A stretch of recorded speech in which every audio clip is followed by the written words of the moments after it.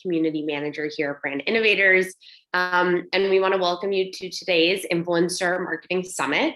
Today we'll be hearing from some amazing marketing leaders from CMO of Rocket Mortgage, to JP Morgan, Intel, Party City, Bumble, and many, many more.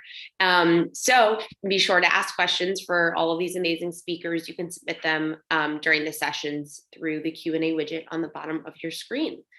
So we are going to get started in just a minute, and I am thrilled to welcome our guest MC for the day. We are joined by Chris Dietert, the Chief Communications Officer at Influential. So welcome to the stage, Chris. Thank you so much, Isabel. Sorry about that. Got a ding right when you came on. Yeah, no problem. I will hand the mic over to you, and we can get started. No video today, huh? No video today. We are working on our South by Southwest sizzle, which will be up in be out in a few days, hopefully soon. All right. Well, then let's go. Hey, everyone, and welcome to April edition of Influential's Livecast with Brand Innovators. For those of you who are watching that are not familiar with Influential, we are an AI influencer technology that drives actual business results, including sales, foot traffic, and TV tune-in lift. We have an outstanding lineup of brand marketers and agency leaders, so I'm excited to dive in. Today, we are actually going to start with a very special moment to start the day. We're going to be joined by our CEO, my brother Ryan Dietert, as well as Artis Stevens, the CEO of Big Brothers Big Sisters of America, and the moderator for the session, Jordan Romano. Hey, thank you so much, Chris. Absolutely. All right. Well, I don't know if Jordan knew about this, but there was a little something working in the background today. Artis, you there? I see your picture, but we got to get you on the screen. Hey, what's up, Artis? Hello, can y'all hear me okay? Yeah, welcome back. It's great to see you again. Congratulations on your new post with Big Brothers Big Sisters of America. Thank you so much. Glad to be here with you guys. Absolutely. Well, I want to turn it over to my brother. As you know, we have something very special for you today, so I'll let him take it from here. Good to see you, Artis. Hey, Jordan. Hey, Ryan. Hey, guys. Well, very excited for the fireside today. I don't want to interrupt it. I'll be quick. But I'd love to share a personal experience with the organization. Is that okay? Love it. Beautiful. This is. I'll try not to be emotional, but the Big Brothers Big Sisters Association of America really changed my life. Oh, there's the picture. Sorry, 1 second. There you go. 30 years ago, I met Clayton Roth, my big brother. Over the years, he became a part of our family, and as he had kids, I was 8 when he first, essentially, started our relationship. We became a part of theirs, and I'm the man I am today because Clayton was in my life. On December 3rd, 2019, the world lost a genuine and caring man to colon and liver cancer. While it's painful that he's no longer here, I'm thankful for him and all of the life lessons he taught me. I would like to, Artis, in Clayton's name, I will be donating $10,000 to the Big Brothers Big Sisters Association, so that more people can experience what I have over the last 3 decades. Please give your time. Please give your resources to whoever's listening. I guarantee it will be impactful. It will change lives. Ryan, can I just say how thankful we are for your donation, for your investment, for your giving back, and just how grateful we are just to hear you talk about your story and the impact Clayton made in your life, right? And now how that impact is being passed on. It says a lot about you as a person. It says a lot about Clayton, and it says a lot about the mission of Big Brothers Big Sisters and the connections that it makes. So I can't tell you how much we appreciate it, and to continue to appreciate your partnership as well. It means the world, Ryan. Thank you, Artis, and continue doing a tremendous work over there. And we will support everywhere we can in Influential. I will personally, and I'm very excited for the future of BBS. Awesome. Well, guys, I already interrupted, so please have your fireside, and I'll be listening. Thank you so much. Perfect. Thank you so much, Ryan. Thanks, guys. Hey, Artist, how you doing? Glad to have you back. I know last time we spoke, you were CMO of 4-H Council, so great to have you back in your new role as CEO of Big Brothers Big Sisters of America. So we'll get right into it.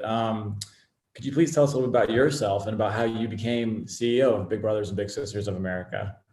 Yeah, well, Jordan, let me just say again how great it is to come back and do one of the Brand Innovator series again, so to be a returning guest, if you will. So good to see you as well. I'll just say this briefly. For me, I've been 2.5 months in the role of CEO of Big Brothers Big Sisters of America. I feel honored. I feel privileged to have this role, and I feel the responsibility, not the responsibility that comes with an organization that has a 116-year legacy of impacting young people's lives. We were born out of the juvenile justice system. We were an alternative innovation to the juvenile justice system that helped reach the kids who needed us most, right? And that's what we've been doing over 116 years.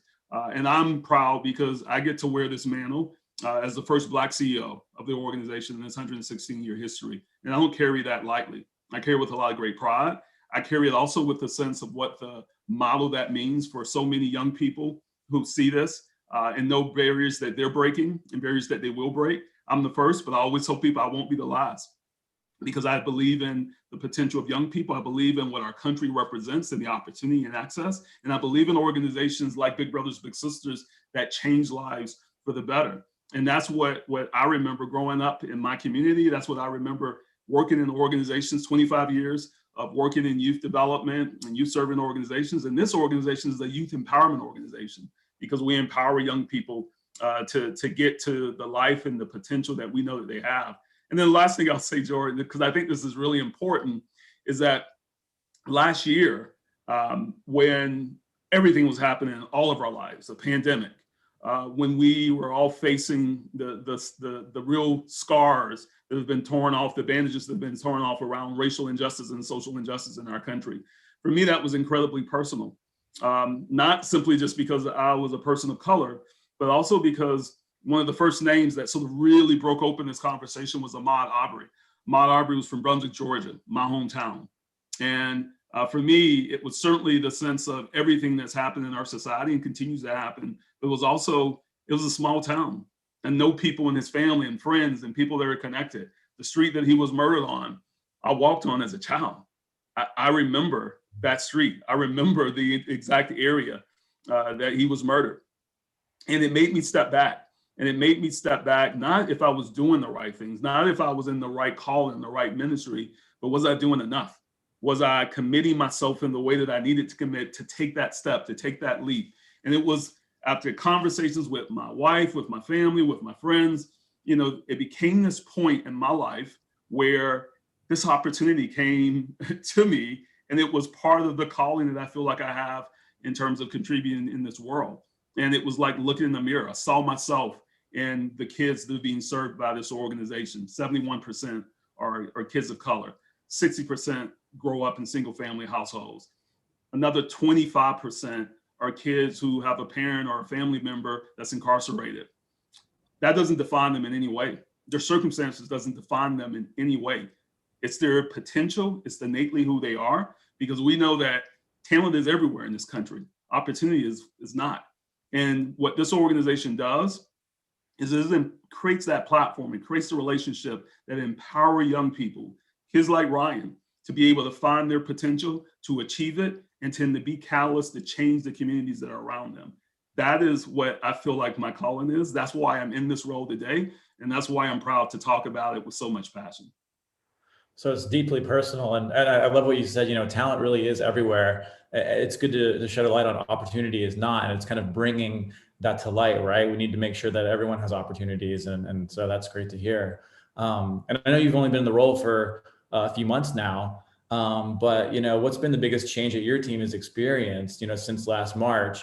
And have you shifted gears as it relates to your marketing effort with everyone kind of working from home with COVID? And I'm not sure if you guys are back in the office or how you kind of see things going that way. Yeah, we're not. And I mean, it's probably like most companies, organizations, purpose, social impact organizations, we're all trying to figure it out. We're all still trying to figure it out, how we're going to come back, what's that going to look like. The only thing I can say is I know it's going to be different than what it was before we came into the pandemic. I will tell you, it's made us have to pivot, like every organization. We are an organization that as I just explained, our foundation is based upon that one-to-one mentoring connection. So a lot of it was built on the idea of being in person, right? So we create in-person relationships, the value of the big, which is the volunteer, the adult, that's connected to the little, the young person. And then that match is made. And then there are things that happen, right? The relationships, the community engagement, the sense of working with the families, the home visits, all the different things where you have these in-person touch points, connections, where you're building trust, where you're building those relationships, where that all ended, right? That all ended with the pandemic. So we had to pivot quickly to really understand what was going on with our families and what we were seeing, and then how we provided solutions to truly support what was happening with our families. As I just described with you, our families were facing some of the most adverse experiences that any community could have faced, right? So our kids typically face what we call adverse childhood experiences. That means go through some of the biggest challenges when it comes educationally, economically, socially in their lives than the national youth population in general. So that meant we had to step in and think about, one, how are we pivoting to provide services to support what they were going through and where's their families. So we had our bigs, our volunteers, our staff on the grounds, our local agencies who are incredible. They were bringing food to houses. They were setting up Wi-Fi channels so that our littles could do homework when they didn't have the Wi-Fi channels. They were doing homework help and reading connections. Well, the little was sitting on the porch and then the big would be in the front yard. They were trying to think about all these innovative ways where they could still keep the connection going. And then the other thing that we did that was significant and is still ongoing is the idea of how we use virtual connection, how we use digital connection to truly build bridges and build connections between our bigs, our littles, our families, our staff person. So we implemented a lot of work in that space, in that area, in terms of building sort of this virtual platform that's still in work, that's a work still in progress, but it's been important not to replace in person, but to be a supplement for what we do in person, so that now there is instant messaging that our volunteers and our littles can do together. Now our staff can be able to instantly check more activity about what's happening with the little in real time in terms of being able to connect with the parent. Now we're able to deliver and create virtual content so that we can provide curriculum-based things that our volunteers can do quickly and to be able to look up on their phones and to be able to drive connections in terms of educational, career development, some type of social development, emotional health. And then there's also the channel to bring other organizations and the other experts in so that when we identify gaps, opportunities, challenges, we're able to look to see what's else in the community that can provide a service to the young person holistically and to supporting their family as well. So there's been a lot of adjusting that we've had to go through during the pandemic, and we're still experiencing, but we're trying to do it in the right way that allows for our volunteers to really have the upper hand in supporting their young people so that our young people are really in the best position to succeed. I love that. I love that. I love that you guys are using technology as well. It's like maybe if this would have happened, 10, 20 years ago, things would look different. But now, in these modern times, you're able to connect through technology and then also through, social distancing and coming up with new ways to innovate how bigs and littles connect. That's great.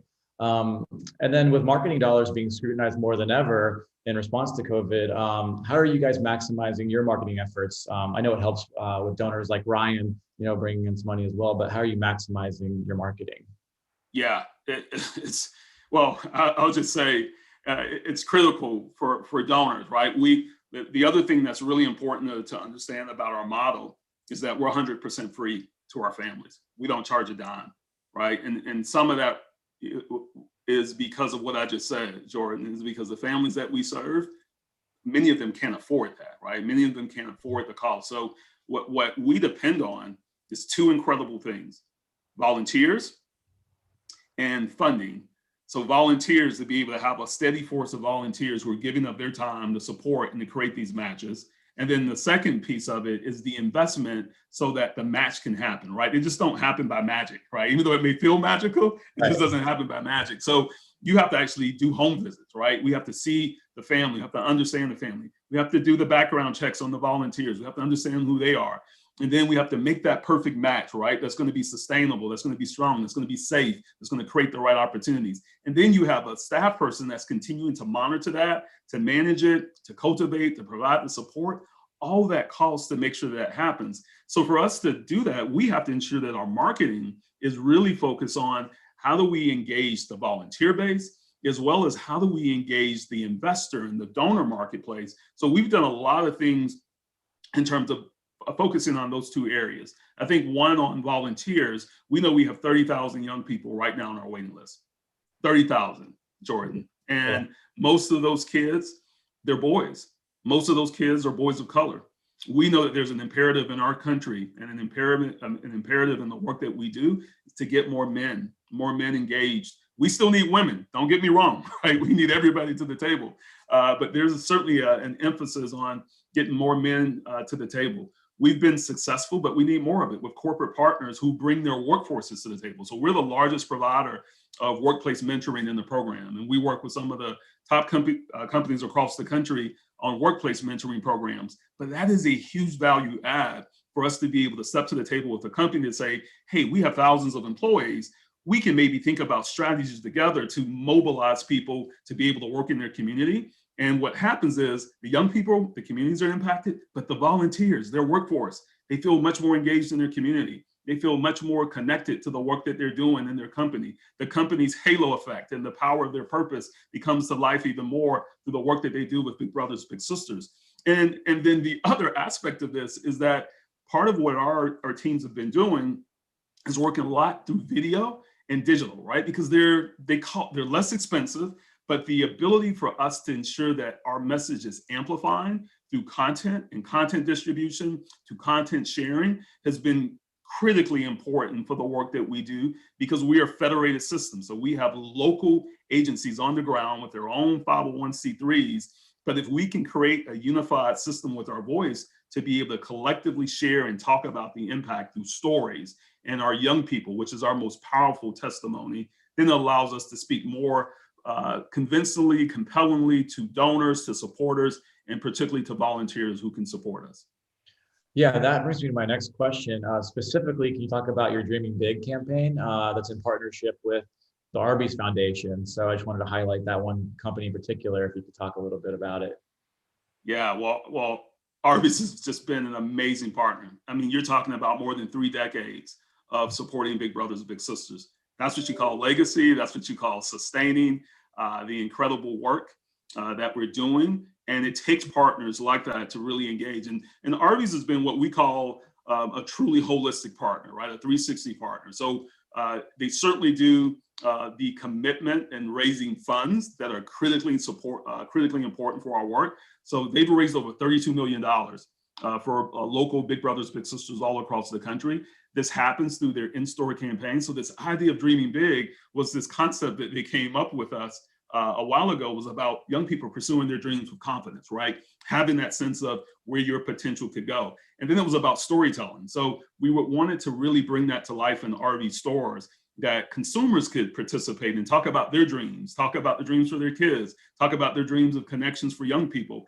And then so we made that an experience because it was such embedded and such embrace in this idea of dreaming and innovation and inspiration that's part of Arby's brand. So we wanted to ensure that we were doing something that felt truly authentic to who they were and truly authentic to who we are, and then having a shared approach to how we go about activation. So that activation in store, the sense of getting their employees involved in career mentoring and supporting young people in their dreams for careers and for opportunities. Having a website where we could tell and collect these stories and be able to do the engagement and the sharing that I just talked about. And there's so much more that we're looking to do with them from each standpoint. But what we know is that the power of what we do with them is both nationally, but it's also in local communities. And over 3 decades, we've been able to integrate. There are Arby's professionals who sit on our local boards for our local agencies, because we want the partnerships that we build to not just be one and done. We want them to be sustainable partnerships at every level. And that's the kind of model that Arby's has been in terms of investing in Big Brothers Big Sisters. Yeah, that's great to know. It's good to know it's not just some kind of PR thing. They're heavily involved, on a day-to-day basis. And I was looking at your site and I saw from little to CEO, and they're doing great things over at Arby's with you guys. So glad to hear that. And hopefully we have light at the end of the tunnel with the pandemic, and as we make our way out of it and transition into the new normal. How are you guys thinking about your marketing and content as we transition into the new normal? Yeah, Jordan, is going to continue to be on, I know the old expression, right? Content is king. It's going to continue to be on the focus of content. Our messaging is going to be squarely focused on what we call JEDI, Justice, Equity, Diversity, Inclusion. As I mentioned, we're born from the justice system. We believe in the sense of bringing every kid into the circle, but particularly those kids who've been most marginalized, particularly the kids who don't always have the opportunities and the access, no matter whether that has to do with their race, ethnicity, gender, who they love, the sense of region and geographics, that there's so much, right? There's so many kids and so many communities in the country that's been left out of the circle many times. And we have an opportunity and a role to really support that, and particularly in an area, in a space where so many communities and kids are facing significant trauma. We've also known, secondly, that our launch, right, of a virtual mentoring platform and curriculum is critically important. So as I shared before, we're all having to change, and it won't be the same way when we leave out of the pandemic. And I think in some ways, this has made us more innovative, to be very honest with you. It's pushed us to be more innovative. So probably the biggest launch that we're looking forward to and seeking also partnership with is, how do we launch a nationwide scale virtual mentoring and e-mentoring program that can really be powerful, really be effective, have the right content and curriculum. So that's going to be one of the things that we focus on as we continue to move forward. We're doing it now, but we need to do it even more. And then the last thing I'll say is just our partnership and our brand with our partners. I think it's so important, particularly around career readiness. We're seeing so much more. 50% of the kids we serve are 13 and up. We're one of those unique organizations that we serve elementary, we serve middle, we serve high school. But interesting enough, here's something you may not know. We serve 18 to 25, right? Kids who leave for whether it's college, vocational school, technical school, enlistment in the military, entrepreneurship, employment. We're growing that space in the area because we know that the story's not done when you graduate. There's so much more that you're trying to guide and navigate in life. So what we're building out is, how do we look at 18 to 25-year-olds as one is, how do we help them and support the continuation of being mentored, but also turning that back around? All the impact that you had, how do we turn that back around to people that maybe our high school youth, maybe our middle school youth may relate to even a little bit more sometimes because of the closeness in age. So we're trying to use that as an amplification for our mentoring programs and work as well. That's great. And, what are some strategic partnerships or collaborations that you formed recently in response to social injustice this year and COVID? I think I saw something recently about iHeartMedia. I don't know if you want to talk about that. It looks like an exciting partnership. But yeah. The answer. Yeah, I'll hit a couple of them real quick. One is just because, we all saw and heard the verdict yesterday. And one of the things that was really important for us is being able to go into communities that face that kind of trauma and provide the kind of mentorship relationship for young people, counseling, coaching, support, and building community and spaces, safe spaces for conversations that happen, healing to take place. So we're working with Starbucks Foundation on something called Relationship Responders. And it's exactly to do that, where it's a grant that allows staff, so trained staff, professional staff, you're talking about people who have experience in trauma and really have a trauma-informed care type of focus on bringing communities together. So we're doing that right now, today in Minneapolis. We're coaching and supporting young people. We're supporting the staff there at our local Big Brothers, Big Sisters of Twin Cities.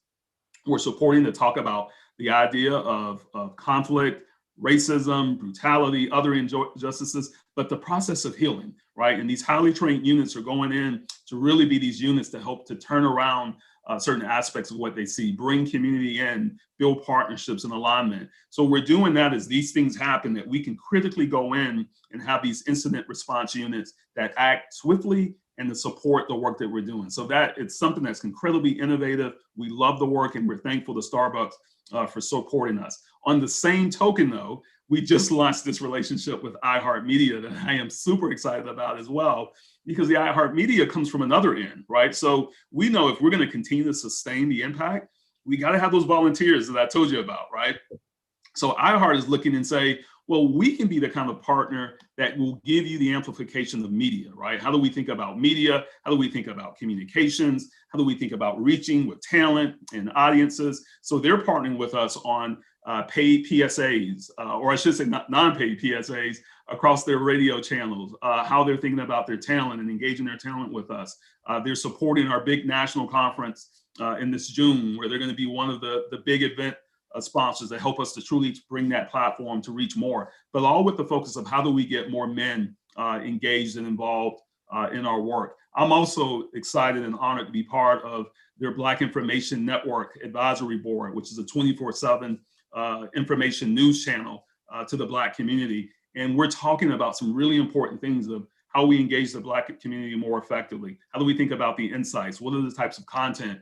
And then how does organizations like ours support and work in those efforts so that we can create mutual value together? So there's some really incredible things that we're doing. And we continue to look at these things through organizations like those, organizations like Comcast, NBC Universal, who is the biggest supporter of our workplace mentoring program. So as we think about those careers, we need the types of companies who think about how can we build the platforms that allow virtual mentoring, career mentoring to take place. And when you have companies like Comcast, they help you to amplify that across the country in some really strategic ways, as well as helping us with PSA and media and storytelling too.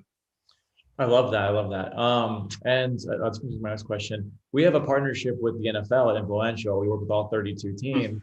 And I'd love for you to talk a little bit about your NFL partnership with the Big Draft 2021 that I believe is coming up shortly. I'd love to hear about that. Yeah, so I have to say to you, if you're tuning in right now, you have to sign up for this. So it is a really cool campaign. It's called Big Draft campaign. It's a partnership that we have with the NFL. You can actually go to bigdraft21.com to find out more about the ambassadors, those that are involved with us. But essentially, Jordan, what it makes up is we've had a long-standing relationship with the NFL, particularly on the Inspire Change, their social justice initiative. So we partnered with the NFL in a number of different ways. The NFL has been really committed to their teams, their organizational and their institutional structure overall. There's been, of course, a lot of conversation about the impact of athletes, the impact of sports leagues. They have tremendous influence. So they're working with us to help to draft. So while the NFL is going through this process of drafting new players, well, we're also a parallel track with the NFL support, drafting new bigs, right, as volunteers. So of course they have significant reach to so many audiences, men and women, kids, so many different communities. But of course, with their huge audience reach to men, this is another channel that allows us and gives us opportunity to work with the NFL and work with teams to help recruit more bigs to come in. This website's cool because it now takes players. And I know many of you remember, sort of the My Cleats, My Cause campaign in the NFL. We're doing customization ourselves, right? So we have these little lockers that's going to feature each player that's part of this work. And then you can sort of find out about their mentoring stories, find out about who they are, their background, their experiences as well. And then last thing I'll say to this, because we've worked with them in so many different ways, they've been incredible in terms of their financial investment, incredible in terms of giving us exposure. They aired media and content for us during the Super Bowl. I've served on the Super Bowl panel to talk about Black entrepreneurship, other forms of mentoring as well. But what I'm also excited about is that same point that we talked about in terms of connection locally. So their teams are connected. They're on our boards. They're volunteers. Their staff are volunteering with our local bigs. Heck, the Commissioner Goodell is on our local New York board. So awesome. The very top of the league is on the board of Big Brothers Big Sisters of New York, right? So their commitment of who they are in terms of the owners, the players, the management, everyone around the NFL community supports Big Brothers Big Sisters just out of this world. And we couldn't have better partners who are invested with us and invested for the cause of kids. That's so great. And this is an influencer marketing summit. So my next question is, what social media platforms have been most important to you guys driving awareness for your charitable and philanthropic initiatives this year? Yeah. So when we look at it, of course, we use them all. But for us, a lot of things in storytelling that we've done has certainly been, and it's been for different ways. So I'm not sure there's one that's been better. It's just been different, if that makes sense. So Makes for a sense. lot of the work that we're doing, particularly when we think about our alumni and engaging our alumni, a lot of it's been through LinkedIn and Facebook, just because of the types of channels they are, the ability to sort of switch and tell stories in some types of ways. We've been able to do a bit more formalized communications and work between getting involved and getting connected. Twitter has been incredibly important for us, particularly as we've been thinking about how we share a lot of the highlights of our stories and get some of our influencers involved. And the more that we've gotten those influencers, a lot of them have large Twitter followings, and being able to use and leverage that as part of the work that we do. I will tell you, probably one of the fastest growing uses that we've had has been through Instagram. And that's been a lot through the sense of content sharing, right? Content, pictures, imagery, video as well. But that's probably been the common thread through everything that we're doing. The strong focus on how do we share content, and how do we do really innovative and integrated projects with some of our partners. And of course, I think our foundational sort of video way that we've been developing has been a lot of work and a lot of things that we've been doing through YouTube as well. So they all play their role. What we've been trying to do is to speak more around how are we listening to our audience. So doing a lot of social listening and understanding that we're feeding the right content. It's not simply stuff that we're pushing out, but it's really a relationship, and we're driving conversation and relationship. And then also, how are we working with our influencers and partners on aligned social strategies, right? So that we can do this as a much broader community than just one voice alone.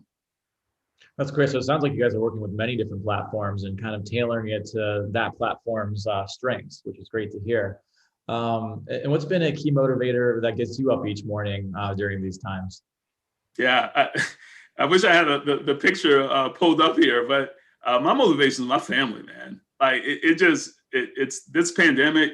It's been tough. It's been a struggle for so many of us. But I'm also fortunate because I know that so many other people are up against it so much more harder than I am, right? In terms of things that they're facing. I have the benefit of having an incredible wife who is the glue of my family and supports every single thing that I'm doing, but also vice versa. I'm supporting a lot of the different things that she's doing as well. And then two beautiful girls who are the light of my life. And they are what gets me up every single morning. We always say the same thing before they leave for school. It's sort of our little line, our little motto, if you will. Be smart, be strong, be kind, and be you, right? That gives me motivation. It's really for them to go out for school, but it gives me just as much motivation as I'm starting my day. Yeah, and what's something that you're looking forward to this year in your work and the industry at large? I'm looking forward to ultimately getting out there, right? So I started like some folks who started in the pandemic, starting a job in the pandemic. The only way I've been able to meet people is virtually. So I haven't been able to see a lot of the folks on the ground, for example, our local agencies, again, who are amazing. So if you haven't connected with your local Big Brothers, Big Sisters agency, I so encourage you to do that just by going onto our site at bbbs.org so you can find your local agency. But I am so excited to get to meet them, to get immersed in the mission, to meet the young people and the families that are out there. I'm looking forward to that. And I will say just in the industry at large, for me, a lot of it is things like this, right? Being able to connect with other marketers, other brand. Even though I'm a CEO now, I'm still a marketer. That never changes, right? So I'm looking forward to the experience of being able to connect with them, have those opportunities to engage, to talk about things, to learn, to share and to contribute. So it's exciting and looking forward to what's to come. Awesome. And we have a few questions from the audience right now. So I'll throw those out there. I know you talked about this a little bit, but how important is the influencer in your marketing strategy and messaging, and how do you identify who is the right fit? I know you mentioned some social listening, but how do you guys identify the right person on your end for influencers? I don't think you're on mute if you want to unmute. Sorry, still No getting problem. used to technology, even though we've been in it for a while. So let me start with who's our most authentic and most powerful influencer. It's our young people, right? That is our true content. Even when we engage more prominent individuals, people that you may see on the cover of a magazine or in a video or something, it's to shine a light on our young people, right? Because that's ultimately what the authenticity is.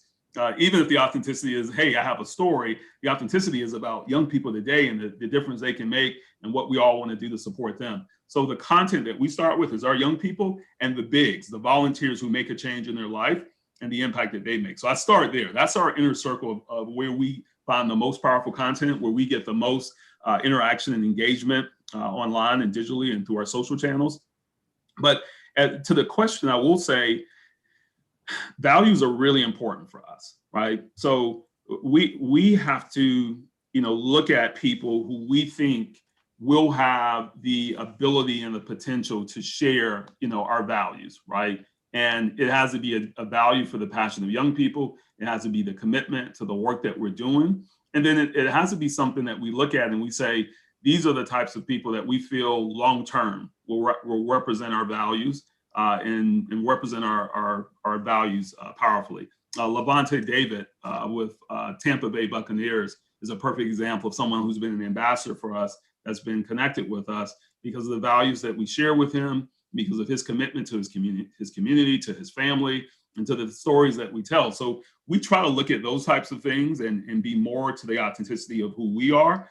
We certainly understand that we also have to look at our audiences and who we're trying to attract. So of course, if we're trying to attract more men, one of the things that we know that when we diversify our field of influencers are people that connect with that audience, people that relate to that audience. So we do have the lens on the audience, but I always start from the sense of you can do all the audience listening and it's great and you should, and I'm a huge proponent of it, but you can't miss the step of what is it that brings authenticity to the table about who you are and your organization and your values, because that's step number one. And hopefully when you're doing it right, you're bridging that to the mission, to the marketplace and what you're hearing in the marketplace, because those things should be connected for you to create that true bond for the work that you're doing.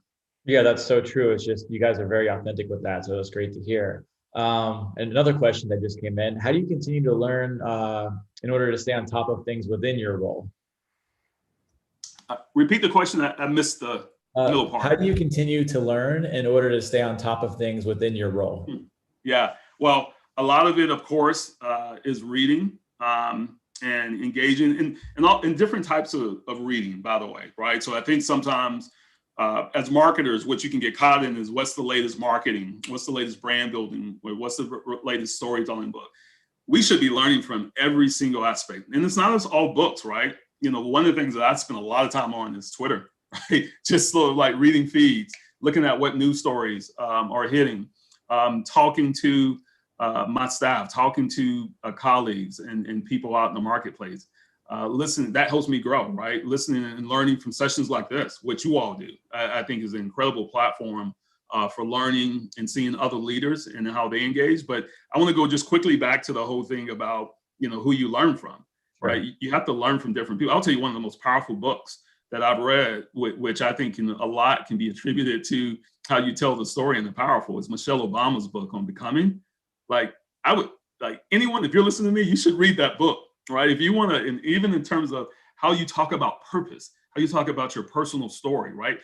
Put politics aside, right? This is not about politics or who's this or that, right?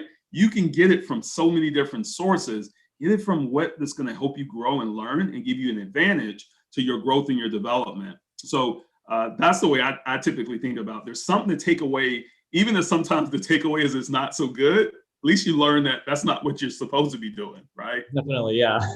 Learn the wrong thing so you know what the right thing to do is, right? That's right. Another question, what soft skill do you feel has been the most important in your career growth? Soft skills? Correct, yes. Yeah. Oh, that's an easy one, my friend. I will tell you, resilience.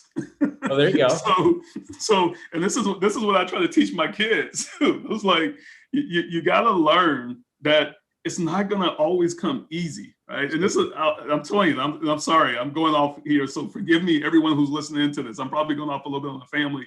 I always tell my kids, right, that it's not easy. And if everything's handed to you, if you just get everything, you don't learn the sense of what it takes to achieve, what it takes to accomplish, and then the growth that you do through the resilience that you have to go through to earn something, to learn something. So I know sometimes they get frustrated that they can't get it, that immediate gratification. And I was like, well, sorry, you got to learn, you got to go through the process. Yeah. But I will tell you, one of the most valuable lessons that I've learned in life has been through failure, right? The reason that I went I was still going to I thought I was going to University of Georgia to play football, right?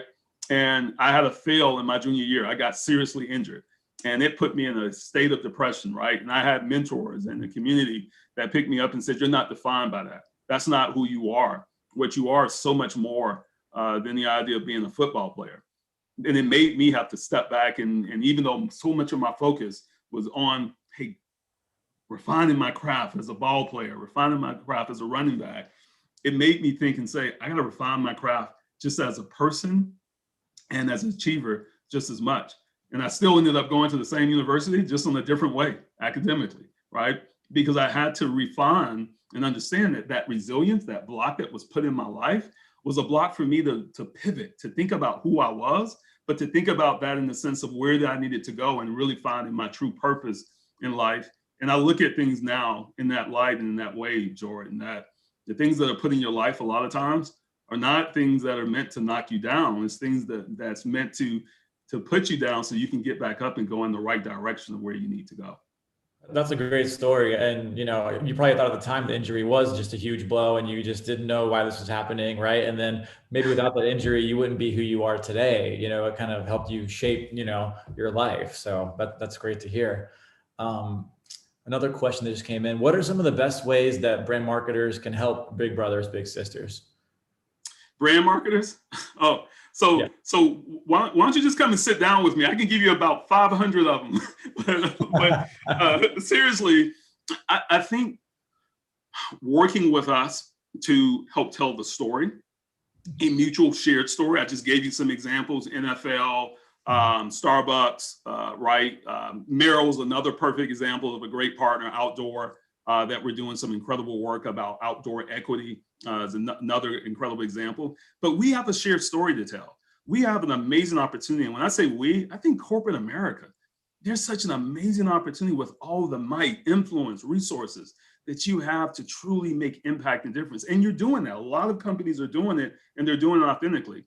But when you come to Big Brothers, Big Sisters, what I tell folks, and I'll tell some of the biggest brands this, right? That, what'll make us walk away from the table, no matter who you are, if you don't come to the table with the sense of authenticity, meaning we're in this to impact young people, right? We're not in this to simply raise a sale. We're in this to impact young people. If we start at that place, I promise you that all the other things, the good that comes along from a business standpoint with the good that you're doing is going to amplify, because the way that we build out our partnership together is going to start from the right place.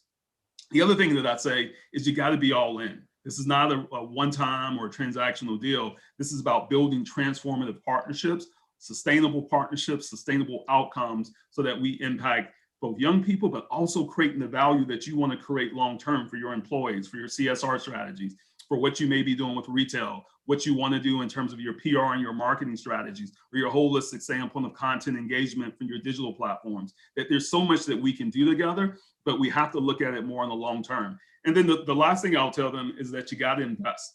You got to invest financially. You got to invest with your time. You got to invest with your expertise. And then the expectation that we bring to the table is that we're going to use that investment wisely, that we're going to ensure that the ROI of your investment is well spent, and that we're producing the type of outcomes together that's going to truly make a change and hopefully be an incredible business value for your investment. Yeah, that's a great answer. And this is a fun question that just came in. Who are some of the most famous alumni that have come through Big Brothers, Big Sisters? We'll quiz you on your knowledge of that. Oh man, well, I'll tell you. I'm going to talk about one because listen, I've been wanting to go after this guy for the longest. So I'm just going to call him out as one. I'm just going to speak to one here. Michael B. Jordan. Michael B. Jordan was a little in New Jersey, and By the way, anybody knows Michael B. Jordan? Hey, call me. But he's some. Let us know. Yeah, he's someone I know for a while that we've been looking to engage and looking to bring on board effectively. We have a number of them. I will tell you, Jordan. Here's one of our issues: is that we are looking to launch a nationwide alumni and champions initiative.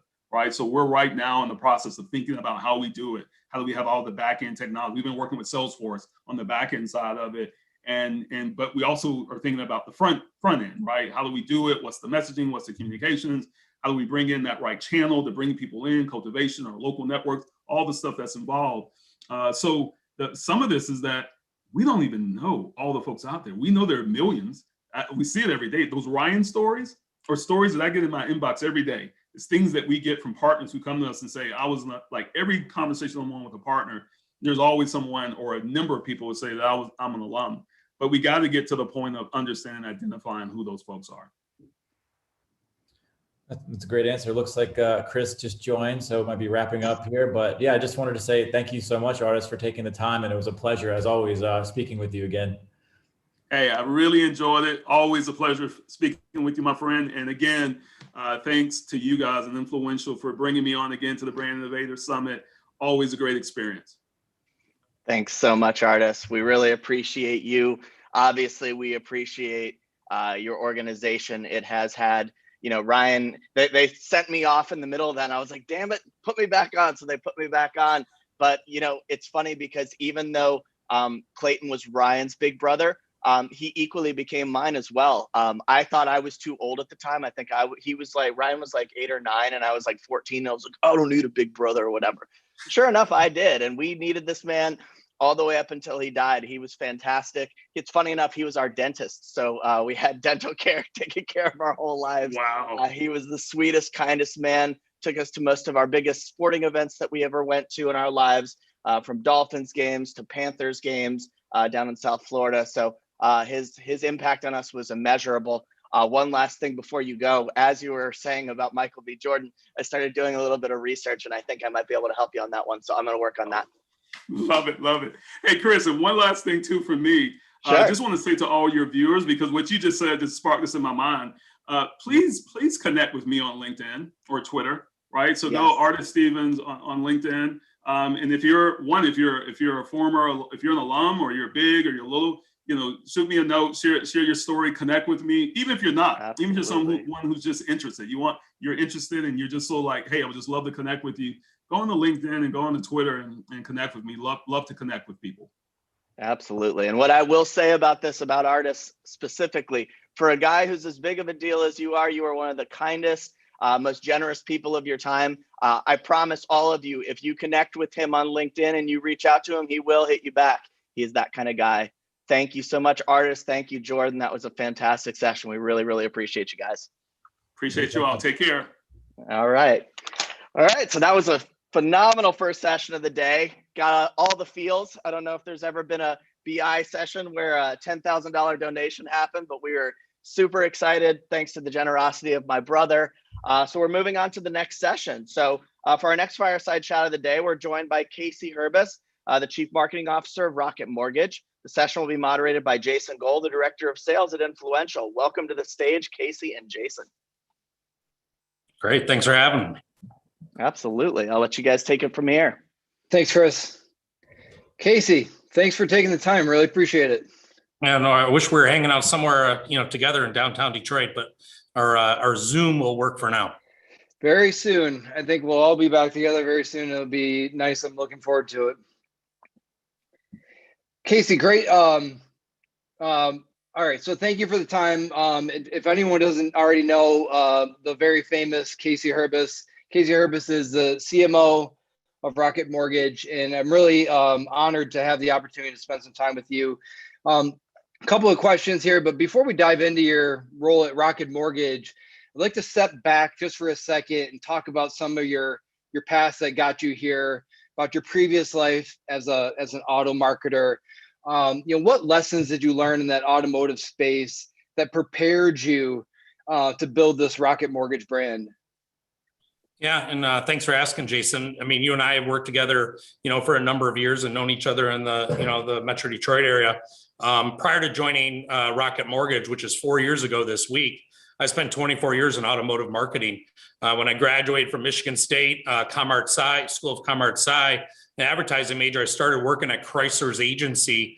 It was alphabet soup at the time. I went through buyouts, mergers, acquisitions. But I started at the retail level, tier two dealer groups. And I was with the agency, which ended up all being under BBDO for 17 years. And, in looking back on it, I'm just so thankful I started my career at the retail level, working on tier 2 and tier 3. I think it's really helped over time, understanding as, leading a big brand effort, which I did at Chrysler as well as now at a Quicken Loans Rocket Mortgage, is understanding what has to happen at the retail level. So I spent 17 years on the retail side at BBDO, and then I had a chance to join Chrysler. So literally, I went from being on the agency side to on the client side. And that's where you and I worked together. And for 7 years, I was fortunate enough to lead the Fiat North American brand, which, that brand at the time was coming back to the US after being out of the country for 28 years. So it had brand awareness lower than brands that had gone away many, many years ago. So that was an exciting yet daunting assignment at the time to launch a brand in 2011, which was obviously a very interesting time for our country. Spent 7 years doing that, which was an amazing experience working on, big brand and learning from one of, I think, the best CMOs in the country with Olivier Francois. And then 4 years ago, was able to transition out of automotive to mortgages. And, thankfully, I'm able to work for an amazing company and culture here in downtown Detroit with Quicken Loans and Rocket Mortgage. That's great. And I love that. My advertising background started very similar in terms of, tier 2, tier 3. And it definitely teaches you the value of every dollar and every investment because, while, you've had the opportunity to work on, campaigns that had millions of dollars, in terms of your campaign. But, when you're talking to a dealer, you're talking to end customer, and I mean, every single dollar matters so much. So yeah, I completely agree. That's a great way to start and a great way to build your career from there. Huge difference. So suddenly, your pivot point to go from automotive into selling sort of mortgages in an amazing company. I mean, sort of what excited you about that opportunity, about that challenge in your career? Yeah, great question, Jason. And, it's, looking back on it, albeit it was 4 years ago, to step into a great company was building a big and continues to build a huge brand with Rocket Mortgage. And having zero mortgage and financial experience, albeit it sounds a lot more scarier now than it was maybe 4 years ago. But what's really interesting, Jason, is you could imagine, if you think about an automotive purchase as well as getting a mortgage, I mean, let's be honest. I don't think anybody wakes up in the morning and says, hey, honey, partner, or whatever it might be, today's the day we're going to get a hot water heater, a set of tires, a minivan, or a mortgage, right? And so the purchase funnel is almost exactly the same. I mean, fortunate, we spend a lot of money in brand and brand awareness, but we spend a lot of our time thinking about messaging and focusing on positive opinion and consideration, ultimately drive down that funnel. So there's so many similarities that I didn't realize until I got here. One is obviously the purchase funnel and the time. I mean, outside of a crazy refi or a lease market, you're only buying, refi or purchase a home every 3, 5, 7, 10 years. The process changes. It can be scary, it can be daunting. So there's a lot of similarities to the automotive side. And going back to the retail side, my previous life when I was working at the agency and as well as Fiat was thinking about how do we drive that mid to lower funnel activity and conversion to rooftops on the automotive side. And now here in downtown Detroit, if we were all together, there's 4,000 bankers, rooftops, if you will, right, that, I'm trying to drive high quality leads to on a daily basis. And so very similar, but it is different working on a brand that's very commodity based versus a piece of sheet metal, and a physical product that you can use. So a lot of similarities, a lot of, from a purchase cycle, life cycle standpoint, but also consumer or client mindset. going into at the top of the funnel and all the way through conversion. So that certainly has helped as I transition from automotive into the fintech space. Yeah, makes perfect sense, and I didn't realize it, a few years ago, because your brand is so ubiquitous and so strong. But you face a lot of competition in your space. There are a lot of ways to get mortgages, and so I think that is very similar. I mean, to some people, a car is a car. So it's up to us to build that brand and create that desire. Because it is a very different experience, for a certain car brand or mortgage brand, essentially.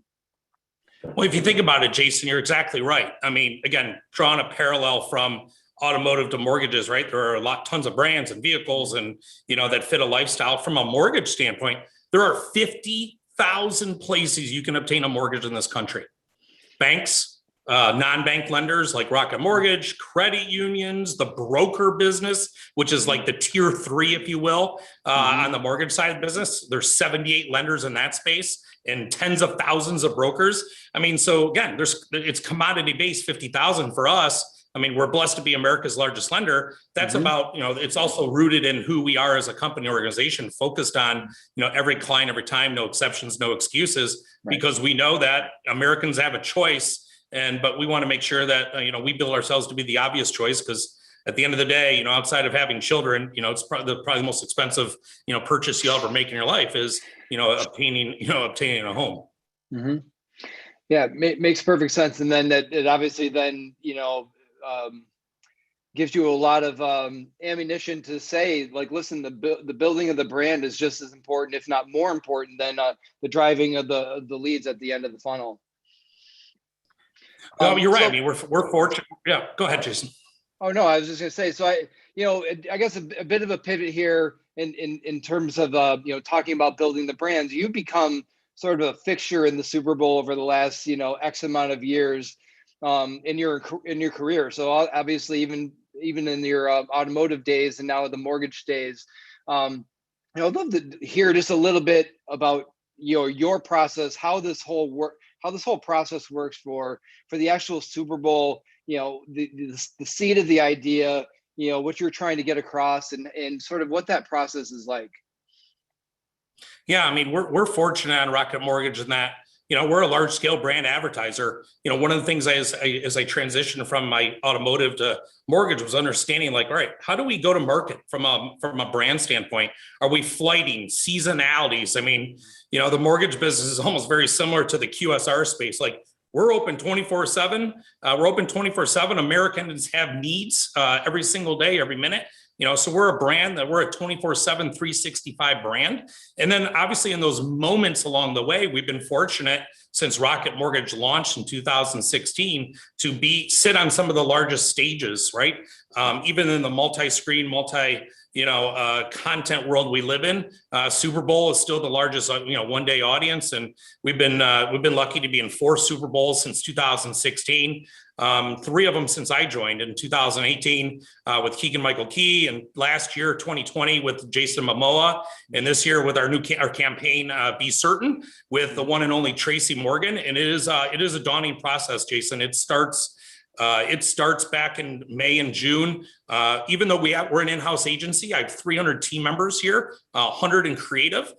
They pitch, but we also utilize outside agencies to pitch us ideas. And we start with somewhere of 100, 150 ideas. And over the course of reviews and reworks and, talent searches and, testing and concepting along the way, we ultimately end with the one idea. And, along the way, more often than not, it's going to engage a celebrity or talent or whatever it might be. And, we've been really, really lucky in that we engage the talent early. And it's really important to us that we understand how to develop a relationship with that talent, because we feel that building a Super Bowl campaign, we're not going to be a one and done Super Bowl advertiser, of which you just see us on February 7th and then we're gone for months. We believe in developing a Super Bowl campaign that is big and epic, but also is campaignable. So it's got shelf life for the next 3-6 months, whatever it might be. You see that right now with the Tracy Morgan campaign. And it's important as we develop that, celebrity relationship, that it's not just, you know, we need you for the sake of being you and as a celebrity, whoever he or she may be, but you are helping us deliver the brand message. You've seen that with Keegan and Jason and certainly Tracy, where the creative idea was built, and then the celebrity, if you will, or talent, helped deliver that all the way through. It wasn't just having a celebrity for the sake of having a celebrity. So that's been a little bit of our, secret sauce. And it's 7-8 months. It's the most painful 60 seconds of a marketer's life, because as soon as they go to the next spot or break, and you just know that, all of your work is, going into this type of rating mode. It's exciting, but daunting. Yeah, I can only imagine it. And honestly, I mean, sort of just the idea of striking that balance between, tone and, delivery and trying to get your brand message across, I think is critical, and honestly a fine line, because, the tone of, the game, of the country, of whatever, can change and pivot, within a few minutes. So I can only imagine there's a lot of anxiety that sort of leads up into that whole process. Well, especially this year too, Jason. One is you had a lot of brands that were asking themselves, maybe they were tried and true Super Bowl advertisers. Is this the year we maintain and we continue? Or brands that maybe didn't feel like the tone and what continues to, we're endearing here in our country, it's the right time.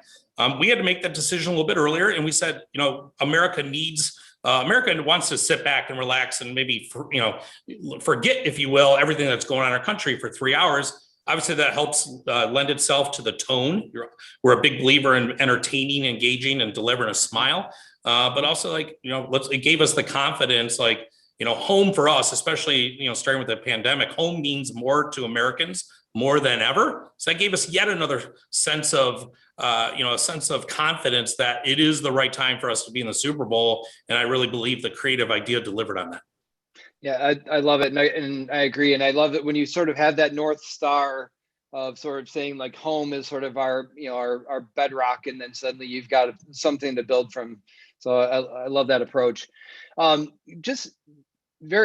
mentioned a little bit about the process of building the relationships with the talent. And you've had the opportunity and the privilege of working with some of the largest stars in the world.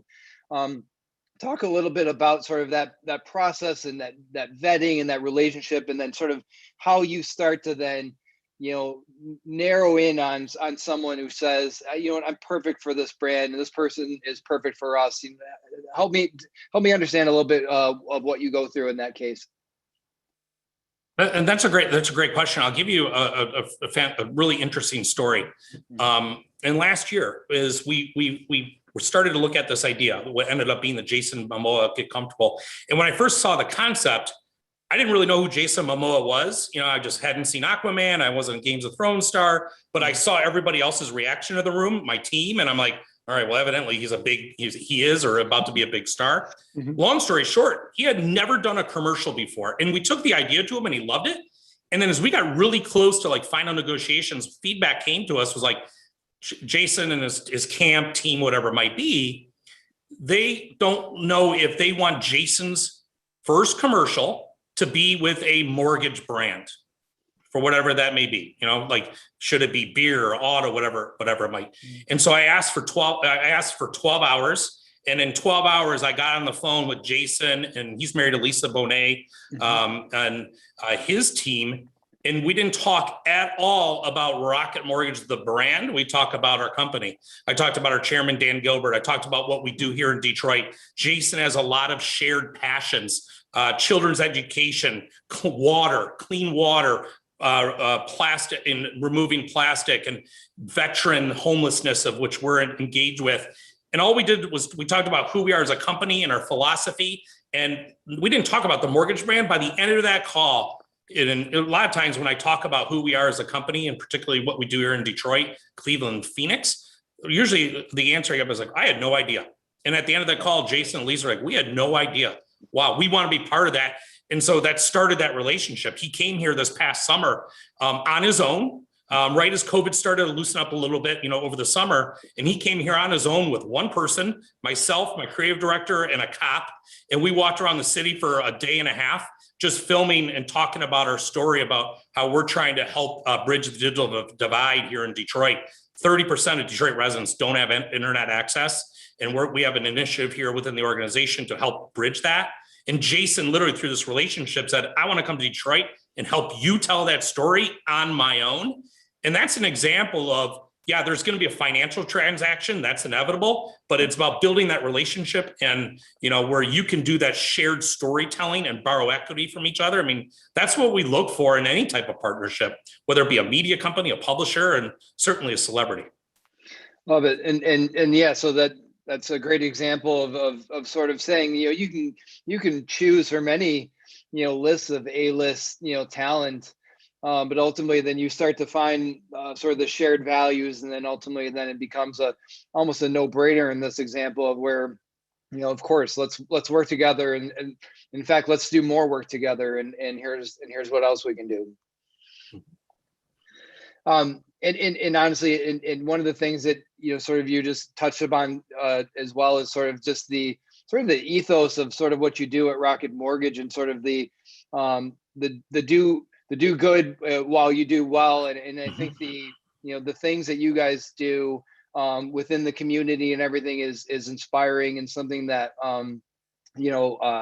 makes sense that you're going to align with talent that would sort of have that same ethos as well. Yeah, and Jason, you and I are here in Detroit, and for everyone watching, I invite everybody to come to Detroit when they're feeling comfortable. Of course, the Renaissance continues here in this great American city. And when I moved over to the company 4 years ago, I knew all of the things that Dan Gilbert, our chairman and founder, and that company were doing, because I read about them. And then I got here, and it's just the amount of infrastructure and the building that we're doing here in downtown Detroit has come a long, long ways over the last 10 years. And Dan Gilbert this past year, said we're just getting started, but it's above and beyond that. You talked about, doing good by doing well. That's one of our operating philosophies, also for more than profit. And so, one of the things I really enjoy about working for this organization is I walk out of the building every day when I'm here, and I see like the fruits of the little, I do a little bit of work here, and I see some of the fruits of the labor, whether it's going vertical in downtown Detroit, the work we do with schools, the community, our engagement with veteran homelessness and Built for Zero and community solutions. There's 40,000 veterans that still sleep on the ground that they came home and kissed one day.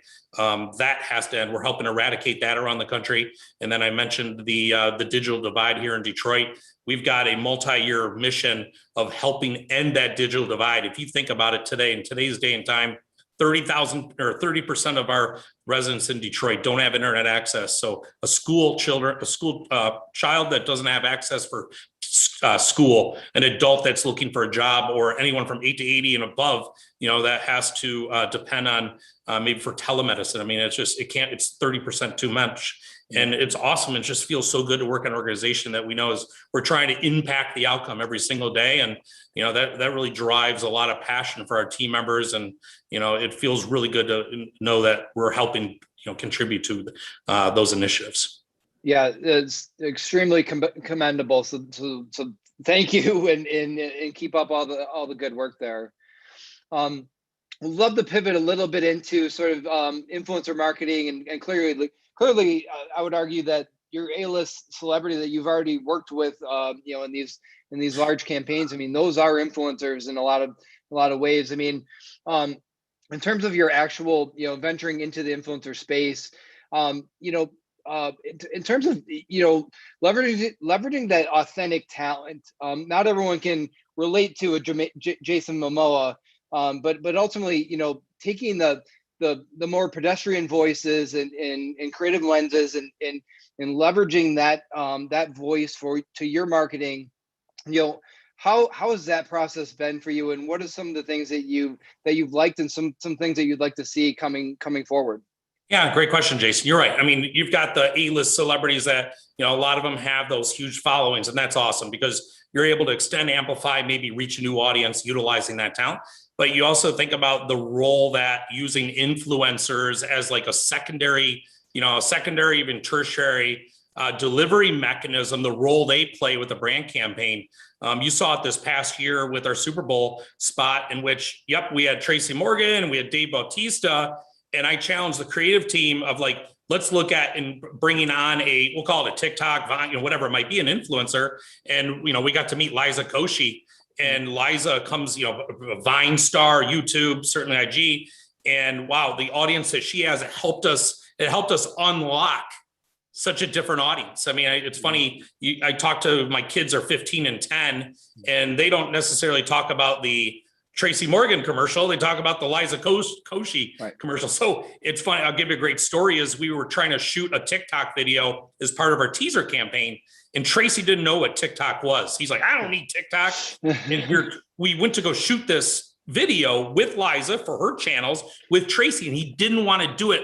And I had to pull Tracy aside. I'm like, you don't understand, Tracy. This is all about, this is for the campaign, but this is for Liza and her audience. And like literally we shot it in about 35 seconds, and it took and now Tracy's like digging TikTok and he wants to get more involved. Like, you have to understand, Tracy, the audience, and we want to be able to share what we're doing with this audience, and that we'll call it, organic, and so we found that that's worked for Super Bowl. And for a lot of our events, I mean, I challenge our social media team and our agency partners and media partners like yourself, like help us find that with the influencers that can help us tell that story in their audiences, in the right voice for their audience. So quite honestly, for me, we utilize TikTok quite a bit for our Super Bowl squares. And I said, let's go with TikTok. I'll invest, let's go. And as I started to see the creative ideas, and here's what, Jason Goal, Bubba is going to do, of course it was way over my head, or I didn't get it, but that was okay. I'm not meant to get it. So let's go. You don't need a CMO that's going to art direct and creative direct this idea, because then it's going to look like an idea that, a middle-aged marketer thinks is right for the audience. Like, I have to put trust in the media partners and the talent's hands. They're not there to mess up a brand. Right? They're in business for a reason. And so I've been very, very happy with how we've continuously, I'll call it test. I'm all about test. One of our things here is, if you're going to fail fast, learn and move on. And so as we continue to test what worked, what didn't work, what can we do better? How can we grow? And that's what I really empower my team to bring forth those ideas. And, the utilization of, influencers in the influencer space is so important as it connects to the overall, arching strategy or creative theme. Yeah, I love that. And I appreciate what you're saying. I think as a CMO, as someone in your role, you have to have a lot of courage to say, I don't quite get this, but it makes sense because of X, Y, and Z. And now I'm going to give my brand to this person and this voice, and I'm going to trust my team and go with it. You're right, Jason. I would say as a marketer, you have to be so careful. And we're an in-house agency for the most part. My biggest fear as the CMO of a brand is that I end up seeing, buying, or implementing ideas that I just think are right. I mean, there's a lot of brands in this country where you watch their commercials and you're like, you know what? That got an applause at the sales meeting or inside the boardroom, but it's Charlie Brown's teacher to the consumer who the intended audience is. It doesn't deliver, on a brand promise or what have you, but it certainly plays well inside of a boardroom. And I think a lot of times with the use, again, I see the ideas, I'm like, I don't get it, but I'm not the audience. Right. We'll let the audience decide if we connected right. Yeah, no, it's so smart. And I'm sure there's a lot of agency, leads and publishers are hearing this and definitely want to come work for you, because as a CMO, to have that sort of that humility and the ability to say, you know what, I don't always have the great ideas, but I'm going to trust all of you. You guys are smart, and I want you to have that authority and autonomy to help me make this decision. That's amazing. So good for you. In terms of, I'm sorry, one more question before we move on. How much time are you spending on TikTok after sort of this process? It's funny. When we went through the process of thinking about influencers for the Super Bowl spot, Jason, like I had a list of like 10 or 15 of them. I did not know one of them. I'd heard maybe of David Dobrik and a couple others. Right. And so literally I would go home each night and over dinner with my kids, again, 15 and 10. I didn't tell them what I was working on. Like I knew I was working on Super Bowl, but all I did was I would say their names and then I would just wait for that, like, their facial or like, oh, he's like, or, and all of a sudden I learned more about them. Like, oh, she used to date this guy and they're in a fight, like, and so literally that was my focus group, was my 15 and 10-year-olds. So, but for me now, I'm more of a mid adopter. I love being on social and I'm a mid adopter. So now I'm in like, all right, discovering Clubhouse more, I'm spending time on TikTok. My team's always showing me things. My kids show me things. And so I'm more of the mid adopter stage, but certainly spending more time with those platforms. Yeah, same. I think, it takes a minute to say, what, because at first I had the mentality of, what, I'm already invested in, platforms X, Y, and Z, and I don't have any more time for another one. And then suddenly, I started to consume some of the TikTok and I was like, holy cow, there's something here, suddenly I'm like, I fell down the rabbit hole and I spent an hour and suddenly, then I understood like the appeal and there's some good entertainment there too. There's a lot of times, my son or I are like, hey, Cash or Dad, did you see this? I'm like, yeah, I already saw it. Or, inevitably he's already seen probably something I saw 2 days earlier. Yeah. So, and it's smart. And honestly, in our children mine are roughly the same age as yours. And they are the consumers, they're the auto buyers, the mortgage buyers of tomorrow. And they influence a ton of purchases within our house right now. So, it's something that it's important for them. It's important for us to understand these platforms because that is what they're spending their time on. I remember back in my Fiat days, we were doing some pretty big like TV spots, working with a lot of celebs, but I would go to a middle school or high school. And at the time we were an early brand to work with Dude Perfect on YouTube. And I could like, hey, Pitbull and Shaggy and blah, blah, blah. Like, it was like, they're like, who, Mr. Herbis? But the second I pressed play on a Dude Perfect video, like Mr. Herbis was the man. I was like, like you knew, it was like, it was right at the heart of that audience. Yeah, no, you've been on that cutting edge for a long time. So just sticking on this topic for a second, I guess, in terms of your mentality, and clearly your product is an evergreen product in a lot of ways. You're not essentially launching, but you are building the brand and you are, harvesting demand at the bottom of the funnel.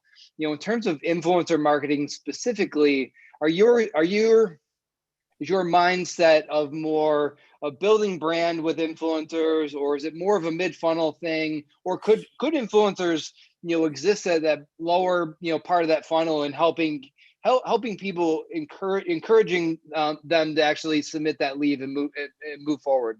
Yeah, and certainly I want to come off as brand agnostic, but or platform agnostic, but I'll give you a couple examples. I remember 3 years ago, I was sitting in, Venice Beach meeting with a platform, and we started talking about like, hey, could we drive leads? Could we literally drive leads today utilizing Snapchat? And I asked him, I'm like, how the hell? And like, let's go test it. Lo and behold, we started utilizing the Snapchat platform 3 years ago to drive good quality leads. We're actually doing that right now with TikTok. We work with Core Digital, Lower My Bills, the public brand. They're part of our family of companies. And we're utilizing TikTok right now, using team members in a TikTok format to talk about, hey, today you could save, or have you thought about, or whatever it might be. And it's driving high quality leads. So it's not just an ethosphere upper funnel play. We're working, continuously testing and, finding some success with using some, social media platforms, again, right content and to drive that middle to lower funnel activity. So a lot of it's testing, and as it tests and it goes well, we'll continue to grow it.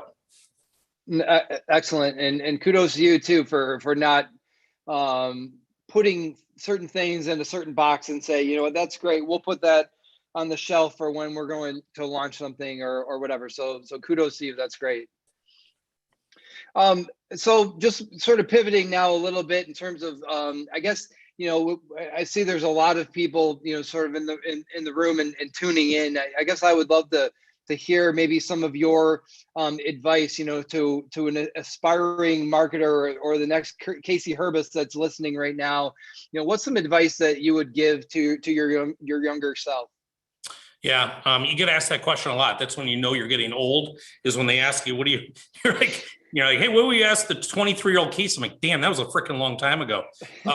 One is the one thing I always talk about is I didn't realize the power of networking till I was probably a little later in my career, called 5-10 years in. Granted, when I started my career, there was no LinkedIn, Facebook, what have you. So the ability to, network, whether it's LinkedIn, Detroit AdCraft, whatever it might be, being part of those professional clubs. This is a small business. I mean, you and I know this better than anyone, Jason. And in Detroit, there's about a 1.2 degree of separation. I don't care, what you do in this business, publisher, agency, or client side. But as I've grown over the years, if you will, and more miles that are put on the tires, what I've learned, and Dan Gilbert talks about this, is a great Dan Gilbert quote, is I've never learned anything by talking. And, so that's where I'm a talker, make no mistake, but it's sitting back and listening, right? Listening to your team, listening to ideas, listening, and when we have interns here, we'll have 1,100 interns at our company. We'll have 50 inside of marketing. And I spend a lot of time with them just listening and listening to ideas and thoughts that they might have, and they share with us. So that's a big part as I've continued growing my career, is to understand, is listen, developed. This question was asked to me yesterday, actually, in a book club that we do with our team. Was like, hey, how do you define yourself as a leader? And I'm one that, I really, I've tried hard, and this is how I grew up, was to build trust-based relationships with your people, your team, and, work to, and I have the philosophy that I work for my team, and how do I provide my team the right counsel, feedback, support, knock down the wall if needed, and set him or her up for success, because the better that they can do, that just, rises all boats. So thank you for asking the old man question, Jason. I got plenty of advice if you need more. I feel your pain a little bit. I think it was just a few years ago. It was like, I was part of the young brigade of. We're no longer part of the Young Professionals Club. We're on the OPC, not the YPC. Exactly. It was trying to sell digital media a long time ago, and people are like, okay, cool, and now suddenly all that's changed. But you were, listen, you were early in on making the networking thing, and I follow you on a variety of the social media platforms, and so the in-person networking and sort of having that relationship, because this is a relationship business. But then you were one of the first people that I saw, and to do it at a really high level, to sort of create some social content in a professional way that was one that always gave people an insight into a little bit of a window into your life and what you're into, what you're up to, in a way that was compelling. So kudos to you for seeing that early on. I mean, you were one of the first people I saw and knew that had the blue check on Twitter. I'm still trying to get there. So kudos to you.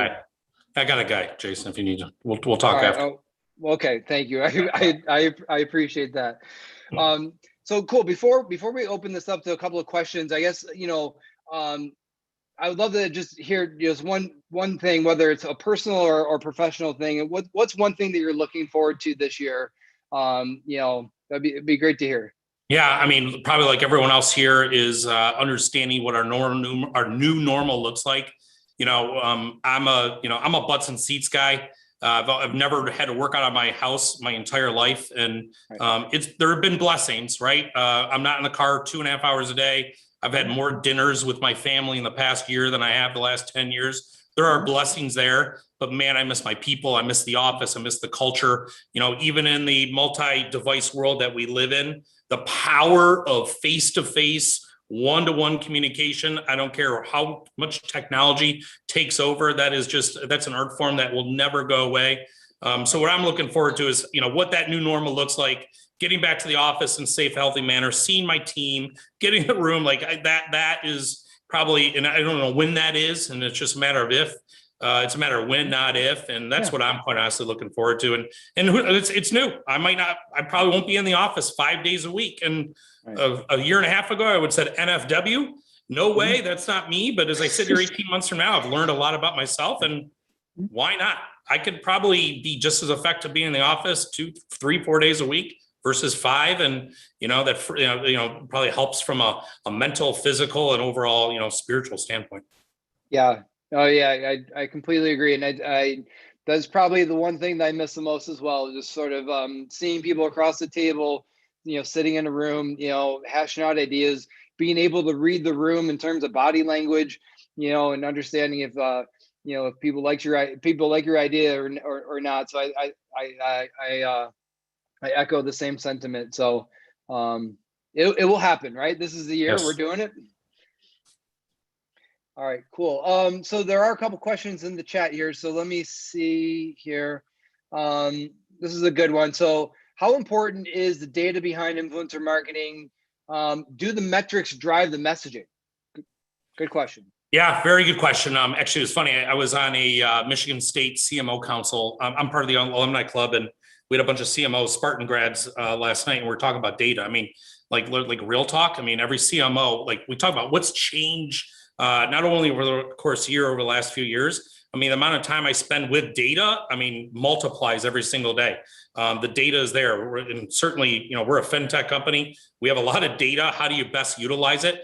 But I want to be careful that, we make sure that we let the machines do what machines do best. It's called art and science. So, let the machines do what the machines do best. How do we identify the client?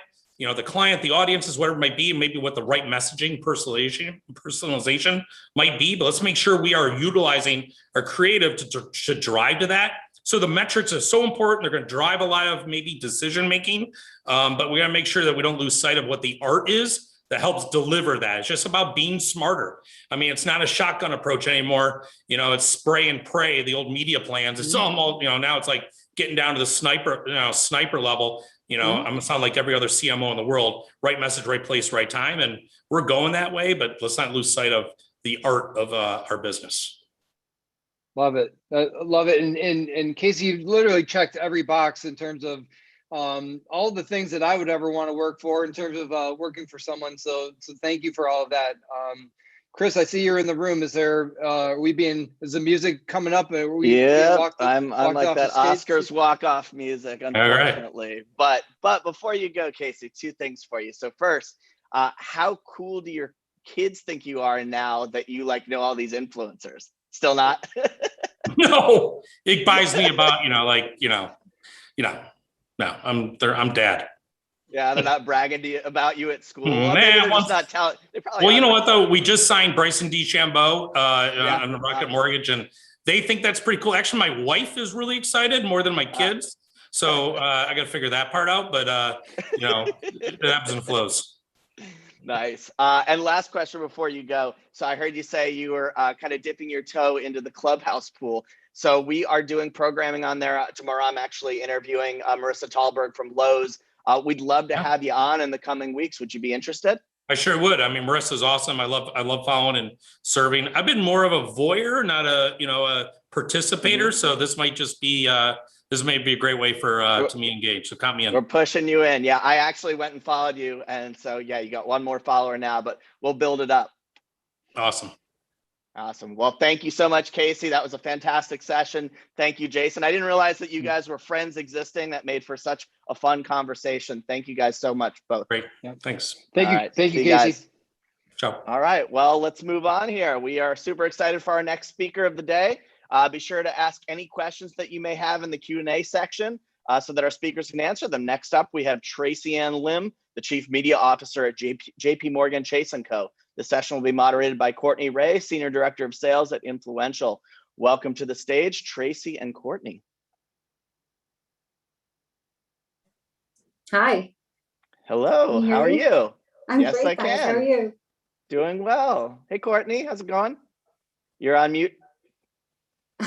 The t-shirt of 2020. Exactly, you're on mute. I love that. Have a great conversation, guys. Thanks, Chris. Hi, Tracy Ann. Good afternoon. Thanks for joining. Of course. Great to connect. So Obviously, we'll kind of start off. I'm sure every panelist is getting this question today. It kind of goes without saying. The last year plus has been extremely challenging on a personal level, a professional level. Kind of how have you guys, seen things change on your side, and how have you kind of shifted gears to make sure that you're still, effectively reaching your customers? So many different ways that I could answer that question, but I think thematically, there have been two big headlines, speed and sentiment. And a year ago, I would have maybe said safety instead of sentiment, but that feels like a big shift coming out of last year. So for me, a lot of our media channels were able to rise to the occasion last year and solve real world problems. For example, taking the pressure off call centers. How do we reach people and give them the information that they need in this really difficult moment where people are scrambling for information? And we were able to turn to social, for example, to reach those people really quickly and get the information to the right hands. And so there was a renewed level of recognition with regard to the speed we can get to market. And we've become addicted to that. And so we're pulling that into this year. And so we're thinking, obviously, like everybody listening focuses on long range planning. What are our agility mechanisms that we enjoyed last year that should stick around in a non-crisis environment? So that's the first thing. And then the second thing I would say is, obviously, we obsess about brand safety all day, every day. I like to say to my team, when you wake up in the morning, your job is to keep us safe, and then secondarily, whatever you were hired to do. But honestly, what came up last year was a lot of, is that enough? Are we going far enough? How do you take context into account? How do you take sentiment into account? So we're working really hard to write the rule book on that now, so that we can really show up in ways that are indicative of our customers' expectations. Mm-hmm.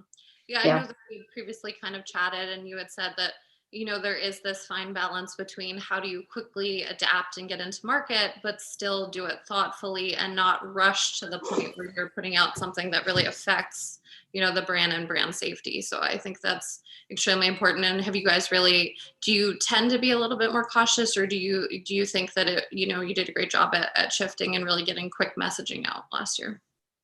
I think we were, like many people, building the plane as we were flying it. But part of our DNA here is to be, conservative and thoughtful and intentional when it comes to mass messaging. And I think we had a utility response, like a very practical response was needed last year. I mean, you're talking about people and their money, right? Let's be clear. And so we needed to be able to help people navigate new things in new ways. Like, for example, those that were heavily reliant on their branches now suddenly needed another, avenue to access their funds or move money around, whatever it might be. We get everything from investing questions to how do I do a deposit? And so getting a whole swath of our customer base into the digital realm, onto the app, etc., was a really interesting journey, and we learned heaps around that. But then also was a lot more going on than just monetary concerns last year. Obviously, there was a lot of catalyzing moments culturally, and that really gave us a great opportunity to kind of pull up as a cross-functional team and be really thoughtful and intentional about where we show up, when we show up, what we say when we show up. Because we do believe in the power of substance. Like, don't say something unless you can back it up. And we were really able to put that to the test last year. Mm-hmm. So kind of piggybacking off of that, was there one specific tactic or maybe trying new platforms or something that you saw was really beneficial now that you kind of got the ability to test and learn over the last year? Yeah, look, I think last year really shone a bright light on events and how to manage them, the future of them, etc. So we experienced a 180 from this emphasis on the in-person experience, catering to clients and stakeholders in a very personal way, with media or amplification as like a secondary consideration, to, oh crap, the only way to bring this to life is through media. So like all of our events became media events, and thrust my team and I really into the center of discussions and opportunities that we'd been on the periphery of before. And so we became streamers. And in becoming streamers, we obviously learned a lot. We learned a lot about the expectations of people when they're consuming content like this and how it varies by platform. We learned what to care about by way of diagnostic metrics, like not all metrics are created equal. And so, what should we care about, and does that differ by platform? How worried should we be about bounce rates? If someone came on, spent a little bit of time and left, what does that mean? How do we address that? And also, maybe even most importantly, it allowed us this unique opportunity to take our stuff to more people, take our experiences and cascade them further. And that's been the beauty of this whole sort of shift. And again, like the idea of speed and the addiction that we've generated there, Courtney, I think same goes for this. I think through this year and into next year, we will hold on to this idea of our content, our experiences, the great things that we do can and should go further. So what piece of that playbook should we hold on to as people come back together in the real world? Personally really love, I've explored your social channel, and I'm a huge foodie and I love to cook. So I love that you've leaned into kind of these virtual culinary experiences and leaning into chefs and things like that. And I think that it's been such a great way to kind of, lean into what people were doing. We saw all of these people, turning to crafting and doing things at home kind of once the pandemic hit to stay busy. So I do really enjoy that you guys are kind of embracing that aspect of the pandemic. And I think, sometimes financial brands may find social a little challenging. So I'd love to kind of get your opinion on kind of what you think works well in the social space for financial brands, and kind of what you guys have learned, in kind of delving into different platforms. Yeah, we've learned, I think we could write a book on the things that we've learned, but you're right. We have used this these past few months as an opportunity to experiment. There have been things that we've wanted to try and maybe perhaps shied away from, that we use this moment to do. And I think the starting point for what you just described was actual real business decisions. Like our card businesses should be oriented around what people now need versus what was popular pre-pandemic. So, shifting reward points toward grocery and like heading down a different path and being able to pivot to where people are and meeting their needs. And so that led to new partnership opportunities, new platform opportunities. And what we've learned is that, you will have heard the phrase content is king all the time, but actually one step further for us, authenticity is king. And so it's been really a journey about how do we bring our customer stories to the forefront and sit side by side with that in a really compelling, sticky way. You will see that play out, not just with the card business, but how we're thinking about the retail business, how we're thinking about small businesses, and trying to bring those authentic stories to the front. And social is obviously a great place to do that. And the celebrities and talent and influencers that we work with really help bring those to life as well in a way that a paid media ad just can't.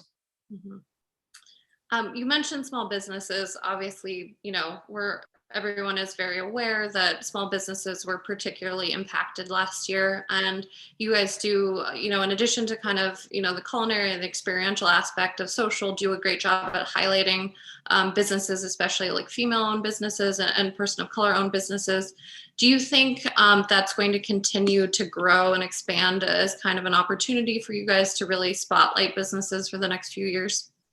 Absolutely. It's core to our Chase for Business strategy. And actually I would go so far as to say it's it's the beating heart of how we think about marketing and media at large outside of small businesses. You know, the idea that you should have your Hispanic plan over here and your other plan here, and just thinking about things in a bifurcated way. Like, we've worked to eradicate that. And so the game plan this year onward is to completely shift the headset and surface the audiences we're trying to reach, work in an audience first manner, and then put the messages that they need in front of them in that authentic way that, like I mentioned. But as it relates to small businesses, yes, there's a lot of work to be done. They've been really hard hit, and, you know, we're looking to zoom in on very specific geos and where we can be most helpful. But outside of that, it's a combination of onboarding new partners that can help us reach these audiences in meaningful ways. Knowing, you know, sometimes it's a level of self-awareness and you have to know where your limits are. And we've recognized that, and we're working to onboard new partners like a Triple Lift, for example. And then it's about dropping scale off the table for a second. And if you're not obsessed with scale and rather you're obsessed with quality, where does that mean how does that change how you show up? And then finally, that storytelling component, really letting examples of our you know, small business partners, like the women of color that we have that we work with, and the veteran owned businesses and so forth. Like, we have a great list of fantastic businesses that we've been putting at the forefront of our commercials. So then sort of putting our money where our mouth is. And that's been the trifecta that we've been running for small business. But as I said, it goes far beyond the small business game plan, and it's just a more holistic problem to solve, really.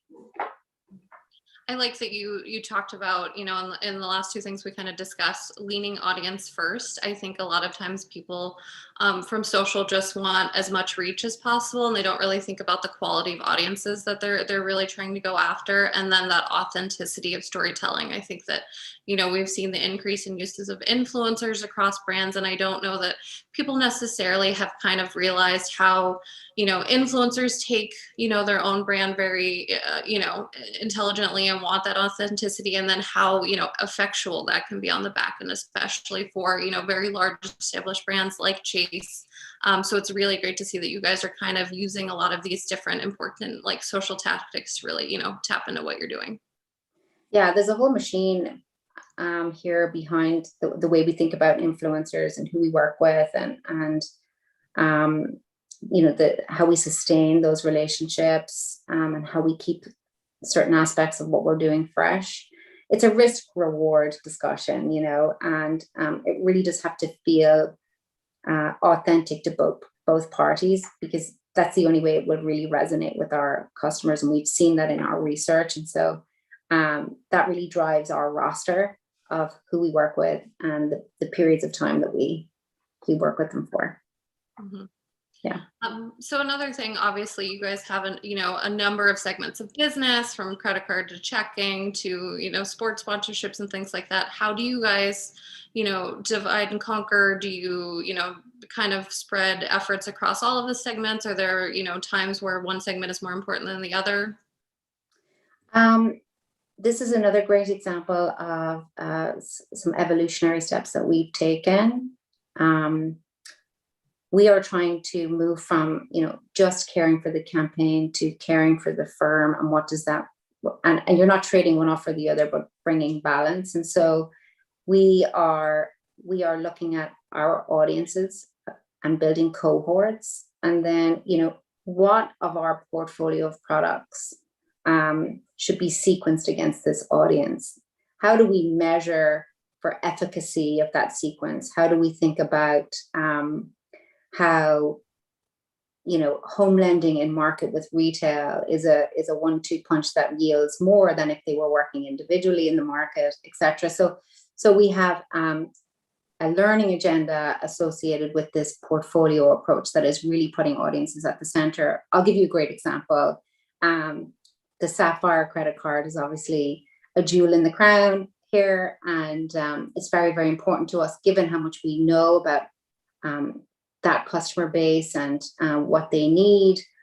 We have to be very protective that we're not oversaturating an audience like that. So we've had to put in a level of discipline at the macro strategic end and at the micro campaign deployment end to make sure that we're not oversaturating key audiences. And I think that that's really, really important in this world where brands are like a battering ram in the lives of people, right? Think about how many paid or organic things you rub up against in a given day. We have to take all of that into account given how big our portfolio is. Like without this level of sensible marketing frameworks, I think, we would be in danger of putting hundreds of messages across the same 10 groups, which, is bad for business. Yeah. No, I agree that, that audience recognition and really segmenting everything that you do out and, not cannibalizing the same audience. I think it's funny for people that aren't in the weeds, they may not be as aware of how many steps there are from the financial space to make sure that you're segmenting audiences and lines of business and taking legal into consideration and all of these different things that go into just creating social posts. So it's very interesting, all of the, the pieces, the puzzle pieces that need to come together to get effectual marketing out. And I would add one little point there, Courtney. The way we are operationally structured allows us to sort of put teeth into that concept.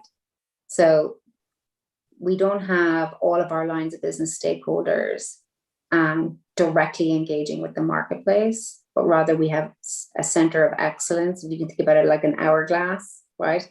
That we're able to pipe all of the needs and ambitions and business outcome requirements into one place, and then that can be farmed out in a more effective way. And then, so the flow of information works like this. And I think without that construct, we will be in danger of having, a vision for how we would show up in the marketplace, but a different reality, if that makes sense. So those of you out there who don't have a center of excellence, maybe you might want to consider it. It's a good approach. Mm-hmm. It's funny that you mentioned center of excellence. So we're seeing more and more of our partners from our side really shift towards that strategy, especially if you do have a number of audiences or a number of pieces of business that, establishing consistent benchmarking, establishing, best practices and kind of housing all of this in one place. Streamlining communication has become extremely necessary to get, things done because it becomes this horrible game of telephone where you're, trying to figure out this strategy. So we are seeing, and that seems the way that the space is trending from social to kind of establish that. Have you found that it has really helped streamline things? I missed the first part of the question, Courtney. Oh yeah. Do you feel that the Center of Excellence has really streamlined the way that you guys are handling social? 100%. And I think as a heavily regulated marketer, it has helped us govern the way we behave and the way we think and the way we engage with our partners.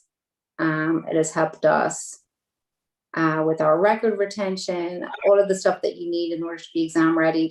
And by the way, I don't think you need to be in a regulated space to behave as though you were. I think as it relates to social and influencers, it behooves marketers to really think about setting the bar as high as possible and governing to that bar.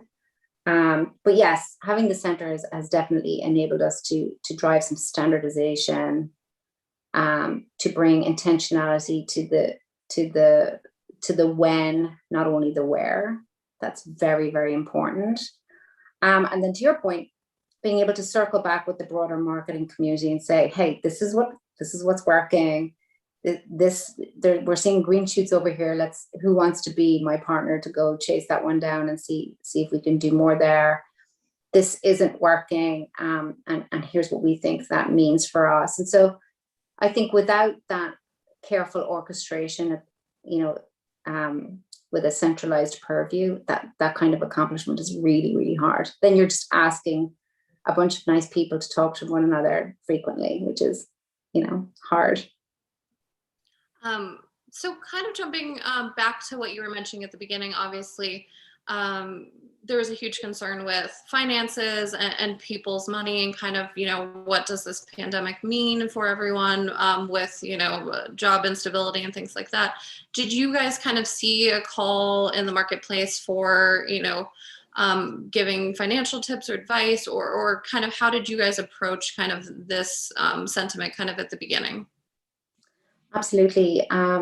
Yes, we were seeing all shades of need in that regard, from very, very basic to obviously the more sophisticated. There was a lot of common ground as it relates to digital enablement and empowering people to transact and interact digitally, and having customer journeys or informational journeys associated with that. So what I mean there, Courtney, is, if somebody's searching for financial advice or, how to manage their credit, all of that kind of thing, it was a case of connecting what we were learning through big gateways like paid search, like social, and piping that into the types of information and how we package that information for people, and then where we disseminated it. It's not enough to write long form articles or create a video or build a hub and then just expect people to come to you to ingest it. We had to find all of the wonderful ways to slice and dice and disseminate. So we had everything from seminars to social posts to YouTube stuff. And so we definitely had a bit of trial and error initially to see like what's working, what's not. But honestly, the playbook is as simple as properly listening to what the data is telling you that people really need, as opposed to inventing that in a Zoom room and deciding for people what it is that they need. So piping in the right data at the starting point is always wise. Then building content off the back of them, and then serving that content that in a way that is platform friendly.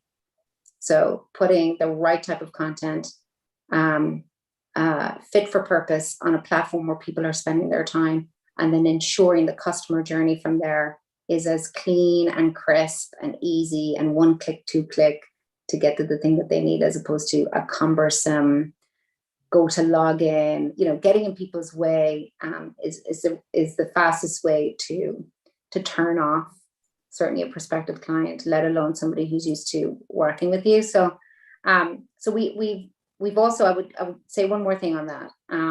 We've bubbled up financial health as just its own really, really important initiative. So rather than have it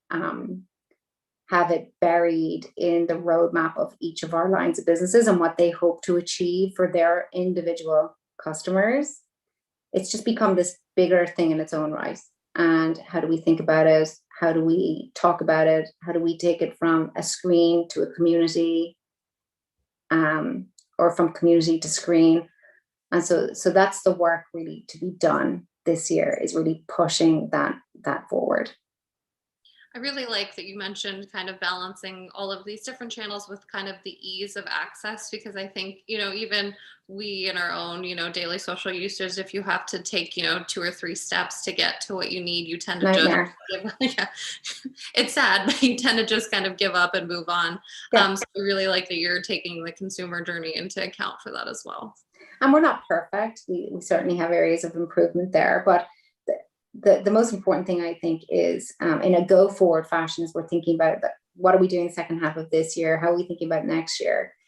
By ruthlessly putting the UX at the center of those conversations and building those off real, what is the consumer really telling us they need? So listening to real data, those two things as the beating heart of your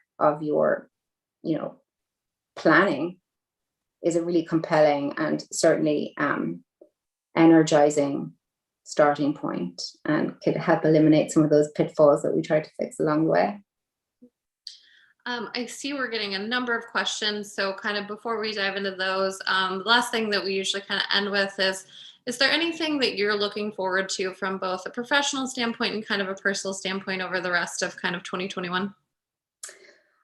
Personally, I am looking forward to a haircut, flying home to see my family, feeling good about swimming pools. So those are three things that spring to mind personally.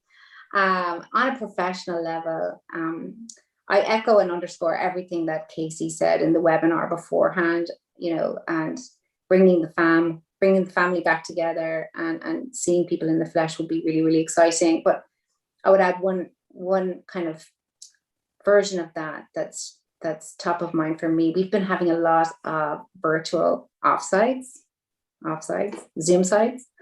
And honestly, the Zoom gloom is a real thing. And it's sometimes really hard to get the what would have been whiteboard juices flowing over Zoom. So I personally am really excited about having an in-person jam session with my leadership team to inject some of that creativity back into our thinking that is just really hard to extract from the little box on the screen.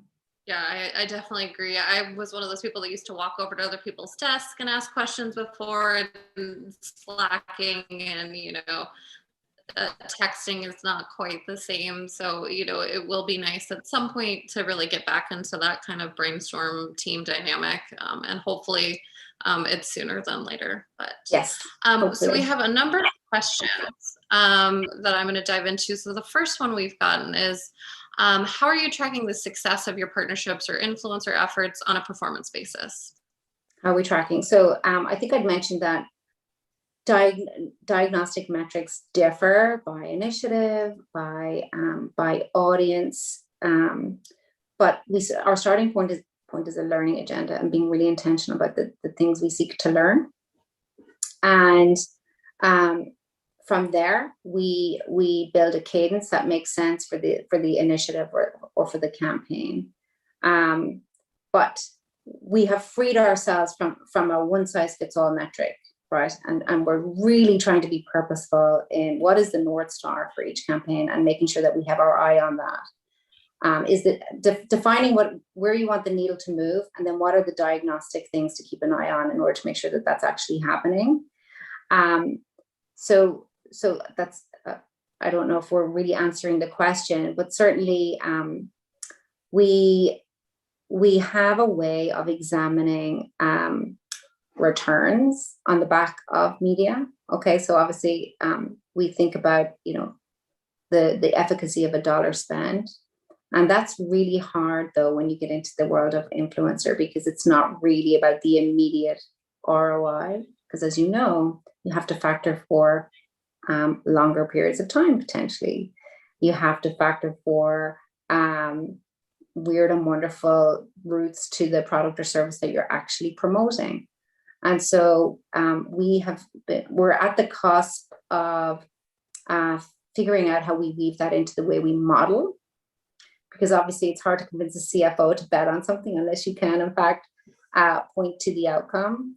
But Casey said it earlier, there's an art and a science to this stuff, right? So we also carefully care for our brand health metrics. So the way I would summarize the answer to that question is to say that there's the media diagnostics that differ depending on what the North Star needle that you're trying to move.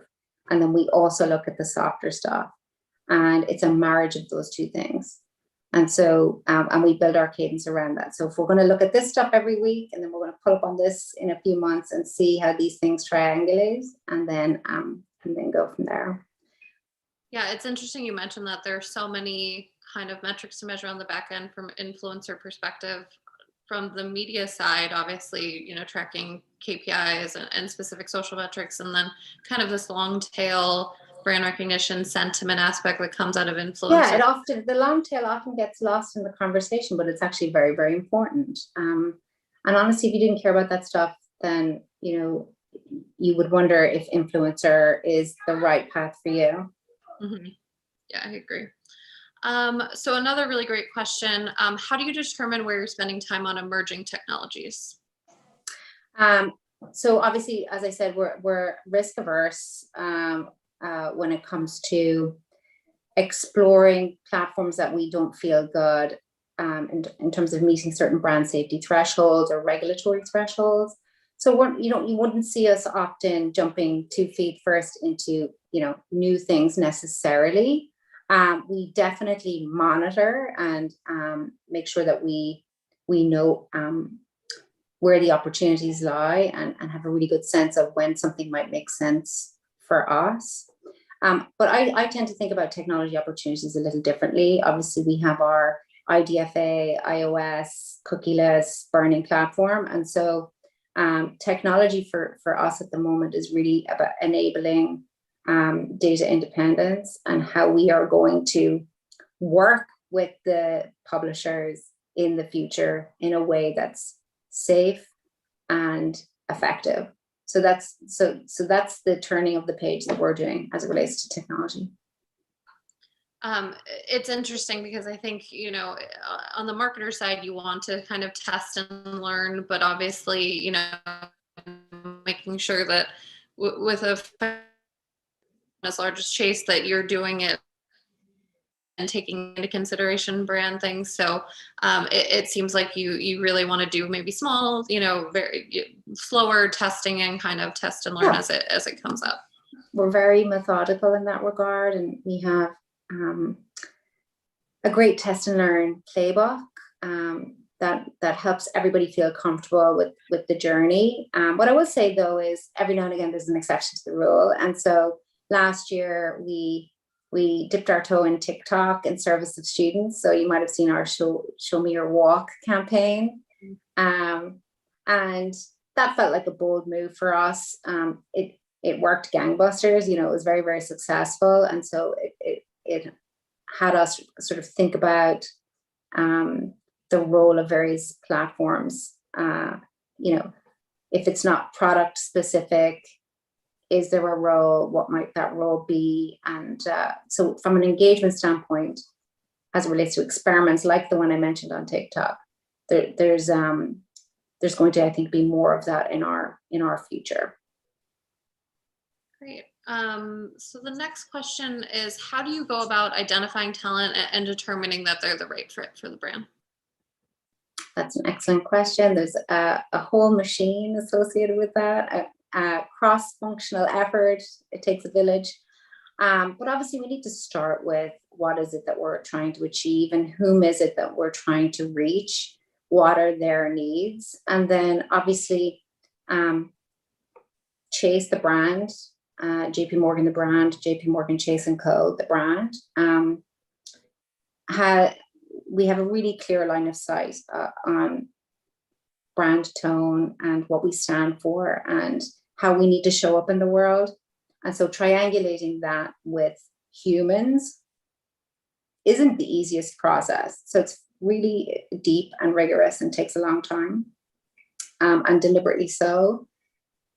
Because typically when you come out the other side of that process, you end up with a relationship that lasts quite a long time. And that's certainly our preference rather than the fickle nature that is, systemic in the influencer space.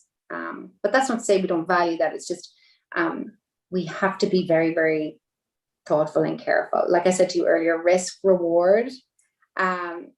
So the Kevin Hart relationship is a great example of a marriage that works. Like what he stands for and the things that he cares about are so in sync with a lot of what we are trying to accomplish and the people that we're trying to accomplish that with. And so I think that that's a really good example of running through the criteria and coming out with a great answer that works for so many of our customers. So if we take the Kevin Hart example, this question is asking, do you select talent first and then kind of craft messaging, or do you kind of craft the idea and then try to find talent that fits into kind of, the messaging? I don't know that we have a single way of thinking about that, honestly. It may differ by brand or by initiative, because it all depends on what sparked you in the first place. It might be that we're doing this campaign, and wouldn't it be great if we were able to have somebody else tell this story for us? And that could be the impetus for an influencer talent discussion. Or it could be, actually, we really admire this person. They have the same audience that we aspire to reach. And so let's work something around that person and their audience. And so there isn't a straight answer to that question. I think that we come at it from a multitude of angles, depending.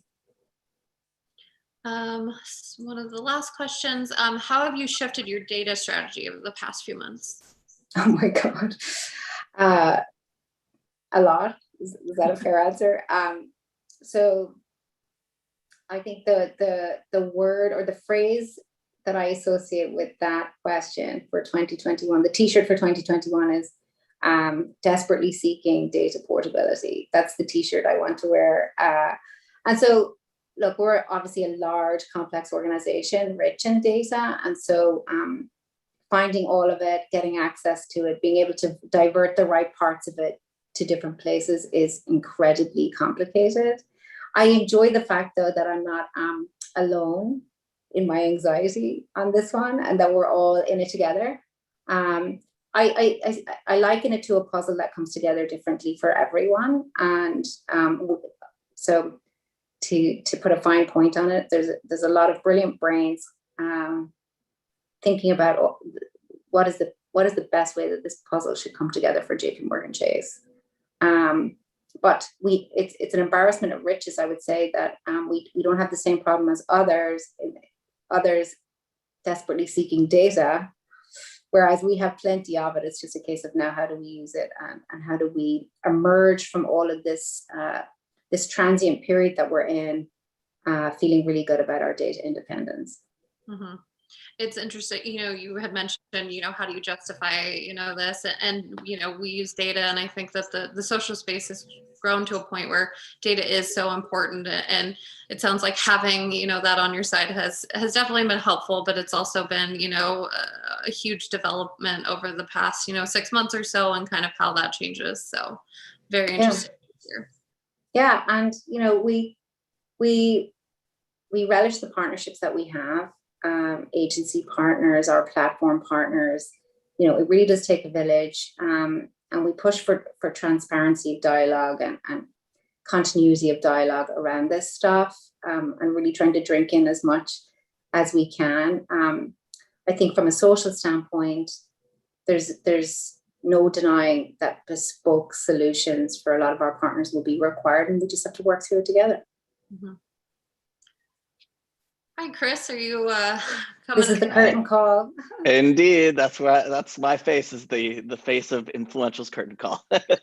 Well, thank you so much, Tracy Ann. Really appreciate you being on today. We don't often get chief media officers, so I was really excited to see that happen, and it's a great different perspective to hear from you. One thing I've been pretty much asking everyone today, and hopefully you can join us in the future, we are getting very active on Clubhouse, and we'd love to have you. Are you currently on Clubhouse? I am. Yeah. Okay. Well, I'm a taker of the internet versus a giver to the internet, but I'd be happy to participate. Hopefully we can dip your toe in and get you a little bit interested in it. We're going to try to make it a little bit more roundtable style. I think we're going to add, 3 or 4 C-level executives and make it sort of popcorn, mastermind, fun sort of stuff. So we'd love to have you with us. Brilliant. Yeah, I'd be delighted.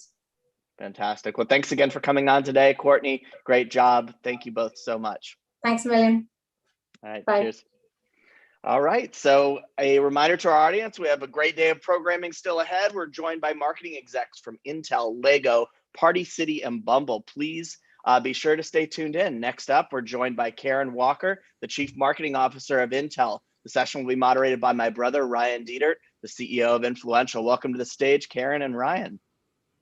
Karen. Thank you, Chris. Hey, Ryan, how are you? Good. How you doing? I'm doing great, thank you. Beautiful. Well, thanks so much for joining us today. I'm really excited to talk today. Well, I'm actually looking at my computer. I'm a PC guy, and I see your logo right here, the Core i7 8th generation. So I'm a big fan. Thank you. I love it. Well, Karen, we have, we have a mastermind here, the CMO of Intel. You joined pretty much right before the pandemic started. So please tell me, in the first 5 months versus the last year and a half or year plus, what changed and what's been that evolution over the last year plus? Well, Ryan, I think about everything changed. When I joined Intel, I knew the first year was going to be a year of transformation, to rebuild the role of marketing at Intel, what it meant. I had to hire my leadership team. I've only met 2 of them in person. So that's just really, really strange. We had to kind of reestablish our connections to the business. I think Intel had kind of gone off on a brand journey that somehow got a little bit disconnected for the business that we were in. And so that was a little bit of kind of a refresh, a restart. And then the other thing too is that we wanted to be more collaborative and more creative in our co-marketing with our partners. As you know, Intel is an ingredient brand, and how we go to market is through our partner ecosystem. And so we really wanted to kind of be more assertive in that space so that both brands would rise on that journey. So those were some of the things that that was on my plate as I first joined the company. And then also a real focus on improving our customer experience, especially through Intel.com, our digital front door. So it was definitely a busy year. I certainly wasn't bored, and we've still got a lot of work ahead of us too. Well, amazing. And you mentioned the rebrand. Obviously, that's a huge moment for any company, especially as large and as storied as you guys. So our friend, actually, Marty Swant over at Forbes, I saw you wrote an amazing article on you guys talking about that rebrand. Can you share basically how you've continued to build and strengthen the brand, but also with a design and a growth standpoint? The brand itself, the logo is so iconic. Then obviously you change that. I'm sure there was some sort of a lot of back and forth internally and externally. Yes, there was. I think that's probably an understatement. And, when you have an iconic brand like Intel, I mean, my goodness, we put the silicon in Silicon Valley. It's something that you really take very seriously. And this was only the 3rd time they'd had a logo change in the history of the company over the last 50 plus years. And so we were very thoughtful about how we did it. We felt that our visual identity was a little bit old-fashioned, a little dated, and gave an incredible nod to our storied past, but didn't necessarily reflect, Ryan, where we were headed next and where our growth and where our ambitions lay. And so we really felt that we needed to signal to our employees, which are hugely important, and to our customers and partners, that this was a new era for Intel. This wasn't your grandfather's Intel. It was a new company, new ambitions. And so we were able to pivot a little bit in terms of thinking about our growth areas, especially in data center and the cloud, and to really just signal that shift and change in direction.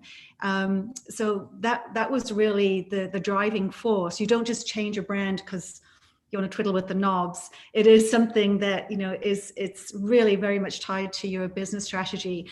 The other thing we did is we created a new brand platform. And one of our founders has this wonderful expression, which is everywhere inside of Intel. It is, don't be encumbered by the past. Now go off and do something wonderful.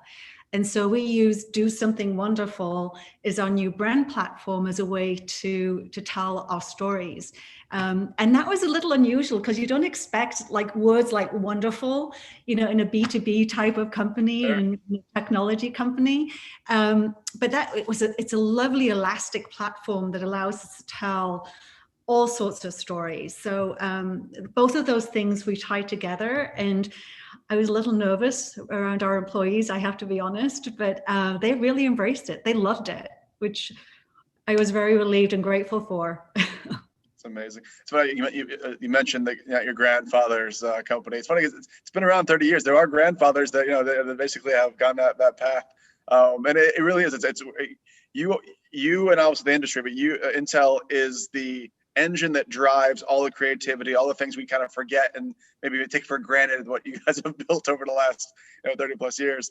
One of the things you mentioned in the article is that your goal is to be absolutely pervasive in your marketing and partner marketing. Is that the wonderful platform? Is there other things you're planning on doing with the new logo and new offerings and new kind of rebrand? Yeah, it really is around the platform, the idea of go do something wonderful. So we want to be that spark that allows our customers and partners to innovate. So that's what we see ourselves as enabling. It's not our technology for its own sake. There's an end game that we want to really enable that spark to allow our customers to go do something wonderful. So where we really took a very clear position, Ryan, was, as I mentioned, I think the brand had gone off and was really talking about, Intel, and we had the drone shows and some great partnerships with Lady Gaga and others. And as I said at the beginning, we kind of didn't come back and be grounded in kind of our business growth and our objectives. And so I've got the new 4 Ps of marketing, but the 4 Ps of branding. So when we thought about our brand, we thought about it in this way. It has to be in service of our purpose. It has to be in service of our portfolio. It has to be in service of our partners, and it has to be in service of our people. And so what we did is we didn't go launch a new brand campaign in isolation. We actually chose to do it around a huge product launch that was probably one of the most significant product launches we'd had in the company for a decade. And we brought that launch to life and revealed our new visual identity and brand platform idea at the same time. So we didn't go off and do something separate. We kind of did it together because we truly believe that our brand has to work hard for our purpose, our portfolio, our people, and our partners. And so that was a real shift. That's what we mean. It's pervasive. We're not just going to sit at a corporate level. It has to be all the way through to everything that we do in marketing. Well, I love the alliteration, the 4 Ps. It's great. Me probably. Mr. Kotler won't be very happy. Well, there's all these tentpole moments that are coming up in this year. We have Super Bowl already happened. We have Winter Olympics coming up. We have other things that are popping up. How is this applying to your rebrand, or how do you guys think about those tentpole moments throughout the year? And that's a great description. It is a tentpole moment. And Intel is a top sponsor both for Tokyo and Beijing. And we do just see that as a moment where, you have the world stage. We're still working through with the IOC in terms of what will exactly this look like. And so we're viewing it as a moment in time where we continue to tell our stories. And so our stories will still be around those 4 Ps, and we'll pick these different ideas out and showcase them at the Olympics. And so we're really excited about it. We're still working through, what exactly is it going to look like. Well, and obviously, if you don't know about the Olympics part yet, until obviously there's a lot of evolution there. But since the pandemic started to now, what's been the biggest change or evolution in your media mix? Have you guys gone more? I mean, I'm sure a lot of the stuff you've done is also partly in store. So the in-store pieces, which people are less in store. You're getting more social, more digital, more TV, more radio. I've heard every version. Some have even said they actually went more old school and outdoor, which seems almost counterintuitive. But I'm curious to know what you guys have been up to. So it's a great question. And so we're always been a digital first marketing organization. And so that has probably been even more impactful during COVID in terms of just how we think about how we're engaging right now or sitting in front of your computer. I mean, sort of it is, and it's not going to go back to the old normal. So we're very aware of that. So we don't see this as being, a short-term shift. We see this as being part of a longer term plan. And it's back to the old adage, you engage your customer where they want to be. And so that's really the cornerstone of that. So digital and social, hugely important. I heard Tracy Ann mention about the audio. We're definitely doing more there with webcasts, but also looking at, the Clubhouses of the world or what other platforms put out in terms of whether it's Facebook or Twitter put out as their live audio. And I think we're right. I think there's something that's just wonderful about listening to a conversation, and removing all the visual stimulation and just listening. So I think that is huge. Virtual events. So the event industry changed, right, completely. And so, we did our first virtual CES, Mobile World Congress. We're going to be launching our own signature event later this year. And we're going to be using all our virtual event infrastructure and platforms to be able to do that. So, and I do see that continuing. In terms of our partners, I think our retail partners, and you mentioned in particular, I think they've shifted quite quickly as well to being an e-commerce environment, even more so than where they were before they started. And so we're really partnering with them on that journey too. So. I love it. It's just a unique things. You're both trying to get the B2C customers to buy the products, but a lot of times buying it through your partners. Do you have an allocation in your mind where it's like there's two separate divisions entirely that are working together in tandem? How does it work? So it's really interesting. It's a great question. We have to be both B2B and B2C marketers. And so I'll give you an example. We have very close partnerships with the big Google Cloud, all the CSPs, and they have Intel inside their cloud services. Well, we want to market directly to that IT consumer at work, that they love Intel, they love the experience they have in their personal world, and they want that experience in their professional world too. The same thing on the PC side of the business, where obviously we're working very closely with our fantastic partners like Dell, HP, Lenovo, and we're building the best experience for them to bring to market through our Evo platform. That really gives a fantastic experience. But we're also now starting to sell those products together into enterprises. So we're marketing to the consumer, but also we're going to be marketing to the CIO or the IT buyer. So it's really interesting. So both worlds, we have to think about both the end consumer and them consuming our technology, but also how that person buys. And lining up behind that. So that's why it's really fun and challenging, is that you get to do both. I love it. And I mean, the alignment, like you said, like people that have habits, they bring those habits to work. I mean, it really is kind of your 360 hitting people at all sides. Right. And then one of your upcoming actually currently happening right now, your Go PC campaign. And I love it because, I mean, to me, it feels as a good kind of rivalry piece. You guys took Justin Long, and he was previously on the other, that who cannot be named, that starts with an M, other companies. I'd love to know when that happens, when you guys create those B2C type campaigns, how are you trying to leverage that most? Is it through, again, the digital only, you guys going through social? Are they looking for like lookalikes like Justin Long, the little mini influencers that are him to go out to the world? I guess, how do you perceive that campaign and how to amplify it best? So that actually was a great example where we were absolutely social first. And that was just a huge shift for us in terms of, it gave us an opportunity to really, because they were very bite-sized vignettes, and that was designed so that they could be socially shared. And it was great because then Microsoft and our other partners really were a big part of that amplification, and they really amplified those stories out into the marketplace. But yes, I mean, we were Twitter, YouTube, LinkedIn, you name it, Reddit. And so we did really design this as a social first campaign. And also we are starting to your point about influencers. I would say that's one of the things that we really have started to double down on in terms of just going into those communities and really educating and engaging, that influencer community, so they can then challenge us, which I think is really important, so that we're listening and we understand what we're doing well, what we're not, but also using them as a way to amplify our stories as well. So that was a great example of what you've just described. We leverage that as our strategy first and foremost.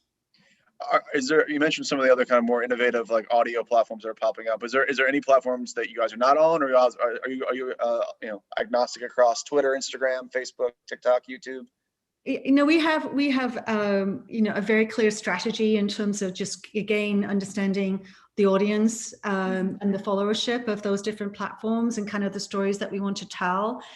So we are thoughtful in terms of what we put where and in that engagement. And also we, again, the conversation before, we've learned to test and test to learn. So if something is not working on a certain platform, you have to curate it quickly, take it down, try something else. So be much more like a newsroom approach. And so that's really where you get to agile real-time marketing, that you're able sort of just to manage that content and that publishing and figure out what's working and what's not. So we use very little traditional media now, Ryan, to be honest.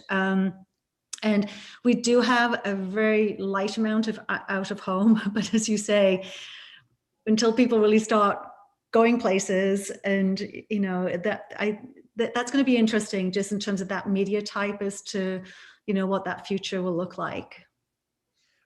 It's really interesting how you guys have all blended us all together. Now it's obviously working, and so you guys are doing tremendously. How do you think? So having a CMO speak to the larger crowd here, what do you think about the funnel? When you think of top of funnel versus middle and lower funnel, are you someone that leads with the brand and that is the most important piece, or are you being tasked and basically all these dashboards are probably assuming in front of a big supercomputer of all the things of how things are selling per partner, per retailer? Like, I guess, how do you think about it from such a top level? There's so many different teams that have like certain remits. Yeah, it's a great question. I am a big believer that marketing needs to be an accountable function. And so we're always looking for additional investment from our CEO and CFO. And to be worthy of that investment, you have to be very clear about the results and the ROI. Mm-hmm. Some aspects of how you manage the funnel it's easier to do that than in others. And also our business model makes it slightly more difficult because we're an ingredient brand. Because typically, if you wanted to drive revenue growth and you were in revenue marketing, you'd manage the full funnel. I know you'd have closed loop, and you'd be able to see how that converted to revenue. That's a little bit more difficult for Intel just because of our business model. But I do believe that marketing needs to be accountable and we actually do have dashboards. We have KPIs. Someone told me a while ago that in B2B marketing, you often carry the burden of proof. Like, what have you done? What is the ROI? And, while it can be exhausting and you don't want to be defensive, I think it's a good discipline to have, to really make sure that for campaigns, you set very clear goals that are tied to business goals. And so that the business leader can understand the role that you're playing, how are you mapping into their go-to-market strategy with sales and with customer success, and you're that as an integrated team. But yeah, this is maybe one of my quirks. I love the creative side, but I also love the data, the analytics, and the results side. And it is something that we were on a journey at Cisco, and we're just starting that journey at Intel. Well, I don't know. I'm a fellow nerd or data geek. I love diving in, and our whole ethos as a company has been, how do you identify and track the efficacy of any campaign? And I know for us, there's nothing wrong with top of funnel and middle of funnel, but showing back, like for a lot of our Fortune 1000 campaigns, we'll show the in-store sales or online sales or TV tune-in, or think of the stitch. Yeah.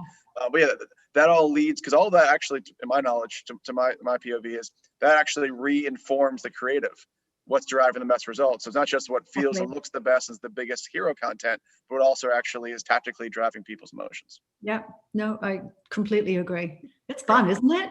It is that art and science bit. You get to do a bit of both. I love it, yeah. Well, so let's go back a bit to the top of funnel piece. So Forbes named Intel as the top 15, top 12 most favorable, valuable brands in the world. When you think about that in terms of like the value that comes from a brand name, in terms of that, is that something where you guys are like, are you guys tracking those things? Or is that just kind of like, oh, I hear about those accolades, or is that part of your KPIs? It's absolutely part of our KPIs, and we do track it. And first of all, it's an honor to be in that group of brands, and it's something that you have to protect and grow in terms of that brand equity, because it does add value back to the company in terms of how the company is valued by the street. but it also is really that power of that stickiness and that loyalty with customers. And like any company, Intel's had its ups and downs, right? And so in some cases, the competitive landscape is really changing. And so there's a really good understanding with our CEO and the executive team that really it is the power of the brand that really gives your customers and partners the reason to believe that you have a journey to go on, and you're holding your hand out and you're going together. And so it's really important, an incredible asset to the company, but it is something that you had to care and feed, and also make sure that you're evolving. And so that was back to the refresh of the brand. It is, the counter side to that argument is Intel's been, the semiconductor leader for decades. So what's new, and why do you have to do anything? Well, you know what, our landscape changed, our market changed. And so, we had to kind of come out and signal, as I said, that this is a different Intel and our ambitions are very different. But the experience and our loyalty to our customers and partners absolutely remains the same. And pursuant to that, I guess, how do you guys stay relevant and innovative? I mean, at your size, it's very easy to kind of, it's like turning the Titanic sometimes for these larger companies. You have always found a way to be on the cutting edge. Is there innovation teams that are essentially they're trying to figure out what is the latest and greatest, not just from a technology perspective, but also on the media side too? Yeah, so on the business side, I think that, and again, every company has any big company has their pushes for innovation, and it's something that really is a cornerstone to any business strategy. And, Intel innovates in different ways, internally, obviously, with our own incredible engineering team. We co-innovate with customers and partners in terms of innovating with them and designing things together. And I think that's one of the real assets and strengths of Intel, that we can design together and manufacture together, unlike our competitors. We innovate in terms of, we have a VC, we have Intel Capital, so we actually invest in startups and others' innovation. And so, and also through partnerships. So we really are key, and I think with Pat Gelsinger coming on board, I think that's just going to accelerate in terms of the level of innovation. We're an industry that is got longer cycle times in terms of product development, but it's something that we're absolutely investing in. You may have seen recently, we just announced a $20 billion with a B billion-dollar investment in Chandler, Arizona, to build out 2 new fabs. And so we're really looking to innovate, and also to hopefully, provide much needed jobs, in Arizona. So we're pretty excited, and we're putting our money where our mouth is. Well, first off, thank you for doing that. It's obviously a big thing, big for America, and also congrats on the innovation commitment. I mean, with all of that on your guys' plate and all of the things you guys are responsible for, I wanted to bring everyone knows watching. You also are a big part of how to solve for the global chip shortage, which people think, oh, chips, and a computer, but no, it's everything. Automobiles, everything has a chip in it now. Everything is connected. Can you talk about how you guys have been able to help solve some of this and really kind of maybe supplement the larger kind of shortages happening? Well, again, this is the good news, bad news. The demand for chips is very, very high globally, and it's not just hitting our industry. It's hitting, as you mentioned, many other industries. And, we are thinking about those longer term solutions, like in Arizona, in terms of just building out a greater global capacity, because we don't see that demand slowing down anytime soon. And so we've been just working very transparently with our customers and partners, and with their supply chain organizations and ours, in just really eking out as much efficiency and as much capacity as we can. And so we're trying to help both in the short term, in terms of just, I don't think anyone really anticipated the demand, and maybe some of this is COVID related, because just think about how dependent you have become on your devices. They were the window to your world. And so, I think that did have an impact. But in things like the automotive industry, where, we're really innovating together around autonomous driving, and and that space that is just going to skyrocket. So, but the bottom line is we want to support our customers and partners the best way that we possibly can. It is a global issue, and it will take some time to fix, but we're planning for the future too. Intel will be inside everything at some point soon. It's amazing.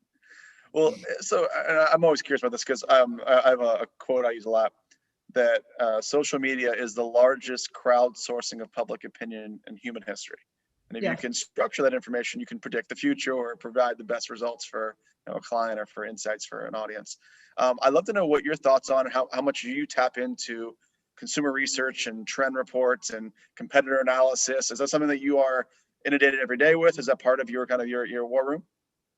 It is. And I honestly think this is what's exciting about being in marketing, because only marketing is the only function in the company that can do this customer listening, turning it into insight and then into action inside of a business, to drive growth, to drive change in strategy, difference in pricing strategy and roadmaps. I mean, they're really, that social media, I think, has changed in the business world in terms of it's still fun and engaging in your personal life, but on the business side, it is like gold in that you can get that feedback and input at scale and determine, okay, what do I need to do to go act on that? I mean, it's like a focus group of billions, right? So it's a gift, but like any gift, it needs some appreciation, and you need to be actively engaged.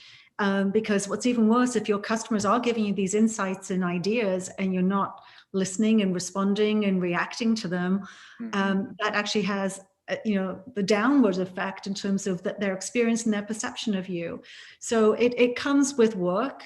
And so we do have a team, and I think the vision is that, for my vision is that social media isn't going to be something that's sitting in marketing. Social media should be part of every engineer's job, every salesperson's job, and a way to kind of have that window and that connection, with what's happening in the market from both a customer and a competitive standpoint, that really shapes the work that they do during that day and the company strategy moving forward. So I agree 100%. Sage advice. I mean, for our team, from the people that are creating technology to people that are running campaigns to salespeople, like all they're living and breathing. Obviously, make sure they're not hanging out all day on Facebook and talking to friends, and hopefully they're doing other work too. But exactly. I mean, it's all part of the same whole. Yes, exactly. Well, I love this blending of your two worlds, right? Yeah, 100%. Yeah, it's the B2C and the B2B. It's all the same things. That's right. So I'd like to switch gears for 1 second. So the pandemic response technology initiative, so you guys have basically grown that significantly in the last year. Hopefully, knock on wood, in the next year, that'll all start to wind down from a pandemic response needed, with the shots in arms. But tell us more about what you guys have done so far with I don't know if it's an acronym, the PRTI, and anything you guys have done during the pandemic. And I mean, all these different, everything from social injustice, everything popped up in a very concentrated period of time, and obviously even some stuff yesterday, as we all saw. But I'd love to know what your POV is on how you have taken this, the pandemic response technology initiative, and really hopefully supercharged the response you guys can do as a company. So yeah, Ryan, it's a great question. And I think we're all going to look back on 2020, and it probably is going to be one of the most memorable years of our lives, because just so much happened in that 1 year. But I'm really, really proud of how Intel really stepped up to the plate and leaned in. And Intel has a history, 50 years of history of really doing what they feel is right for the community. And so some of the things that we did over the last year is that we spent over $1 billion. I need to do this when I say billion, $1 billion with diverse suppliers. And so having suppliers that really reflect the population at large was something that's hugely important to us.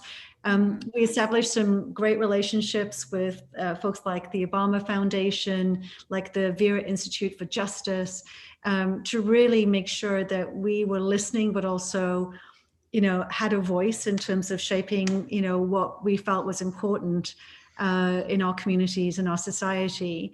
And then I mentioned Intel Capital as being a way that we innovate. So what we've done is we made a commitment for the next 5 years to invest over $125 million in businesses led by women and underrepresented minorities. So there's a lot of things that we're really passionate about as a company to really help with the outreach. Now, the Pandemic Response Technology Initiative, which I call PRETTY because it's a lot easier to say, it's basically a $50 million investment that we made last year, and together with our partners, to really provide technology into communities that needed it the most during the pandemic. So whether that be for education, whether that was in healthcare, but it was something that we really took to heart. And we ended up with over 230 projects with over 70 organizations, primarily in the US, where we felt we needed to bring some much needed relief to where it was needed the most. And you'll see us to continue that investment. Like you, I hope that we get back to some sort of new normal.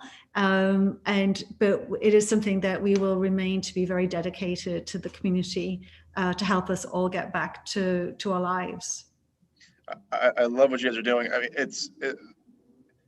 probably second only to equality is equity. So the equity that's needed to help communities to whether it's technology in their hands or whether it's finding ways to suppliers and distributors that actually are minority owned. We have a small version of this, obviously not nowhere as big as your extensive offering and integration.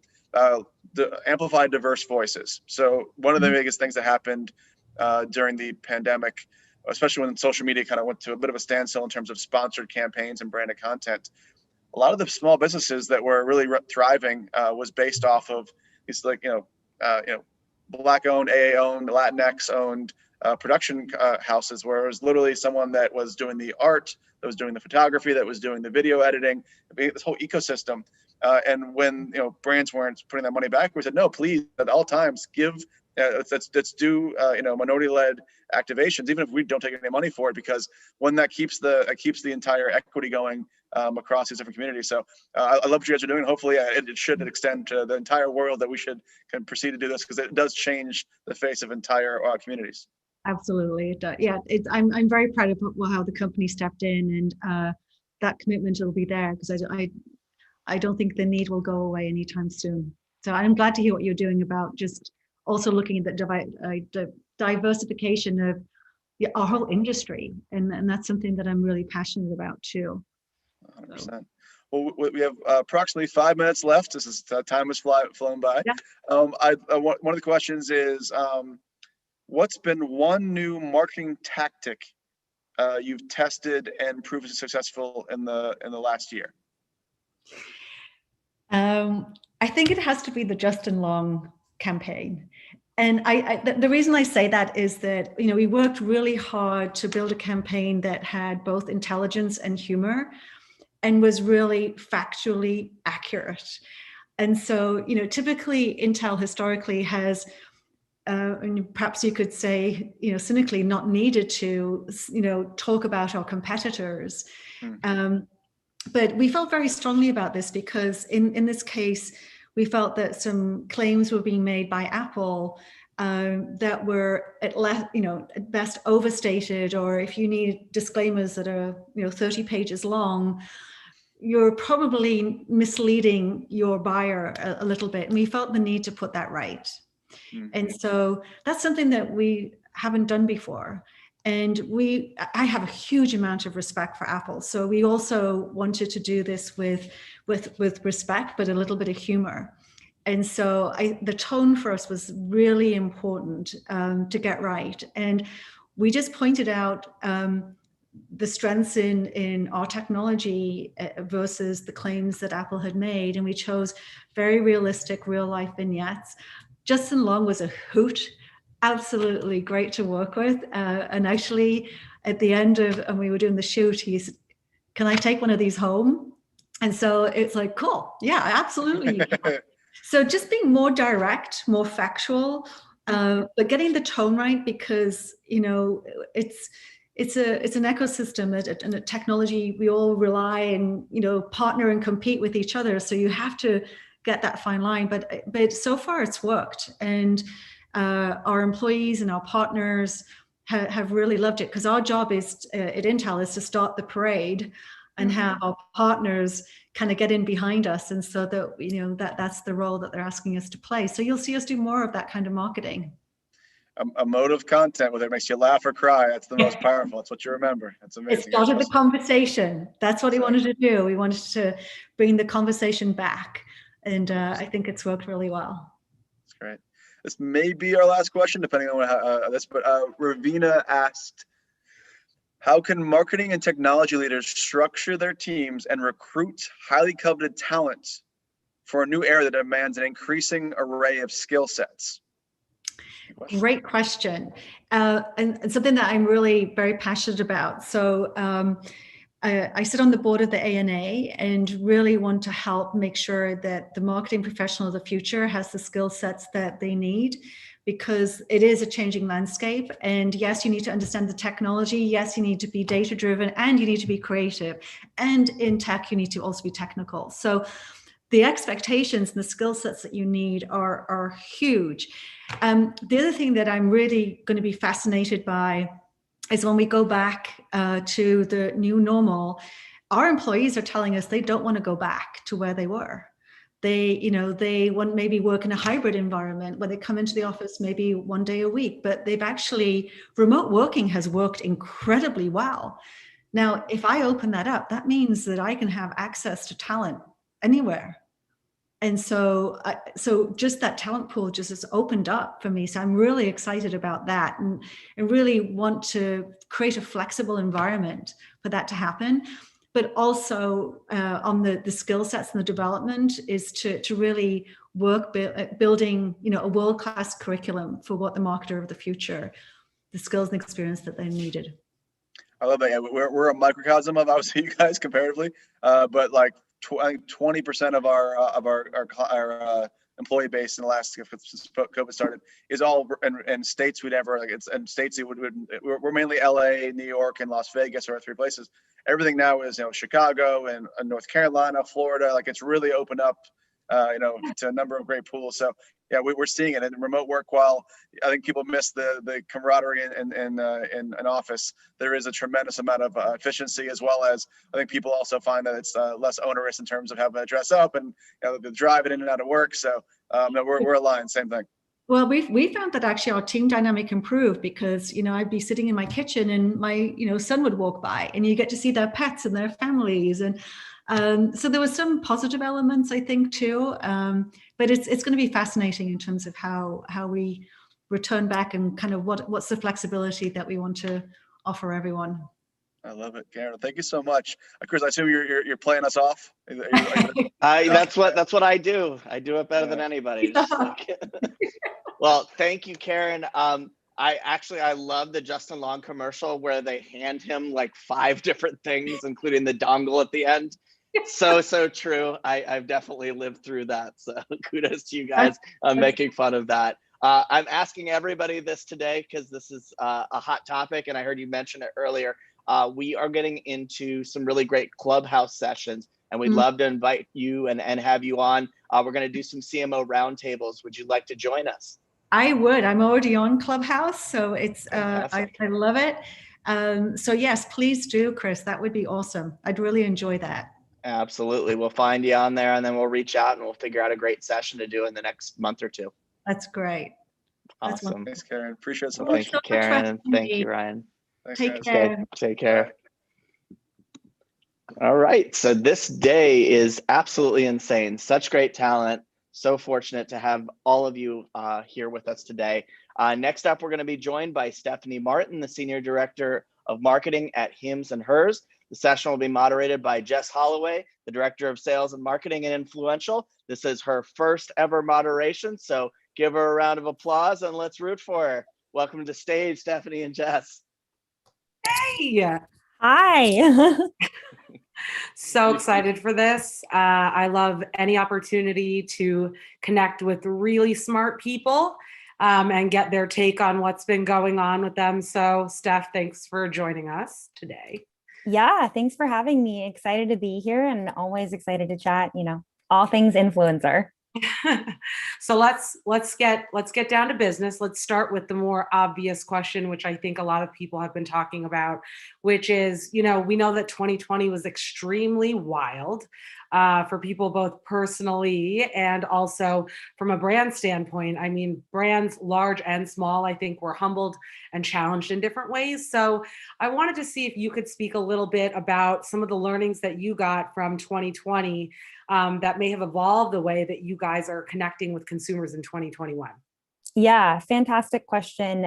Without a doubt, last year was unprecedented, I think, in every sense of the word, in a way that we have never seen, especially as marketers. But I think for us last year, we really focused on incorporating that human element and that human level into our campaigns. And I think when it comes to influencer marketing specifically, people forget that influencers are humans too. So not only are there real, genuine humans following them, but the talent themselves are also humans. And what that means is that, during times that are scary and uncertain and unprecedented, it doesn't make sense for them to be posting the branded content, the same branded content that they did in 2019. It's disingenuous. It feels like a facade. And so I think last year, we really looked to lean on our talent, to listen to them and say, does this feel right for you to post? Does it not? Do you want to post it all?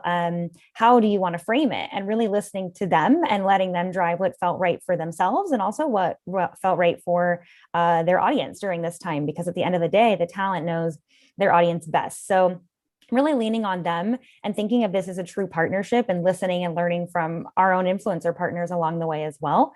We've always kind of done that, but I think last year it was more important than ever. And I also think going into 2021, it's really continues to be a huge driver for us and something that's exceptionally important because, the talent know what's going on in the space. The talent know the comments and the feedback they're getting from their own audience. And so giving them the flexibility to decide what's going to be authentic to them, especially during crazy times, is exceptionally important.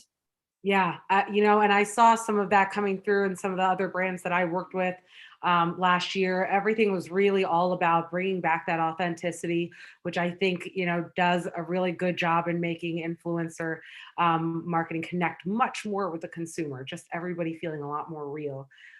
So, speaking of things that came out of 2020, I think that overall we saw a lot of new chatter and a lot of new offerings by means of the mental health space. And I think it's really exciting because I think that mental health is something that we have not paid attention to enough in this country. And I'm so pleased that it's something that's been popping up a lot. And I saw and know that you guys have made that something that is now woven into the Hims and Hers offering. So can you speak to like what you guys are doing within the mental health space now and what you're offering to consumers?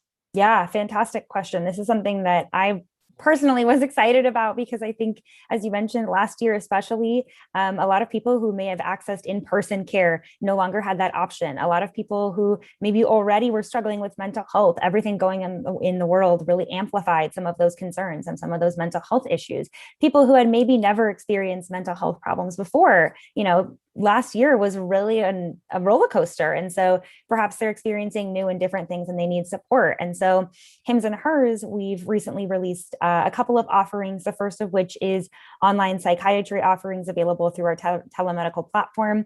The second is online support group sessions, which is really fantastic. Most of them are themed, so you can go online, you can sign up for a session that fits your specific needs and really access care in kind of that group setting. I think it's one of the reasons also why telemedical brands like Hims and Hers are fantastic, because people who haven't traditionally been able to access this care now have a go-to place from the comfort of their home that they can go to for trusted care from real professionals online.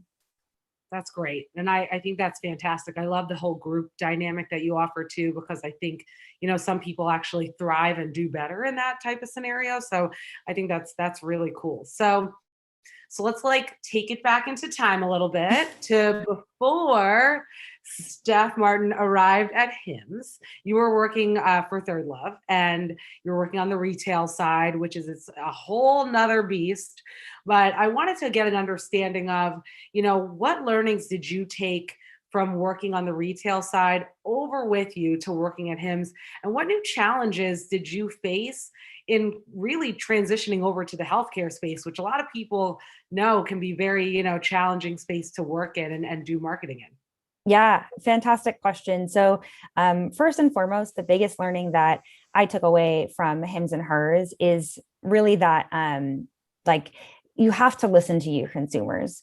You have to listen to them. You have to know your audience and really listen to that customer feedback. And I think that sounds so simple because people are thinking, of course, we listen to our customers, but really, truly, at Third Love, we worked super closely with our customer experience team, and we really listened to our customer feedback. So anything from reading reviews to listening to emails to really understanding some of those concepts and listening to what our consumers were truly saying. And I think that people don't realize how much of a superpower that is when it comes to influencer marketing, because if you can understand your audience and you know what they care about, not only related to just your products and services, but you know what they care about on the general sphere of the internet and what they care about with their life and their families, you can actually work with your influencer community to craft meaningful content that's going to speak to that. So for example, at Third Love, one of the things we kept hearing was people really were interested in learning about how to style some of our more fashion items. And so what we were able to do was actually take this feedback, listen to women say, I'm super interested in this product, I'm not quite sure how to wear it. And then we were able to work with our influencer community to create styling focused content, which sounds like such a simple concept, but actually it was extremely successful and it really allowed us to tap into those customer needs. And so I think always going back to listening to your customer and paying attention to even little details like the reviews and what people are saying can be hugely impactful. At Third Love, I used to dig through the customer reviews for certain bras. Like I would scroll through the page myself and read, what are people saying? Or I would, ping our customer success team and understand, like, what are the reasons why we're getting returns? Or what are the reasons why people are saying they love this product, so that we can use that data to inform our influencer strategy. So I think that's something that's really applicable to any sphere. I happen to learn that through retail specifically, but I think, it's applicable anywhere. In terms of the healthcare space, one of the biggest things that I think was a surprise for me was really learning how isolating and how alone people feel when they're experiencing issues. So first and foremost, they're seeking care because they're not feeling their best, right? They're dealing with this problem. And so they're already not feeling great. And then on top of that, to go through the struggle of trying to find a provider in network, trying to figure out how can I access care? How much is it going to cost me? And really seeing firsthand how daunting that system can be for people.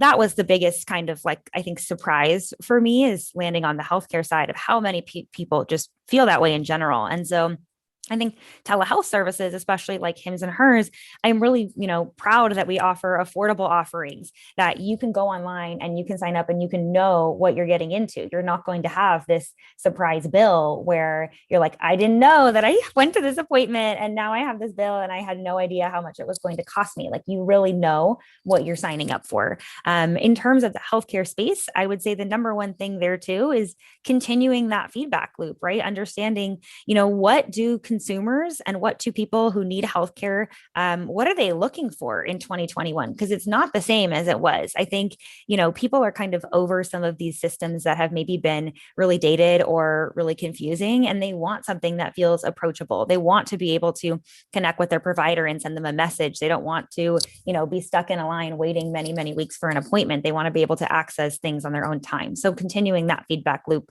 definitely applies to the healthcare space as well. No, I love that. I honestly wish there was like a Hims for puppies, because I get so many very surprising things from the vet these days for my puppy. So many surprising bills. But I think never fun. It's not fun. It just really isn't.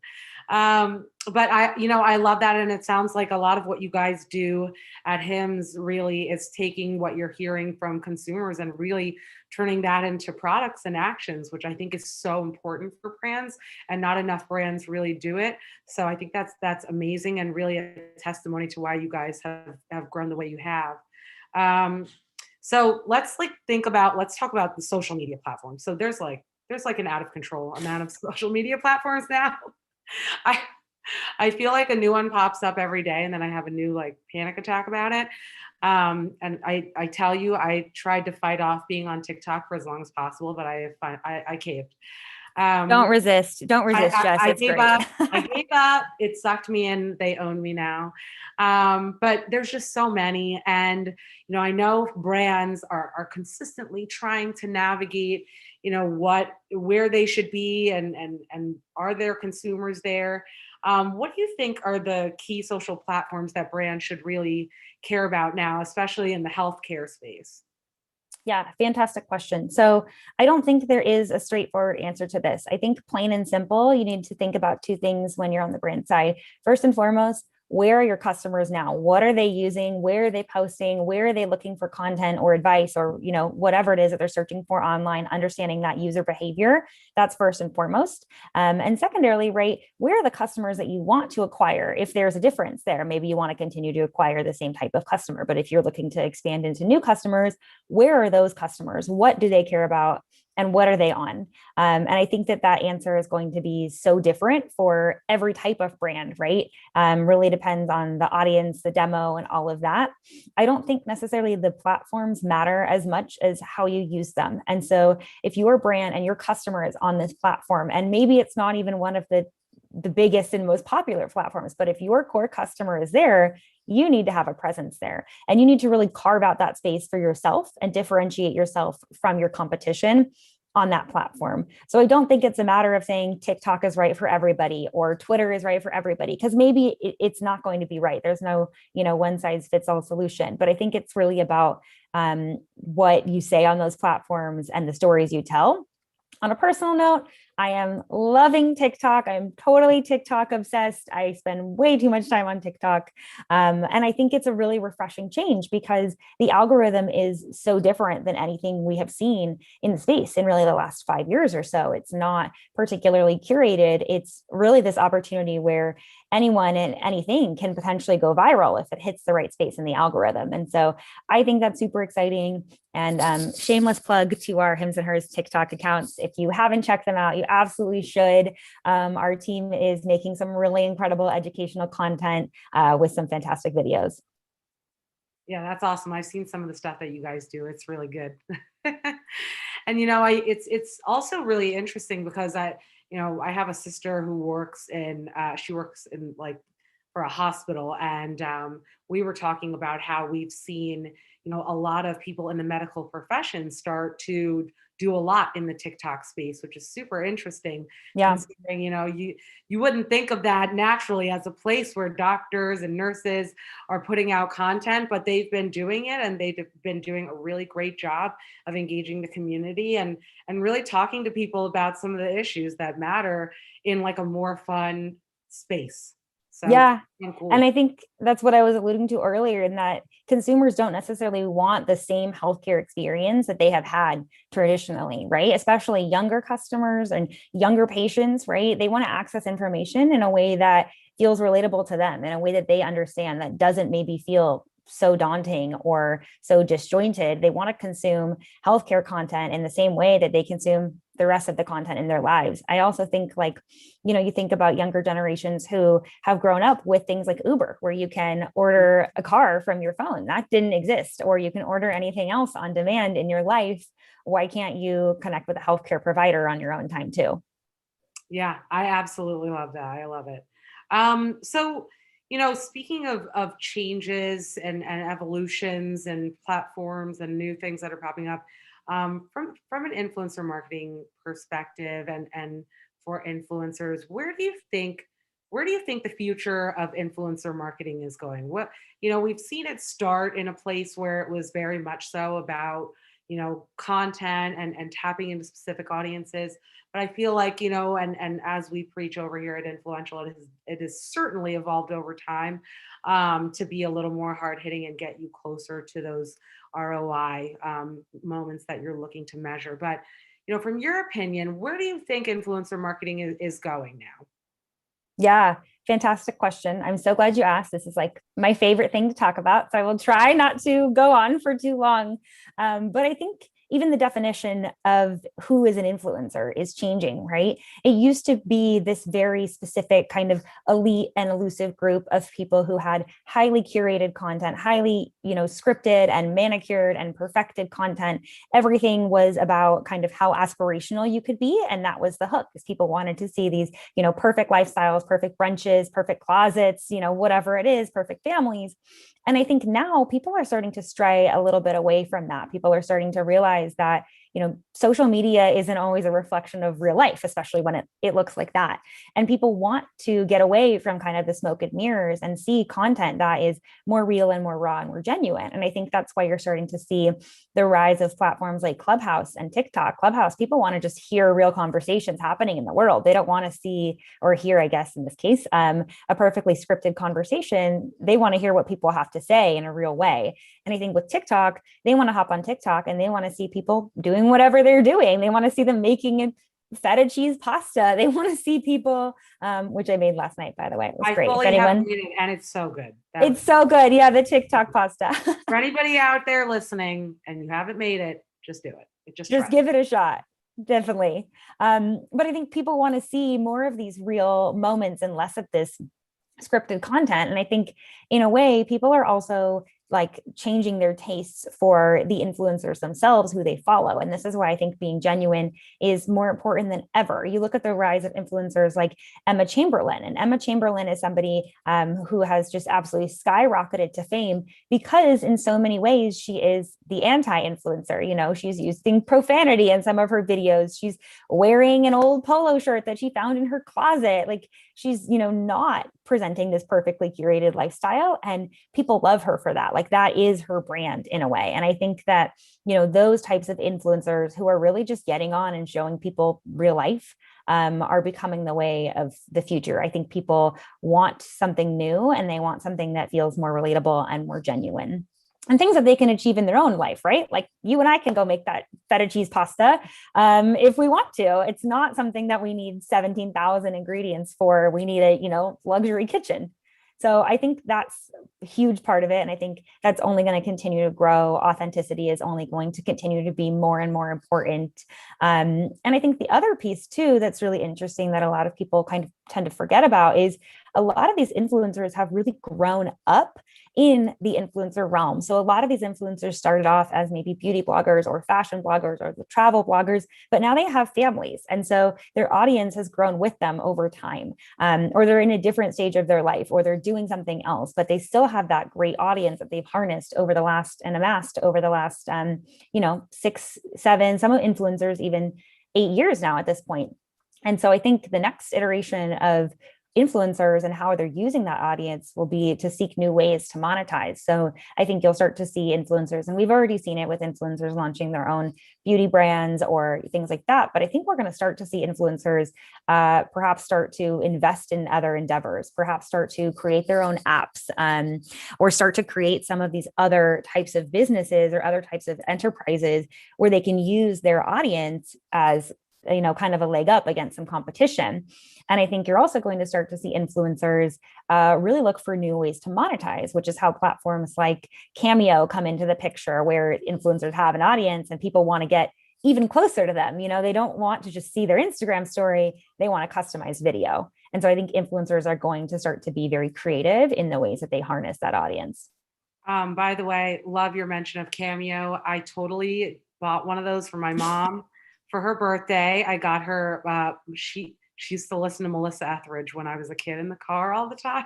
Amazing. So I got Melissa Etheridge to sing to her, and my dad said she got it and just started crying. Yeah, I've heard so many stories like that. People love it. They really want that personal connection. They want to hear whoever it is that they love saying happy birthday or congratulations, happy graduation.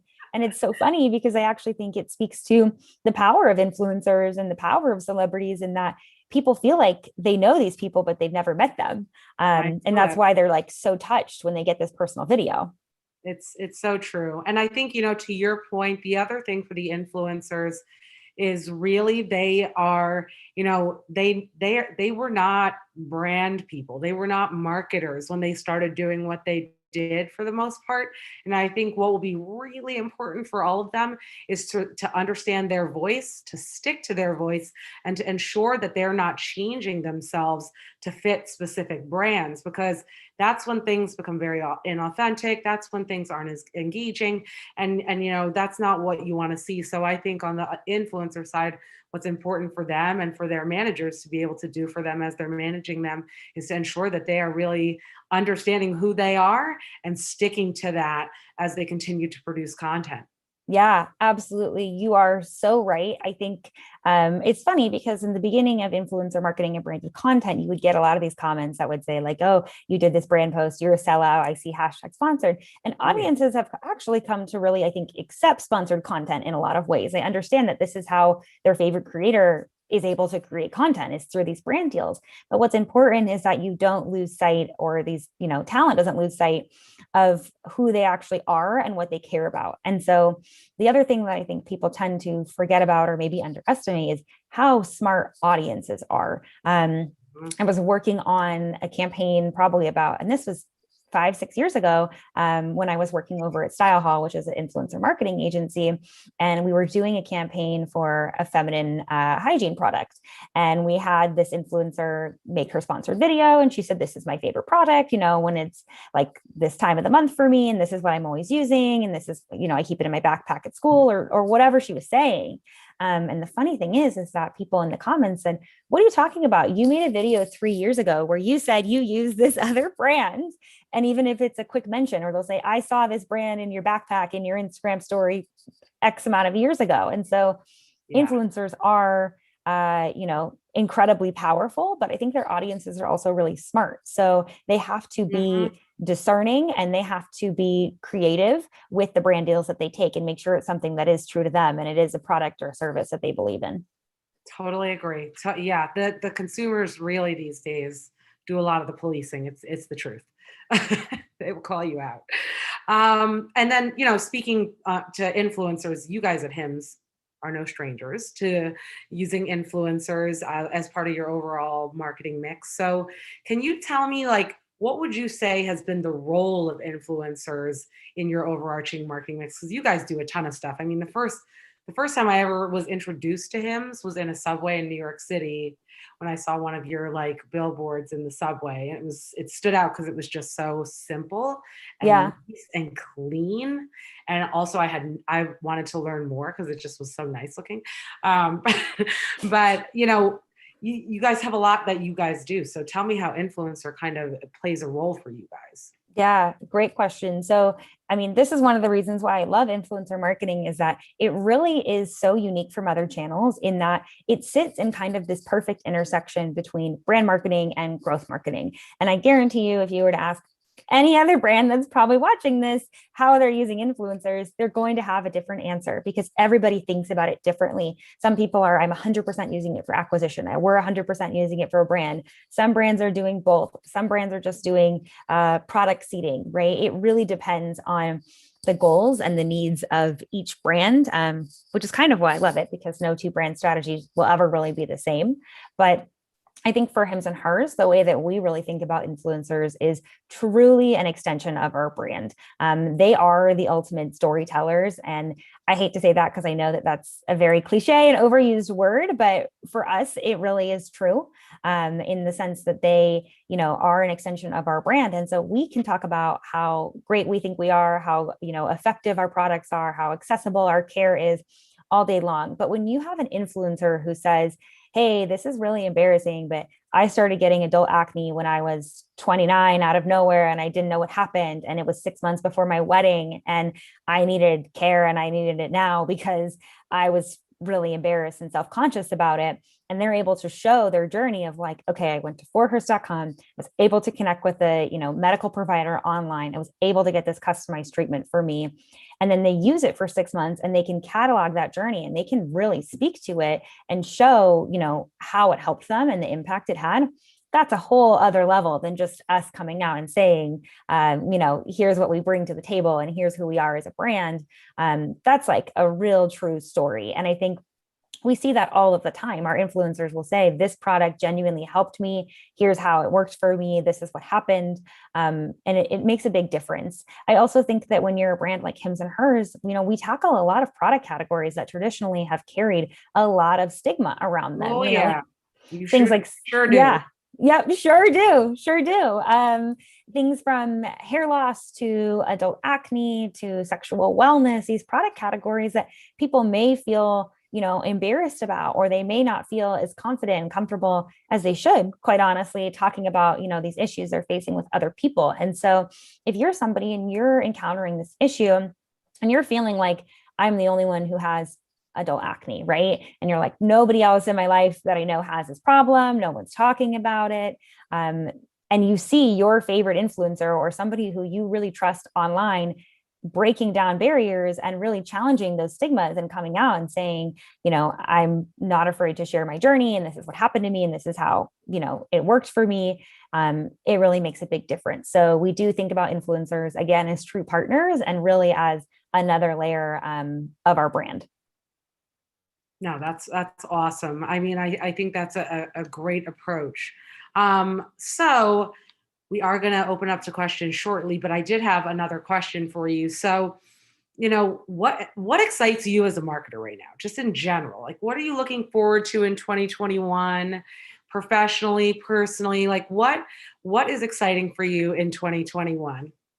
Yeah, amazing. I mean, so many things, quite honestly, but I think for me as a marketer, I'm most excited to see, and hopefully if it is safe to do so, how things open up and how brands will really take advantage of these opportunities as things start to open up in the world again. So, what does out of home marketing look like after, people start to go back out again? What are experiential marketing tactics? Like, what does that look like in 2021? Because it's definitely not going to be the same as it was in 2019. And so I'm really looking forward to seeing creative ways that brands will come up with strategies to tap into kind of this like new normal or new life that we're all going to experience.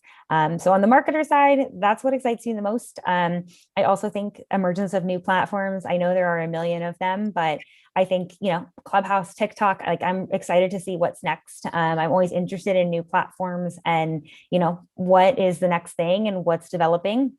And then I think on the personal side, I think everybody has learned so much in 2020. It was definitely a year of reflection and growth, I think, for everybody in so many ways. And so I'm excited to kind of literally take what I have learned and bring it outside into the world, hopefully soon. I'm excited to honestly get back out and do things and see people again as well. As much as I love a good Zoom call, Jess, and I will Zoom with you any day of the week. I really can't wait to just have that genuine connection with people again in person.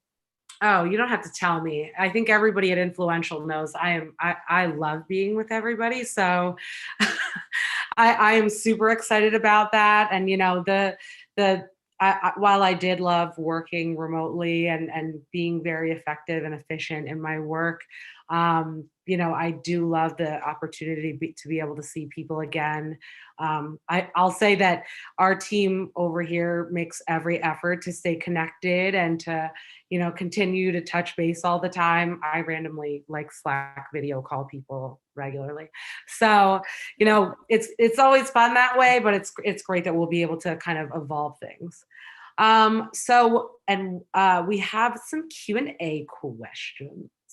So I want to dive into those. So first question is, how important is the data behind influencer marketing? Do the metrics drive the messaging? So it should. And that's my honest opinion, is it should. And I think you really have to understand, like, what are the talking points that people care about and how is that content performing? Again, the KPIs for your brand will be different depending on what you do and what industry you're in and what you're looking for. Some brands really only care about metrics like EMV. Some brands really only care about, reach or, brand awareness metrics. And some brands, like, their number one thing is they're looking at customer acquisition costs and they're using influencer solely as a vehicle for acquisition.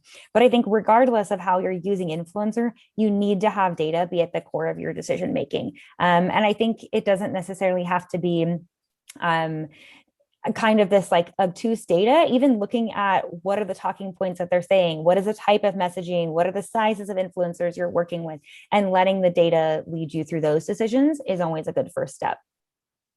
Awesome.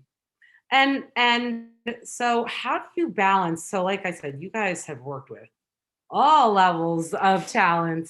How do you balance working with like celebrity and macro influencers and micro and nano influencers?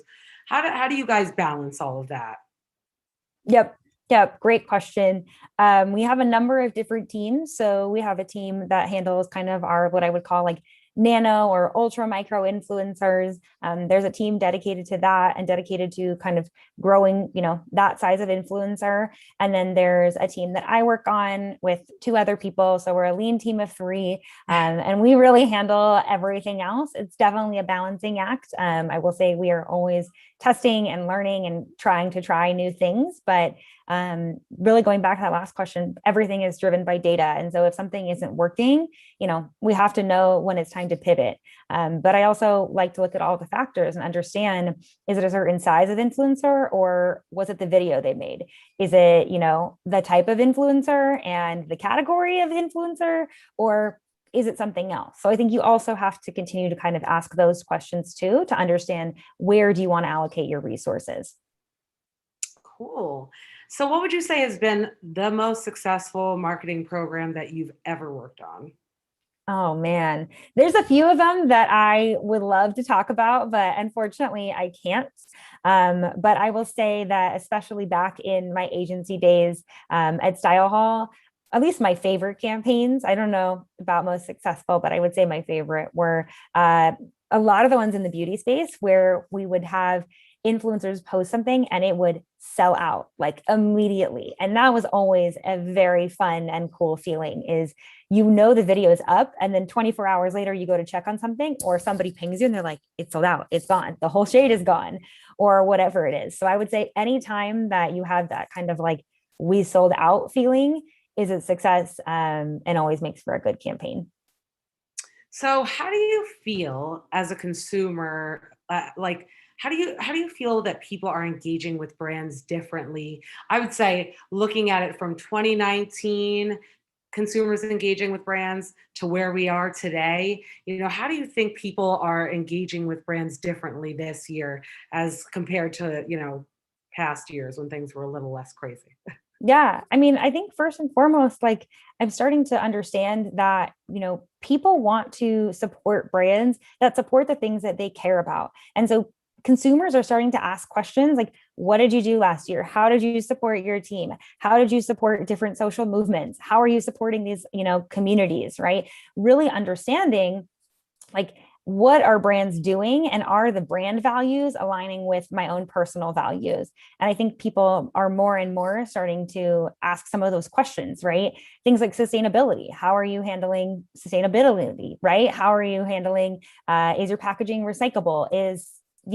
Do I want to actually spend my money here?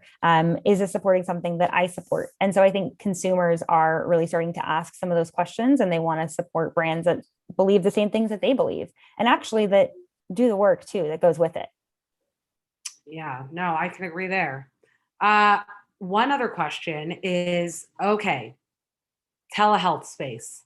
Where do you think the telehealth space is going to go next? How do you think it's going to evolve? I feel like, it's continuously evolving already.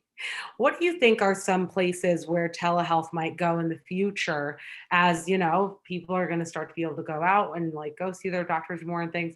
Are there other, offerings in the future or things you think might be added into the telehealth space or interesting for consumers based on what you've seen them talk about? So the biggest thing that I can see, and that I can only guess because I can't predict the future, but I think, consumers are going to lean more into telehealth. I think there's a lot that's happened this year where people are realizing like, oh my gosh, I don't have to wait 3 weeks to get this appointment. I can actually go do it now and get this handled. And of course, that's not going to be right in every single scenario, but I think consumers have really learned that maybe they don't have to go back to doing things the old way that they were doing before. And now there are maybe better, more affordable or more accessible options. So I can only hope. And, I really do think the future people are going to continue to adopt telehealth more and more. And it's going to become, right now, it's something new, but I think it's going to become as widely adopted as any of these other, types of things that we have on demand. Yeah, and it's cool. You guys are definitively a leader in this space. You're one of the first ones I had ever heard of when I was working in New York City back in my day. So it's really cool to see you guys continue to take the reins and be leaders in the telehealth space. I know I appreciate it because, quite frankly, I love to travel. So the fact that I can consult with doctors or get my prescriptions done all without having to even, call anyone or have crazy conversations with receptionists about my insurance is super nice. So I totally love that. And I also think now that, we're in a space where just like in the last session, they were saying there's just more and more people who are going to be working remotely and not in the same city as their jobs. I think it's going to be very important for them to be able to access something like this. So absolutely. And with telemedical services, right, a lot of these prescriptions can be sent to your house. And so I also think that this year we've lived in a world where people are getting almost everything delivered or sent straight to their house, right? A lot of people are turning to, more people than ever, I would say, are starting to turn to online resources for things. Instead of going to the store, you're just having it sent to your house on Amazon Prime or whatever it is. And so I think having, your healthcare function the same way is kind of the next step for people. Yeah, no, I love it. I love that, you guys take the surprise out of things. My mother has been in the health insurance industry for my entire life. So I always saw it as such a complicated space. And I never, I think I had a better grasp on healthcare in general because of her. So I can only imagine how much more confusing and hard to navigate it is for the regular human being. So I think I love what you guys are able to offer consumers in that transparency and clarity. I think that's what they're really looking for and looking for some guidance there. So I think that's great. There was one more question here, and it says, what roles do each type of influencer play to your audiences? So, just knowing that you guys work with a whole bunch of different levels of influencers, are there specific roles for the micros versus the celebrities versus the macros for you guys? Yep, definitely. Each, I would say I think of it personally as an ecosystem, right? Where all of these different types of influencers live together and they all each serve their own purpose. I can't go too much into detail about each one, but we definitely have a strategy behind why we're working with micros versus why we're working with, macros and then celebrities and VIPs, and the types of messages that we're looking for each of them to share with their audiences and the types of content that we're looking for them to create. So it really varies by size of influencer, but I would say it also goes beyond that too, because the number one thing for us is always, does this make sense for this influencer to say this thing about the product? Because again, consumers are smart. And so if this influencer has never made a video before and we're asking them to make 5 videos, people will notice. And so I think, yes, it is tiered out by size and, each size of influencer works differently with us in this ecosystem as a partner. But at the same time, I think one of the really great things about Hims and Hers is we're always open to hearing genuine ideas and feedback from the influencers themselves too. And so if they come to us and they say, I had this really amazing idea, or I've actually been using your product for this amount of time and I want to tell my story, we're always open to hearing that too. So since you're so well versed in the influencer marketing space, what would you say to brands who are, just growing just like you guys were from the beginning? What would you say to them, to those brands that are a little bit hesitant to using influencers? What would you say to them in regards to your experience with working with influencers? Yeah, great question. So I would say to ask them, what are you hoping to achieve with influencers, right?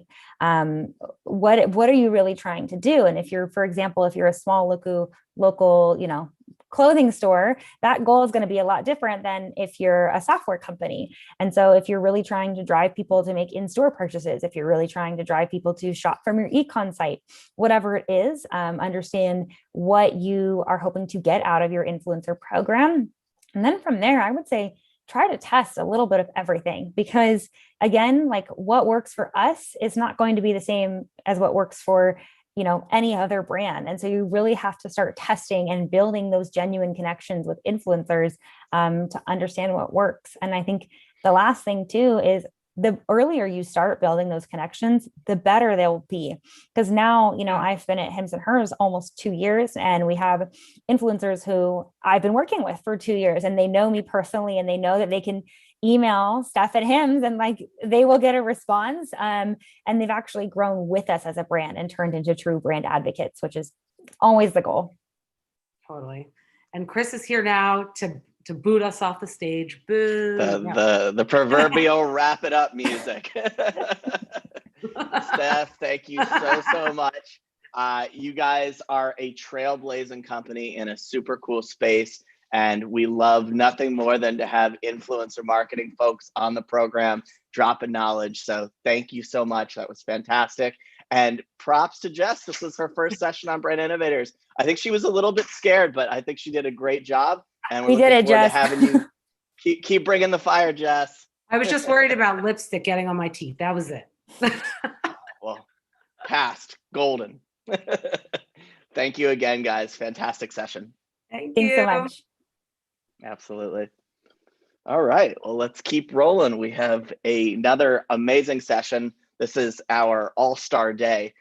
Next up, we have James Gregson, the creative director for digital at LEGO Agencies America. The session will be moderated by another newbie, Andrew Benfer, who is doing his first BI session with us today. He's the vice president of East Coast Sales at Influential. Welcome to the stage, James and Andrew. Hey, James. Hey, guys. How you doing? Very good. Doing Chris, great. thanks for the warm intro. Absolutely. And what a background, James. That isn't even fake. That's just legit. It is. It's not fake. It's expansive. It's bigger than the camera can capture. But yeah, Wow. I guess I would expect nothing less from the creative director of LEGO. Yeah, exactly. He's the real deal on this stuff. I've been doing my homework. I love it. All right. We'll have a great combo, guys. Yeah, for sure. And quick shout out to my friend Holloway on the earlier session. You did a great job, Jess. But James, great to see you, man. It's been a whole 24 hours. I've missed you. It has. Yep. Well, all right. So the format today is pretty much the normal Q&A. And I think from my standpoint, I kind of wanted to start with you. I think, that's really an interesting part of how you've sort of taken on the role that you're currently in. But I guess my first question is, how did James Gregson get to LEGO? Oh, man. God, nothing like talking about yourself from the get-go. All right. How did I get to LEGO? Listen, I started out in the agency side and in New York City and did the thing that I would recommend no one do, which was quit with no plan after 80-hour weeks and a lot of exhaustion and frustration and decided to do my own thing. Which was great, super empowering and super exciting for 5 years. I will be honest, I didn't have health insurance. And didn't have a wife at the time or kids, so I got away with it. And tried to not play in traffic as much as I could. And long story short, I basically got connected, through my network. I sort of built my sort of client base through like direct clients I worked with, as well as small startup agencies and other agencies, either as a consultant and sort of white labeling my services, and got connected to LEGO's PR agency. So worked with LEGO through them for a couple of years on some projects, and a role opened up, and my client basically said, "You'd be great for this." And 5 years later, I'm still there. Right on. And I found that to be like your story there pretty interesting too, just because you are in such an interesting brand house too. I mean, it really does require you to be quite a builder in your own right. And I'm just wondering, I mean, just in shaping yourself to get to this spot, I mean, did you find it to be, in a house like LEGO, to be like a welcomed home based on like your creative feed and how you wanted to really sort of roll up your sleeves and build creative content? Oh man, that's a good question. Listen, I'll say there is no experience quite like having your own business to then working as one of 18,000 people. Yeah, for sure. So there's definitely, I would be dishonest. I didn't say there's definitely some growing pains and some understandings about how a massive organization like Lego works. And that it's very much about bringing people along in a journey and, building advocacy across that process rather than coming up with an idea and making it happen by yourself. That just doesn't happen. Well, and I think, for the overarching like theme of today too, as we get into this, I think there's a lot that has to do with like not only the company Lego, but also the brand Lego that kind of gets there, right? And I think what I found interesting in talking to you and my experience with Lego too, is that the brand DNA really does come across in the communication, like be it through, a lot of the sub-licensing things you do, the studio partnerships you have, the social content, and the community that you're actually responsible for at the end of the day. And it feels as though that DNA has to really kind of shine through in everything that you're creating on a daily basis. That's definitely true. Yeah, and I guess just to sort of like give it a little bit of structure, I think these days everyone is sort of comparing this year to last year, and I would have to imagine that with an organization like Lego and a guy in your shoes with as many disciplines that there are at Lego, with as many themes that there are as Lego, as many audiences, you name it. It's been a big year. And what was 2020 for you? And I guess tell me a little bit more about how that feels compared to right now. It doesn't feel so different. It feels maybe a little too the same. Okay. It's probably the surroundings, right? It's the same. Yeah. I think as I joke, my Halloween costume this year is going to be this background, like printed out, tied to my shoulders, because living in my house with three young kids, I just don't leave this space while working. Otherwise, there's no coming back. Anyways, to answer your question, I think, speaking as humbly as possible, Lego had its most successful year in its history, which is bonkers and somewhat uncomfortable given the context of what last year was for a lot of people, a lot of brands and a lot of businesses, big and small. But you liken it to, I think that the statistic I read the other day was the largest puzzle manufacturer was up 400% last year. I think if you drill down to it, it makes a lot of sense, right? The emphasis on family time, whether we like it or not, has increased massively. And, the emphasis on activities, maybe not at the beginning of COVID that aren't digital first, is obviously increasing, right? So that, I'm sure book reading, book buying, all those sort of things, Lego building. Nothing like a good pandemic to make some idle hands, right? Yeah, exactly. So, it's great. It's super exciting. We probably had a little bit of a different type of challenge, honestly, than many other businesses. Much more on a supply chain side in terms of how can we stock the shelves quick enough, right? Especially as factories close down across the globe.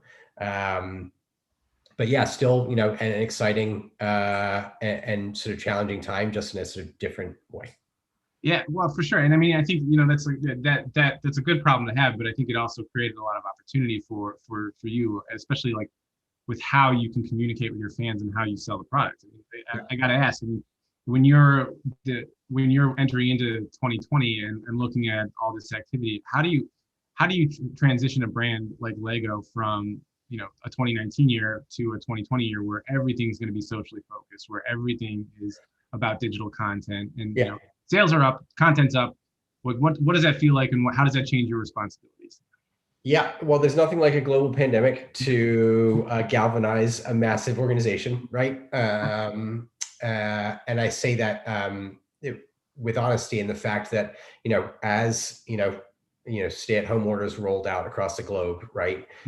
Our access, like everyone else's access to production facilities and external partners and media marketing opportunities diminished and diminished and diminished for good reason. But at the same time, I think given our sort of unique proposition of a product that satisfies idle hands, as you said, we kind of felt like we had a responsibility as a brand to support families, adults, kids that are all stuck at home, desperate for things to do.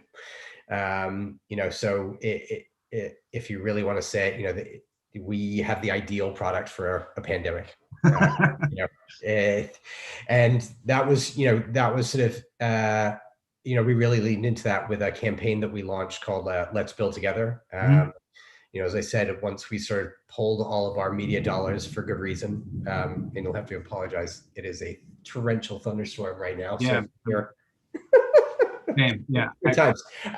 So yeah, we basically leaned into our own ecosystem as our media opportunities diminished, and basically reacted to a marketing brief in about 48 hours, repurposing a series of pre-existing content that was focused on giving people stuff to do, right? Building tips. What I'm hearing. Go ahead. And what I'm hearing is that you have LEGO, which is a global organization, which is a national organization with many facets underneath that you effectively galvanize an entire org structure underneath Let's Build Together, which, I mean, by luck, by chance, by whatever measure, almost made you guys refocus and really sort of understand your inherent brand qualities more so than all the themes that you have to continually play to. Absolutely. Yeah. Everything you said there is dead on, right? I think, there's nothing like seeing the power of a large organization when they stop doing so many things and focus on one thing. Right. Wow, can you do some amazing things? And we really did pull off, a series of global and local initiatives that were equal parts valuable, heartwarming, giving back, and supportive of people. So it was a super exciting proposition. And what was so interesting to me about it was that it put the focus on social, more so than ever for the brand. And what I found really compelling about that was that when you do put your brand on social, you really do get to that common denominator a lot faster. There's all that different stuff that's out there, but you get back to the core really quickly.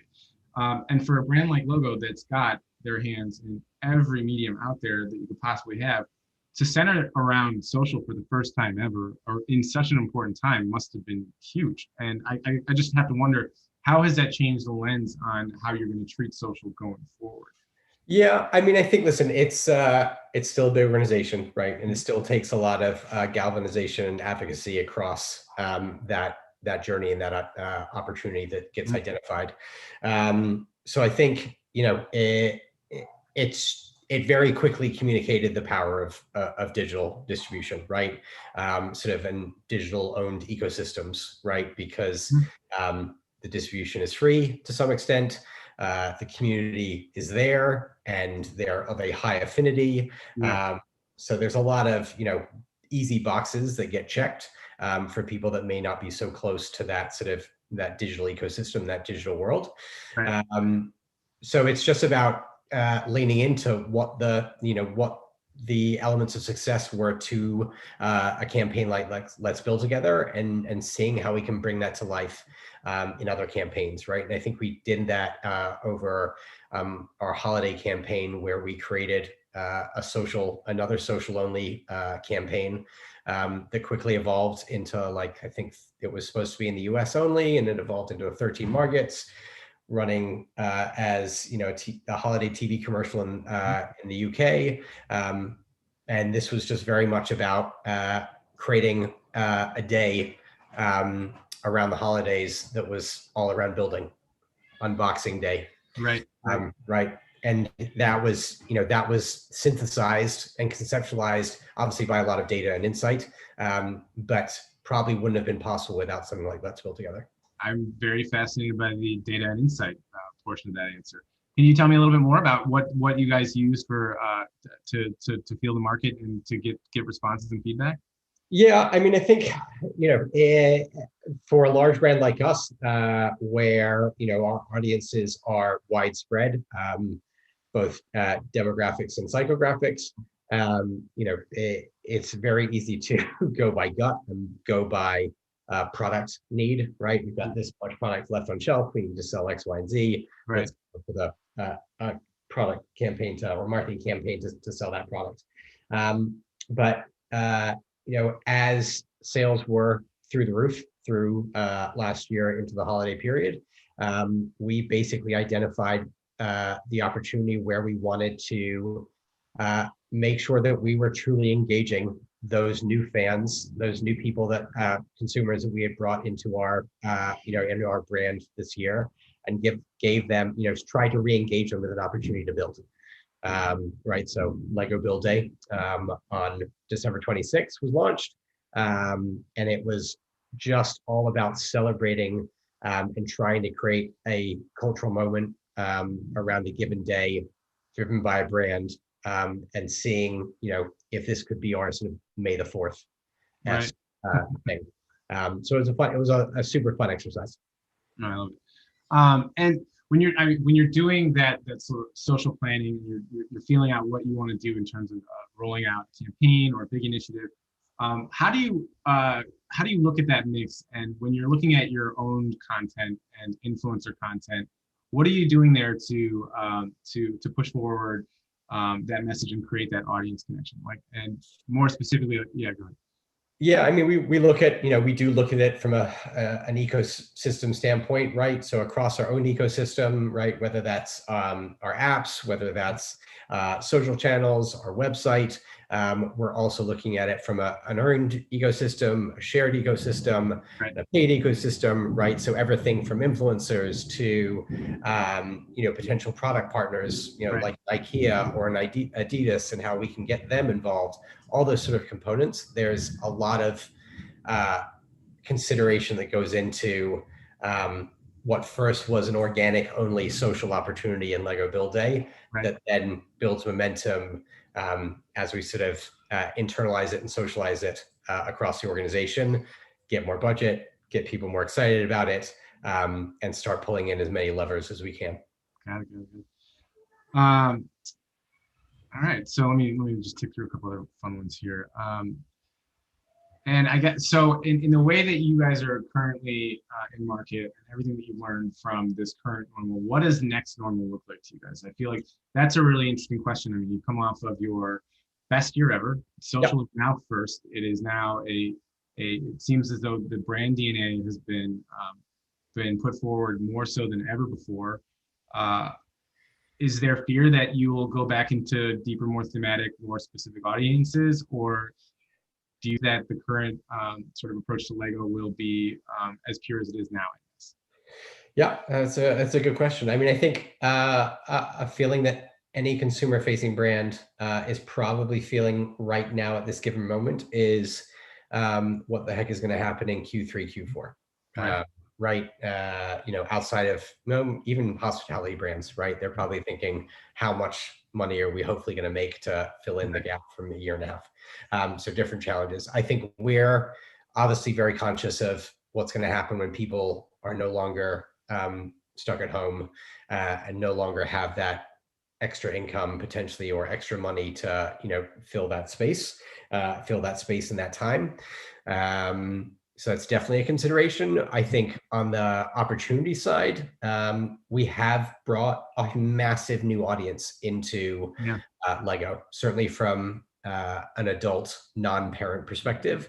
And that creatively is a hugely exciting opportunity for us. Right. From a marketing innovation standpoint, a creative standpoint, there's a lot of opportunity. So I think people like me are licking their lips at the excitement of the sort of creative opportunities that we can put forward.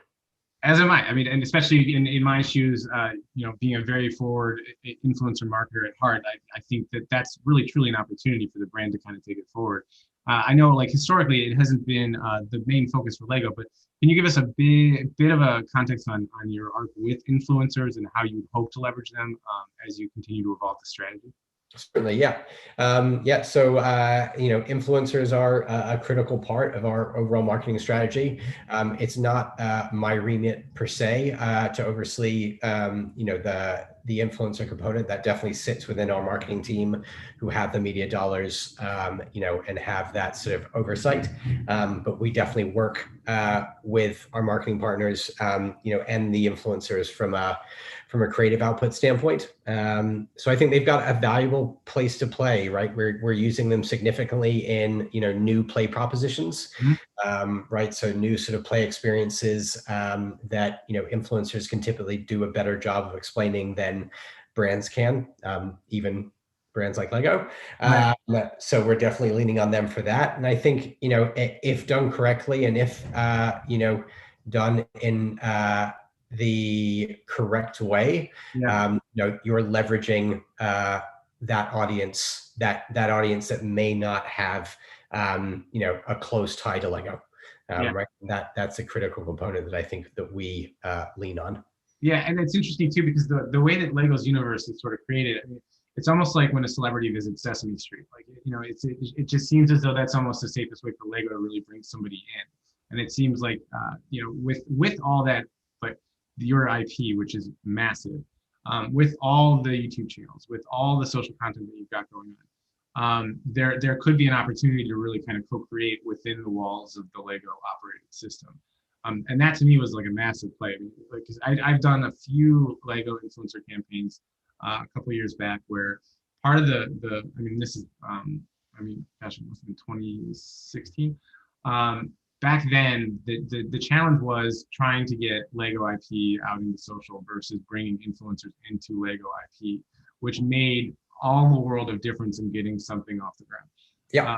And that to me, I mean, like in terms of red tape and like what you have to work through to really get your dream done, it's not the easiest thing in the world to change or innovate in Lego. And it just seems as though you're on this new sort of trend where you've got some momentum there.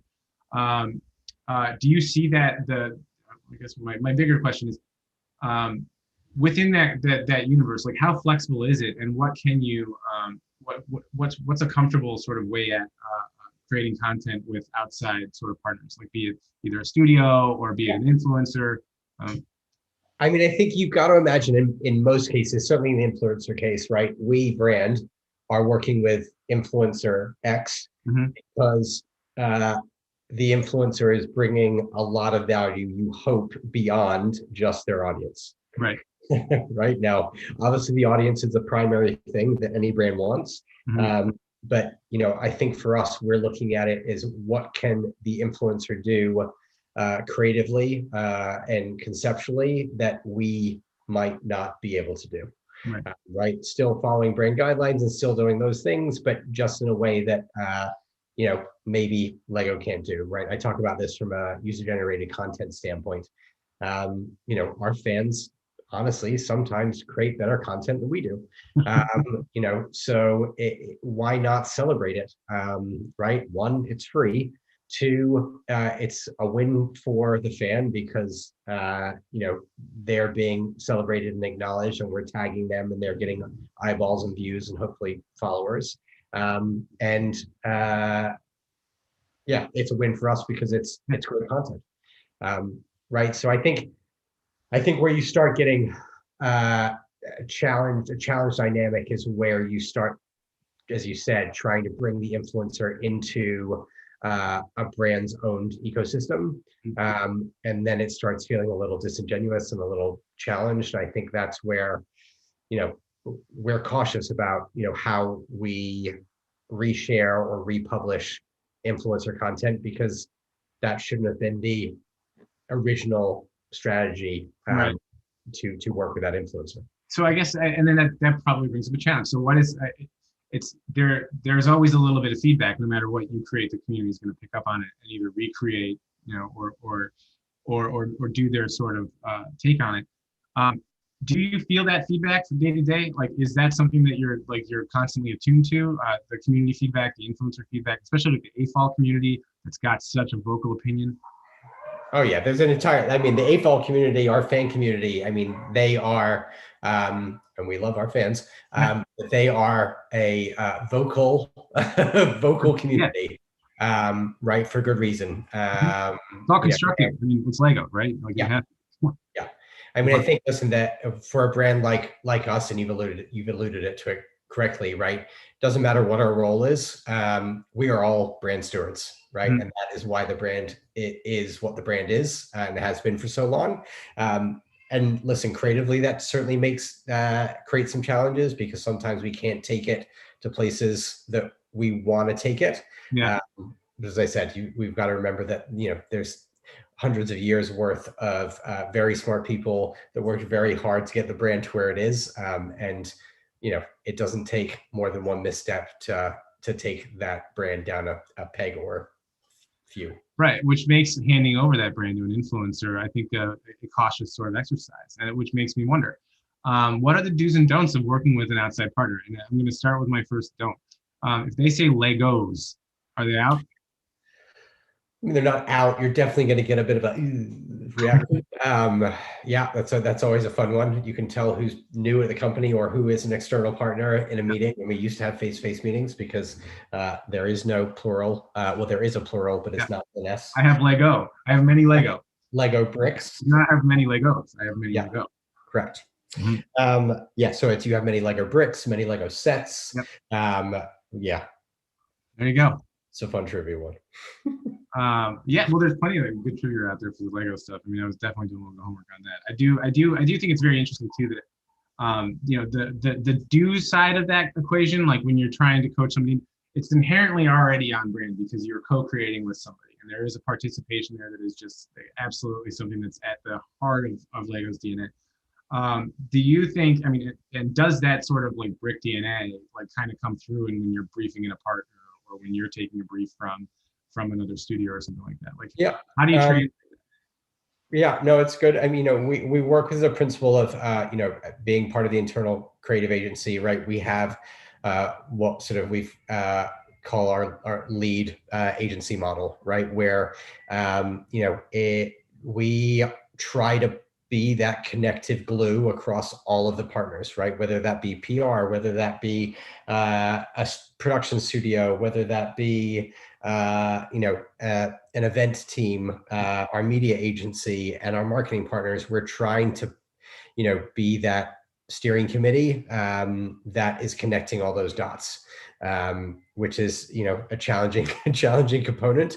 But I think it's a super critical role for us to play when, you've got, brand retail stores trying to do something. You've got third-party retailers trying to activate something. You've got, partnerships, they're, external partnerships at play, media partnerships at play, media plans at play. There's a lot of various levers to pull. So, I think we try to play that conductor, if you will. So, and then I guess there's two forms of brand safety. There's Legos, and then there's like the wider world of social and brand safety that you have to adhere to there. Can you talk to us a little bit about what you guys look for in brand safe environments and in brand safe content? Yes. Maybe not the specifics outside of, if we're working with influencers or, looking at media partnerships, obviously brand safety is hugely important to us.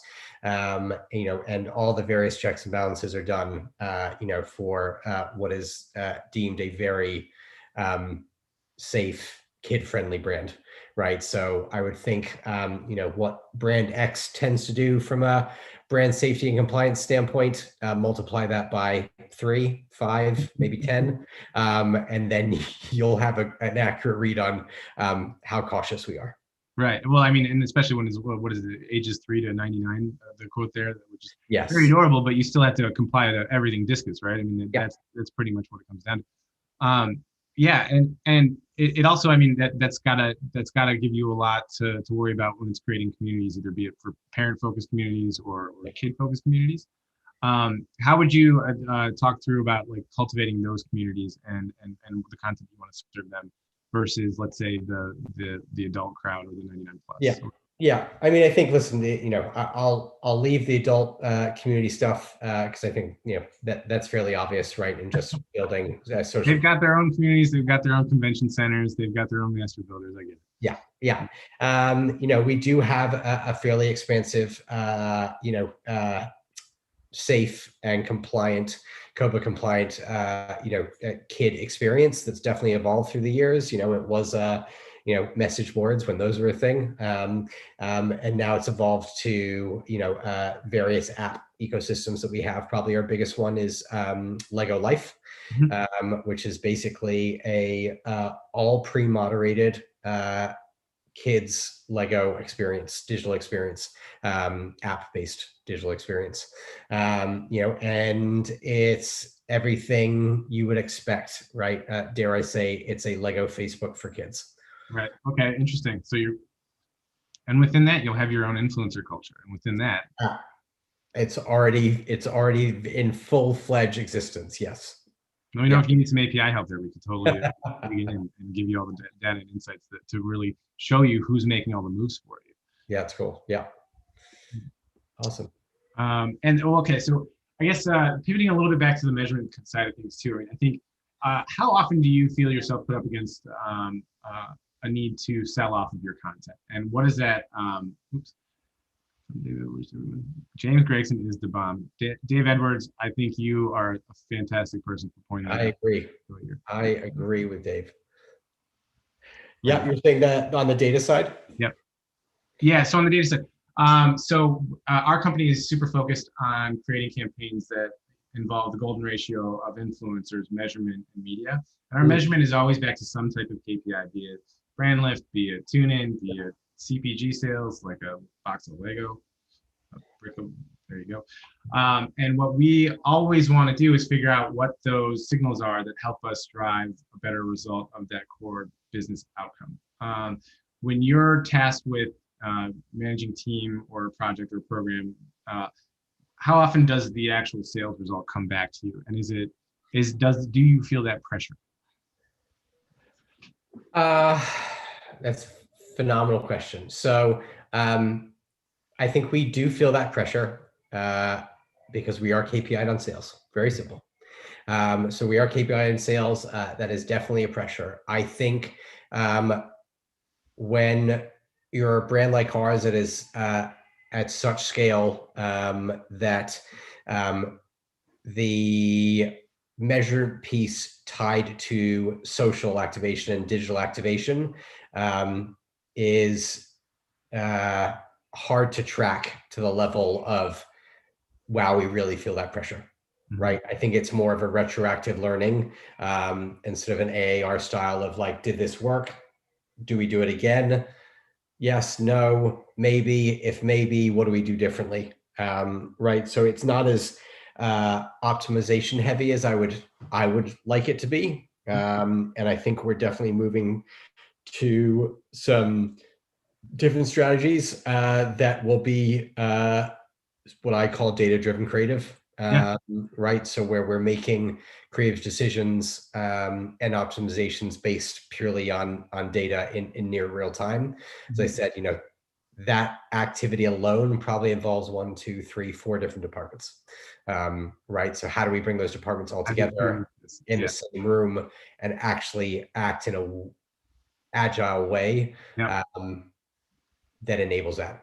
Yeah, well, it almost feels as though there's a converging center of excellence that's starting with content as the tip of the spear, because it really does get all the feedback, right? All the indicators come back to what that content was against what that audience was, and eventually, that those insights and analytics will fall in line to what you're trying to create, and that feedback loop will become more immediately directly back to you. I mean, in my mind. Yeah, I mean, I was controversial coming from a creative director, but my hopes is that we start actually living in data. Data informs every decision that we make, right? Creatively. Really hope that, because it's very easy to work for a brand at Lego and be subjectively driven. But the data should inform what we do, certainly digitally and socially, in a in month, in week type of activation. Right. Yeah, it's interesting too. I mean, to me, the social landscape is like there are brands that authentically feed themselves into the space, and clearly influencers lead the way and really driving a lot of that engagement on the platforms. And it just feels to me as though the more you're able to follow your gut with data, the more likely you are able to create the content that you actually envisioned you wanted to create. Like it just makes you a little bit more confident that you're actually going to give somebody what they're expecting to or hoping to receive, as opposed to getting something that's going to give them a bounce and make them feel as though that platform is disrupting their sort of social immersion, if you will, like, or that escapism that these platforms provide. Yeah, I mean, I think my one-liner, maybe it's not a one-liner, I'm being way too concise, but my point of view on performance data as it pertains to content is you've just got to be laser focused, right? In that, what that metric is, right? You know, it shouldn't be, you should really have one metric that you're looking as a qualifier of good versus bad, and that should be benchmarked against something of equal value from a strategy standpoint, right? A conversion asset that drives to shop.lego.com should not have the same KPI as engagement asset. It sounds really basic, but when we work with our media agencies, it tends to get way too granular, and there's 10 different partners, too many platforms, and then you're like, wait, but this one only does that KPI, this one only has that audience. Well, I guess that brings me to another question for you too. It's, how do you treat the platforms? I mean, how do you use what they're good for to bring out the best of Lego? So for instance, you and I were having a pretty interesting riff on this yesterday, where it's Instagram to me is really this very beautiful catalog that's got some great movies on it. It's always feeding back to me what I've been putting into it. Whereas TikTok takes me on these crazy journeys that I never expected myself to get into, and has revealed a new side of my psyche that I didn't know that I even had. Yeah. And I would imagine the same thing would happen to Lego. Yeah, I think that's probably pretty fair. I mean, we work really closely with our media partners in terms of, devising what that audience strategy looks like, right? Across social channels, the Facebooks, Pinterests, et cetera, of this world. And I think there's maybe some future evolution that I think we're all hoping for, right? In those major platforms, and the, dare I say, perceived value that they have, or monopoly. So I think we'll definitely look at, I wouldn't be surprised at what that looks, that it looks very different, even as early as next year, right? And how we lean into those, I would say, established social platforms. Still have a place to play, but I think, there's definitely opportunity, innovation wise, to look at sort of other distribution methods, other platforms, owned ecosystems, et cetera, to try and fill that gap. Right.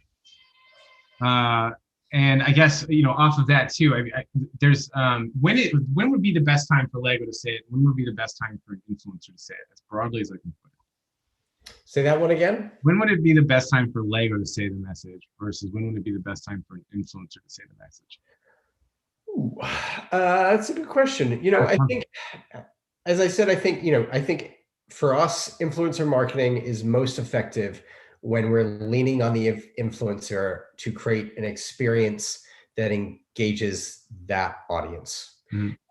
Right? The moment we use an influencer in that inauthentic way, I don't think you're going to have a successful result.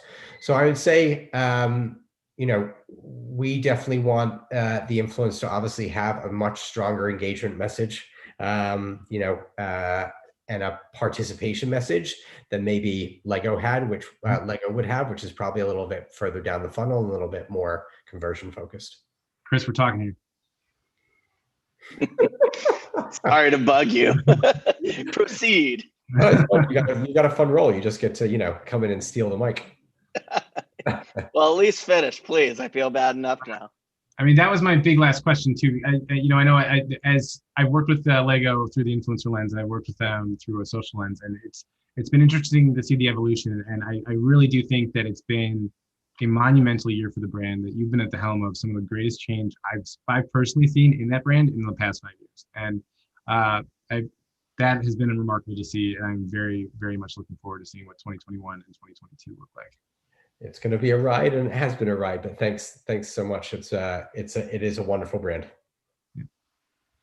All right. One exit question. Did you build these things behind you yourself? I did, pre-kids, I will say. I did build all of them pre-kids, mostly. Yeah. Yeah. Oh my God, you're like father of the year. This is amazing. I can't believe they're still intact is my thing. Well, that's why they're in there. Father of the year is that. Well, that one. The castle there? Yeah. Yeah. That is something else. Wow. Their know-how on Legos better be like next level, huh? Yes, correct. You They're expect a little, nothing less. they're a little young now, but eventually I will be seen as hopefully the coolest dad ever for that very short window. Oh my gosh, I love it. Well, thank you so much, James. Lots of wisdom here today. We don't get too many creative directors on, so it was great to hear your perspective on things. Andrew, dutiful job on your first go round. We're going to bring you back. You have the gift of gab, as I told you the other day, and it leans very well towards this. So. All the pressure is on James. I was just kneeling him. Yeah, all we do is lob questions over here and sit around and eat chips. Yep, love it. Awesome. Cool. Thanks again, guys. Really appreciate it. Take care. All right, guys, we're winding down to the second to last presentation of the day.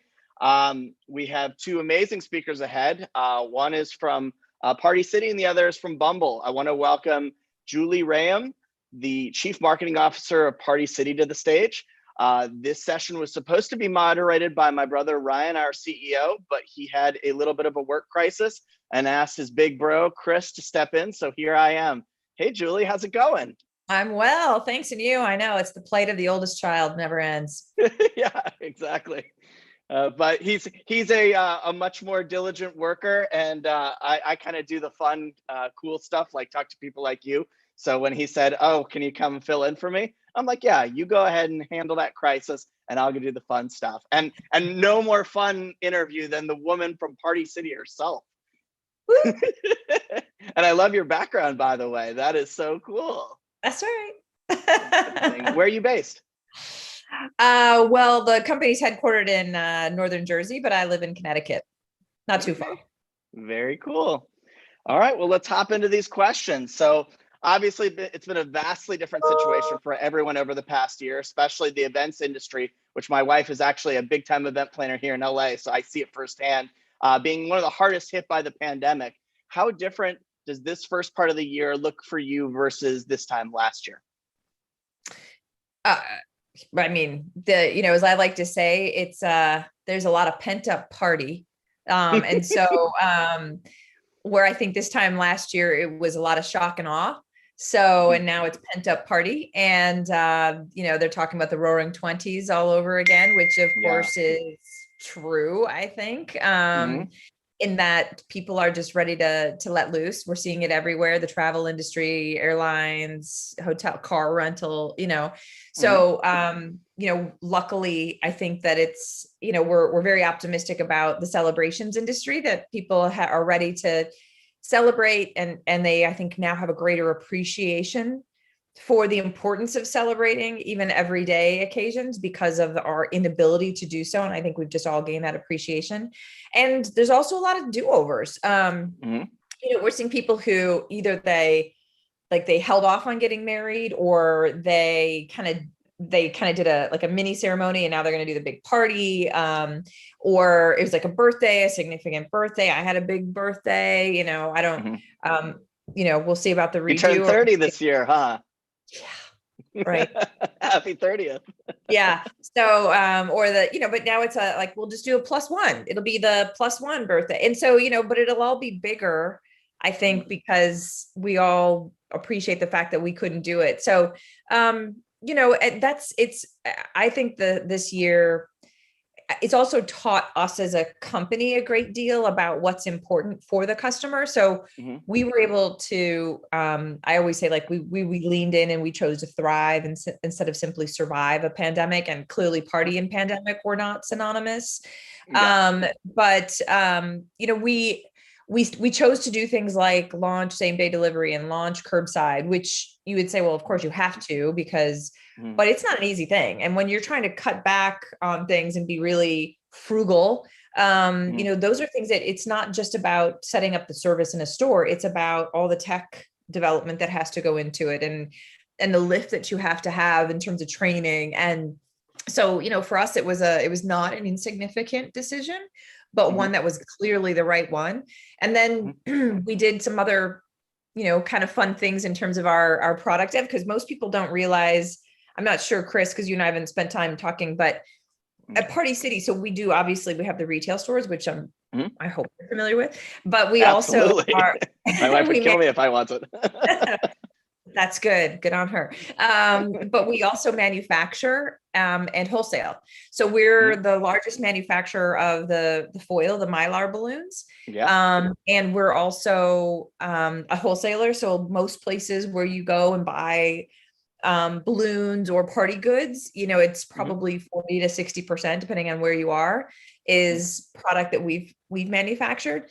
So when you look at the whole ecosystem, obviously it all was fairly tight, but one of the benefits, I think, of having sort of this vertically integrated model is that we were able to be more innovative in terms of the product, the packaging and the offering and the kits.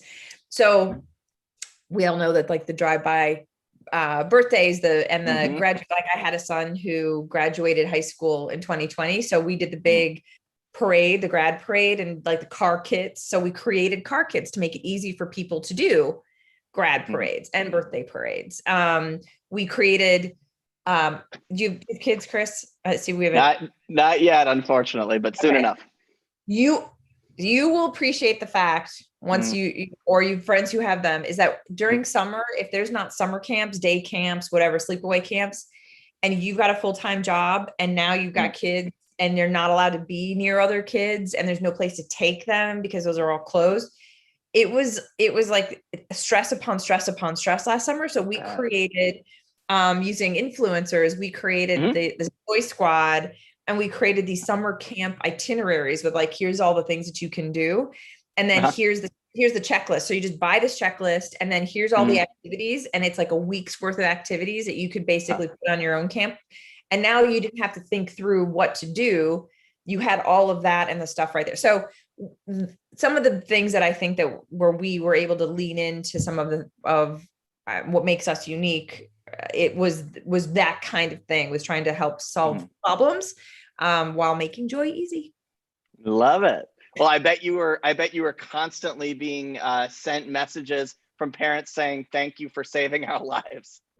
Well, we did get, part of the other thing that we set up a larger social presence than we had ever had, part of with the influencers, but also just with customers. And we work with Pinterest, and we work with Google, and we Instagram and all, so we definitely were trying to encourage people to talk about what was working and not working, not only because of course it's, I think, a smart marketing thing to do, but it also gave us some great insight and intel so that we could then learn to be like, oh, like it was good, but if it just had this, or like, oh, that part of it just didn't like fly as well as we thought it would, or what, you know what I mean? And so it was that kind of feedback, and that social posting is really important for a myriad of reasons. Yeah, we're really all students to this new world. And I mean, every industry, everyone's looking to refine their craft. So I'm sure you guys were no exception to that. No, absolutely not. Well, we kind of touched on this already, but let's go a little bit deeper. So Party City has 900 plus locations. I don't know if a lot of people knew that. Please explain the challenges that the pandemic brought about and what you and your team did to overcome them. Yeah, we were very brick and mortar centric. We hadn't, anybody who had been to our site would attest to the fact that we hadn't invested in the digital experience. I mean, we certainly had an e-commerce site, but we maybe didn't invest in the experience of the site. And so you could always come and buy what you wanted to buy. So I'm not saying that, but we had made with us, we have the entire executive team, let me just back up a little, is really new. So I've been here, I started 3 months before the pandemic. So it's always a good way to start. But our CEO started like 3 months before me. And then the chief merchant, the chief commercial officer, the CFO, the CIO, everybody kind of brand spanking new, all coming in right in either like at the beginning of the pandemic or somewhere like right before it started. And the whole team, our new mantra, of course, making joy easy, was also about going from being just the provider of the party product to the provider of the whole party experience. And so with that slightly different lens, that customer first experience focused lens kind of gets to then like, what did we do during the pandemic to try to still make that real, is that we wanted to lean into the whole experiential component. And so this was, well, we had some new next generation stores that we had started to launch, and we wanted to continue to, maybe we weren't launching as many, but we still launched some, and we want to really use them as incubators to really test what kind of experience in the stores. And then to my point about the digital experience, we'd had a site and it was really set up to do the first, which was like buy all the celebration products you need. And it did that great. But we were making a shift to now be able to have a party experience, and that let us help you to deliver on that. And so the site wasn't really set up to do that, because that's a very different kind of experience. So what we've been trying to do, it'll be over the next 12 months, it'll be more and more, you'll continue to see more of this, but is really to try to be able to bring people in and see the entire, like be inspired to see like the entire setting of a grad room or a birthday room or whatever, like the event, Easter, whatever the event is, at the moment, and then be able to sort of buy that look, or be, to be able to see, because a lot of people, when they think about putting on a party, or they're thinking about, any like a dinner event, like even if it's not a formal party, it's like, I'm just gonna have people for dinner. Can I do something that kind of makes it feel or look more special? It's like people are sometimes like paralyzed, like, I don't know, like I can cook the meal, but I don't. And so what we want to do is make that easy. And so how do we help to present images and be like, here's a simple checklist. So again, that is a little of the shift that we made. And then you couple that with what we already talked about with, the services that we offer. We brought in party planning. So we brought in experts who are probably like your wife, who are event experts and party planning experts. And we set them up in a virtual forum where they could virtually either like this, like on screen, or they could text. And you could get advice, like, I need to do this. This is my wants this. And so we would help them like, okay, how many people? And, well, do they like this? And then we would help package it together. So again, trying to kind of come into being able to be more of an expert to help people go in and get what they need versus spending time. Not everybody likes to spend time browsing. Some people just are like, I just need this. I need it to look good. I don't know what to do. Can you tell me what to do and give me that list? And here's my budget and here's the number of people. And so that's what we're on a quest to do. And we're doing now through the party planning team and through the services online and through some of these kits and packages where we're making it a one-stop shop, but we've got more work to do. And so that's kind of the exciting development part that's yet to come. Nice. It seems like parties are kind of changed. I guess almost everything you can say this about, but parties are sort of forever changed by this event. And you kind of have this new model of how to do parties, in case, there are certain places in the world that don't, I think we're on a progress track that hopefully we come back soon, but in the case that you don't, now you have like a strong strategy that can kind of push you forward, right? Yep, absolutely. And again, I think what's nice about the strategy is that it's ever evolving, because you can continue to serve people in multiple ways, because everybody's looking to achieve their celebration in some different way. Some people love, like probably like your wife, love all the details, like wants to go hog wild, loves all the, and some people are like, oh my God, I hate this kind of thing, but I gotta do it. My kid's gonna kill me if I don't. And so they just want somebody to help them serve it up so they can look like a hero without actually having to spend a ton of time. Yeah. No, it definitely doesn't come to everybody. Like the ability to plan a party is not like second nature to so many people. So I think that you need that packaging. I mean, we package, at McDonald's, it comes in a package. So if that's difficult, you can only imagine planning a full scale party, right? Exactly. Totally. Exactly.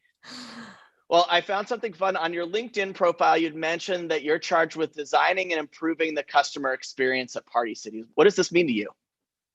Yeah, well, I mean, it means that kind of the buck stops here if you have a bad experience. So, and that's the stores, that's online, and that's where it's more than just the way that I, take it on, is that it's more than simply like when you come into a store, it's more than just being pleasantly greeted and offered assistance. It's about trying to get beyond and trying to get to what we were just talking about, which is like, what is really the problem that we're looking to solve? What is the pain point? And so we do a ton of customer journey mapping of all the different customer journeys that people can take, whether it's partially digital, all digital, no digital, that it's all brick and mortar, and that starts even before they even think about a party city. It's like way early on, like, oh wait, my kid's birthday's coming up. Oh, like, I think I should have a dinner party. Like, I was thinking the other day, I was like, oh, I love the Kentucky Derby. We should do a Derby party on May 1st. Okay, I should think about that. What should I do? So I went on the site and but some people don't go to I go to our site to start the inspiration, but some people might go to Pinterest to get inspired, or they might be on Pinterest and see something and then simply be inspired just because that's where they were. And so my job as the kind of the chief experience officer, I think the chief marketing officer is probably more, most people kind of get that because that's been around a long time. But the experience officer, is like, how do I help get way early before they even think about us? And how do we help to make that experience enjoyable the whole way through? Because let's face it, if you were to look at the emotional scale of that journey, not just we look at it very quantitatively, like what are the steps? Where do people fall off? Where do they like go here versus go there? So we look at it very quantitatively. But if you were to look at it on a pure emotional scale of like, oh, like there's a part that's exciting. Like they see pictures of things like, that's cool. I want it. That's great. And then it's like, well, I got to start to like, let me put some things on a list of things I'd like to do. And then it's like, that's, that can be kind of fun. And then it's like, well, now I got to start to like plan it, like who and when, and like, what about like if it rains or what if, and then suddenly it's like stressful, right? And then it goes into this valley of death, right? Of like you're talking about a party, but it's like the worst. You're like, oh my God, like what if it falls apart? What do I do if somebody doesn't, like somebody's a vegan and I'm offering like kielbasa or like, I mean, like you've got all these things, right? Yeah. Kid's got a nut allergy and then there's like a nut in this cookie and oh my God. So you go through these things and then it's like, then the celebration, and it's like, oh, and then like, oh, I get to take pictures of it and share it with people and look what a rock star I am and like, yay, but then I got to clean up and then it's like, oh, like, so do that. It is peaks and valleys, truly. Right. My goal is to make that whole thing happy. Like, I don't want those valleys. I want them all up here all the time. How do you like, and that's a big, so as an experience, that's the deal. And it doesn't matter where they are, how do I do that? How can I help to do that? And again, I say because it's like, it's me doing it. The royal I hire only the smartest people. Like I could go away and this thing would go because I hire the best people. They are the brilliant ones behind me and they're making all this stuff happen. But that's our quest. This is what gets us up, is how do we think through all those phases and make that the ultimate positive all the way through. Gotcha. Fun little side question for you. Are you a natural born party planner? And the reason I ask is because the amount of pressure that must be upon you when you plan a party has got to be epic. I know, I feel it. No, I'm not a natural born party planner. No, we enjoy having people over. I love the cooking and the cocktail and the mixology and like the cute napkins. I was never one of those with like the most beautiful, like I'm not Martha Stewart. I was never one of those like the most amazing table that people are going to take pictures of. That wasn't, look, I was born in Wisconsin. I was more of like the keg in the back, the plate of cheese, sausage, all good. I was gonna say, that's why you said kielbasa earlier. Right? Like all good. This is where I was born. Like cornhole and horseshoes. Like that's, for me, that was the party, right? So I've really upped my game. Now there's balloons everywhere. I send balloons. I have like that. Yes. So I have upped my game. There's no doubt. But I also feel, I put the pressure on myself, to your point. I also feel the pressure of like when things are reopening here and like small businesses in town and I know them, I feel the pressure of like, I need to send them balloons. Somebody has a significant, I need to send them balloons because I can have them delivered and it's such a wow, but I feel like it's my duty because it's kind of expected, but I feel like it's my job to create joy for everybody around me, not just the customers of Party City. No, I know from my wife especially, balloons and flowers are a must at everything. She threw me an epic 40th birthday party. And I'm like, babe, I don't need flowers. We don't need to spend thousands of dollars on flowers. She's like, oh, but we do. Oh, but this is where you're wrong. Although I will tell you, I think balloons last longer.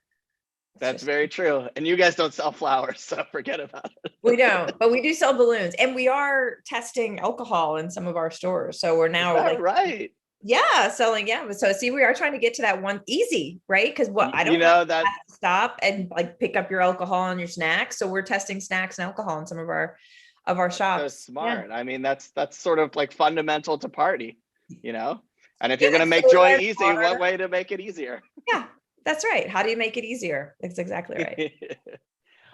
What have been the key marketing channels for Party City historically? I know you're sort of on the newer side, and how has this changed moving into 2021?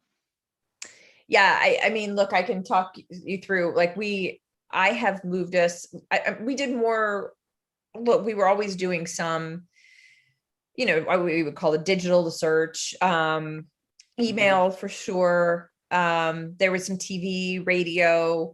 I don't think there was a lot of print. Again, I'm going before, because I came in December of 19. So but last year basically shifted, well, as most, I think, retailers, unless you were the ones who were benefiting from a pandemic, which there was a small subset of those, but we weren't necessarily one of those, is that we very much pulled back into fully digital, because we had all of our stores were closed for a couple of months in there, like April, May, largely, and into June.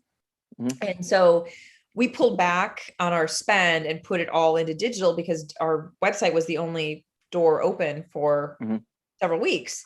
So, and I was pushing more digital anyway. I was setting up a bigger social presence. I was setting up the influencers. We were setting up our online, delivery services for people.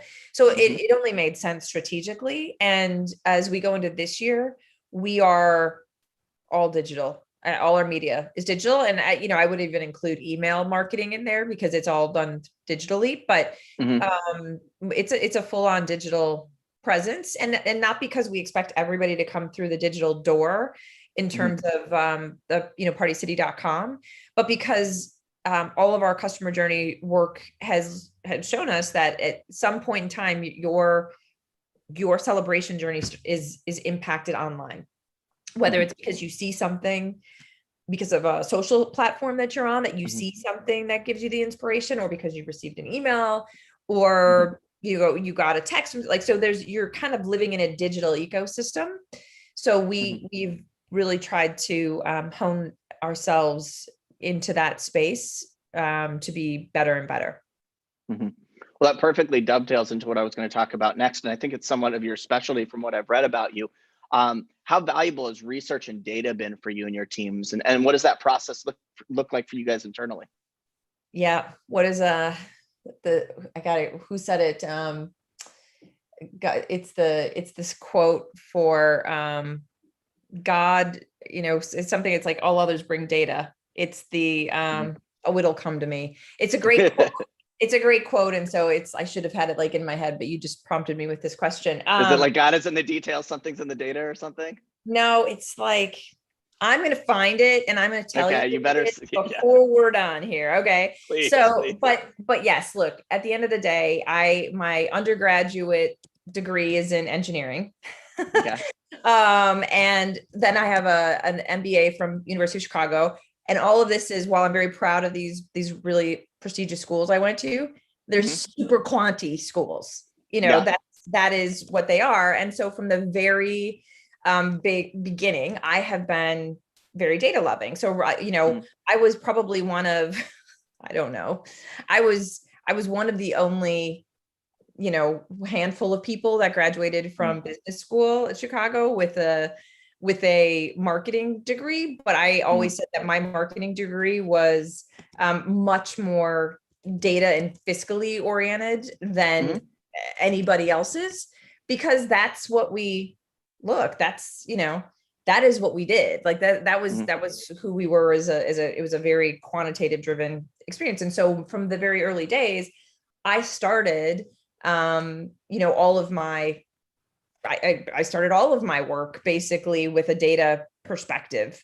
So that was what was important to me. And that served me well. I mean, like even in my early days, at Ford and then at Chrysler, it was always data driven. And I found that actually working in very engineering and manufacturing driven industries, male dominated, all of them, where, you know, if I was going to succeed, and this is both sort of a kind of a woman thing as well as being in the kind of industries I was in thing, is you had to be better prepared and you had to be more factual, which I was good with because I was sort of trained that way, than maybe your male counterparts. And so I very much leaned into that and have always been like, let the data tell us and let the data lead us. And it worked well in my discipline, because while I graduated from business school in the mid 90s, when, you know, the internet was just coming of age,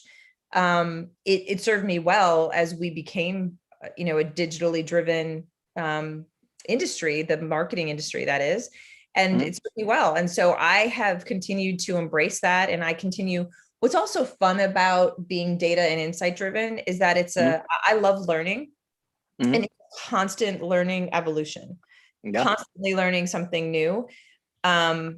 Just tools, but also insights, and and it's also amazing when what the data will tell you, and you're like, oh, wow, if we, like, you just did that, and the results are immediate. I mean, I'm an immediate gratification person too, which is why I don't love to shop. I love to buy. I'm that kind of person. But that immediate gratification sort of thing in me is super satisfied by being a data and insight driven company, because now with all the digital data coming at you instantly, you get that and you can pivot on the dime.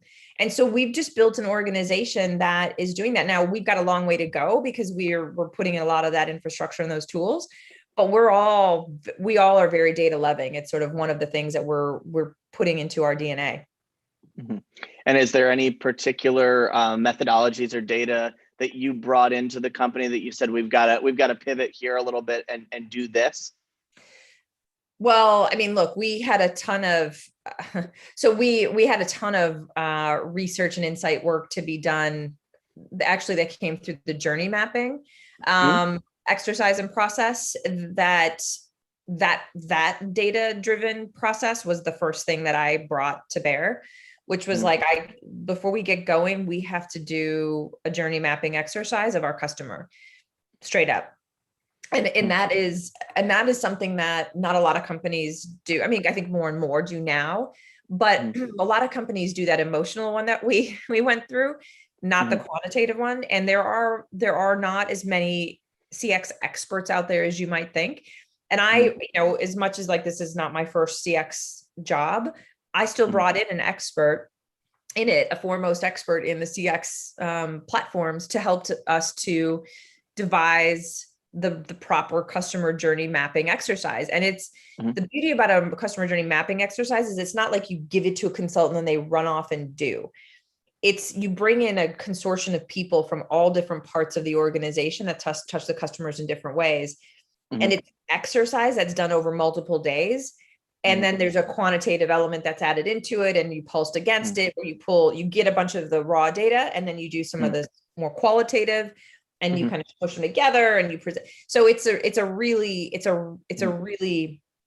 great investment of time and money, but because it does more than just guide the organization, it also brings people along because they're part of it. And and when you're talking about a transformation, which we are in, it's one of the most powerful tools I think that are out there.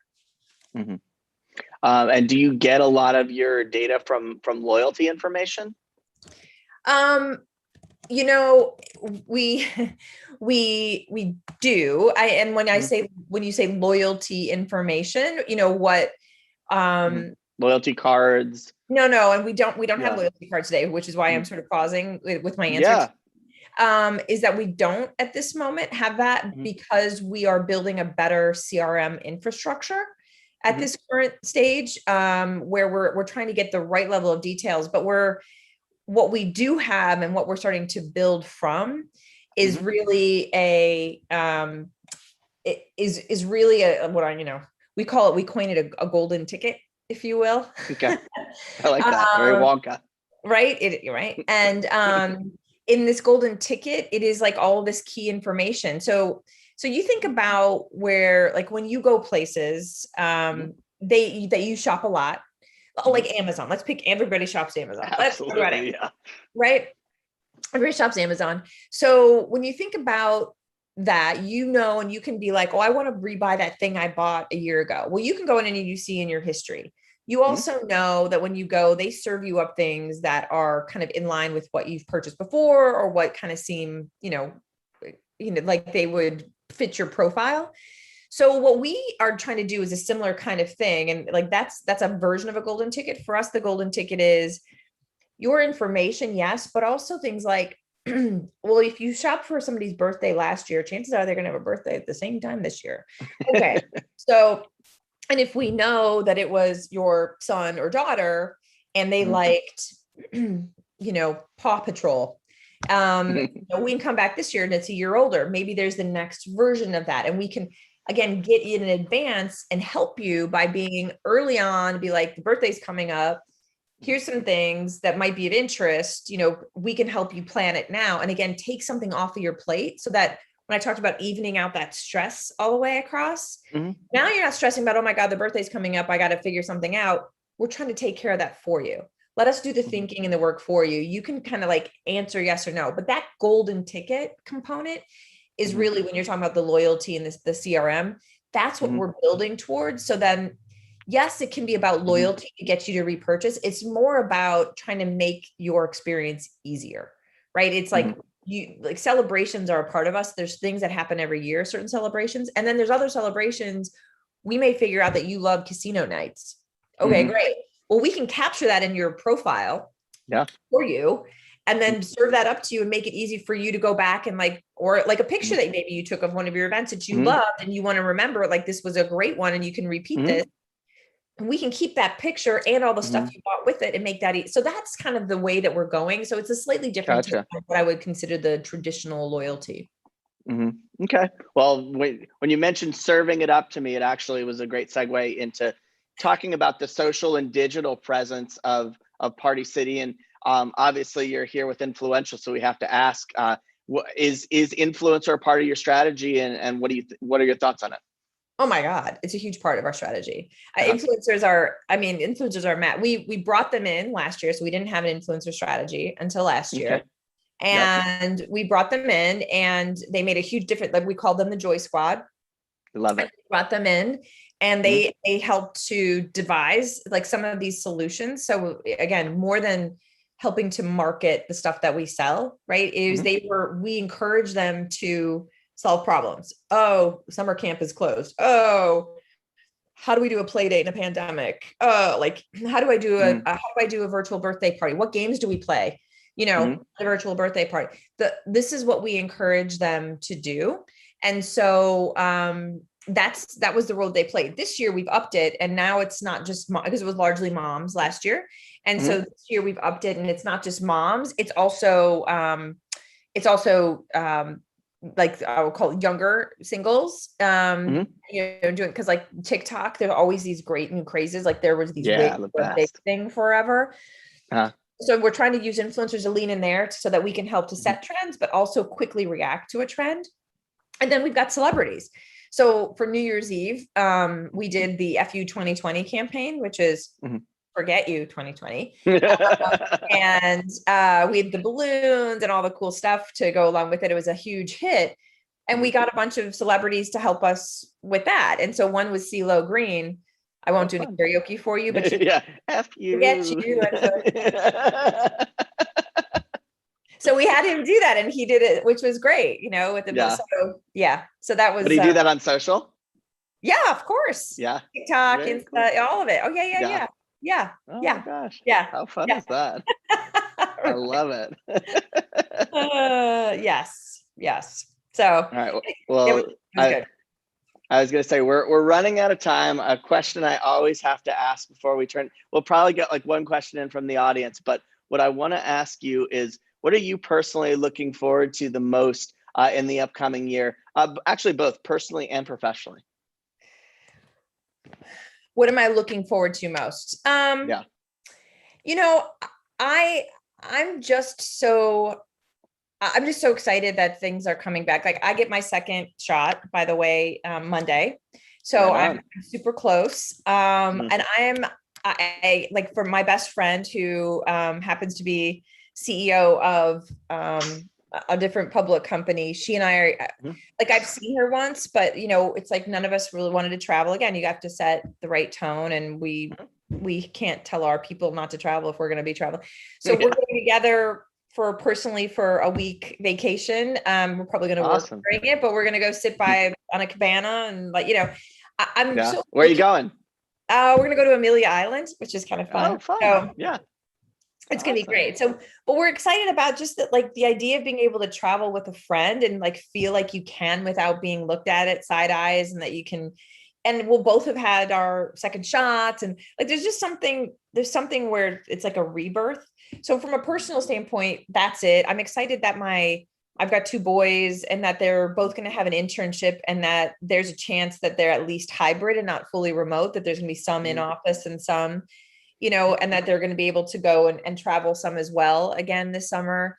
And I'm excited for the business in that I really do think it's pent up party. I do think it's the roaring 20s, and I'm excited for how we can help to serve, you know, the customer and making that easy and as fun and reasonable. I mean, part of what we do is, you know, you shouldn't have to break the bank to like have an extraordinary celebration. And so, you know, we want to be able to help people do that too.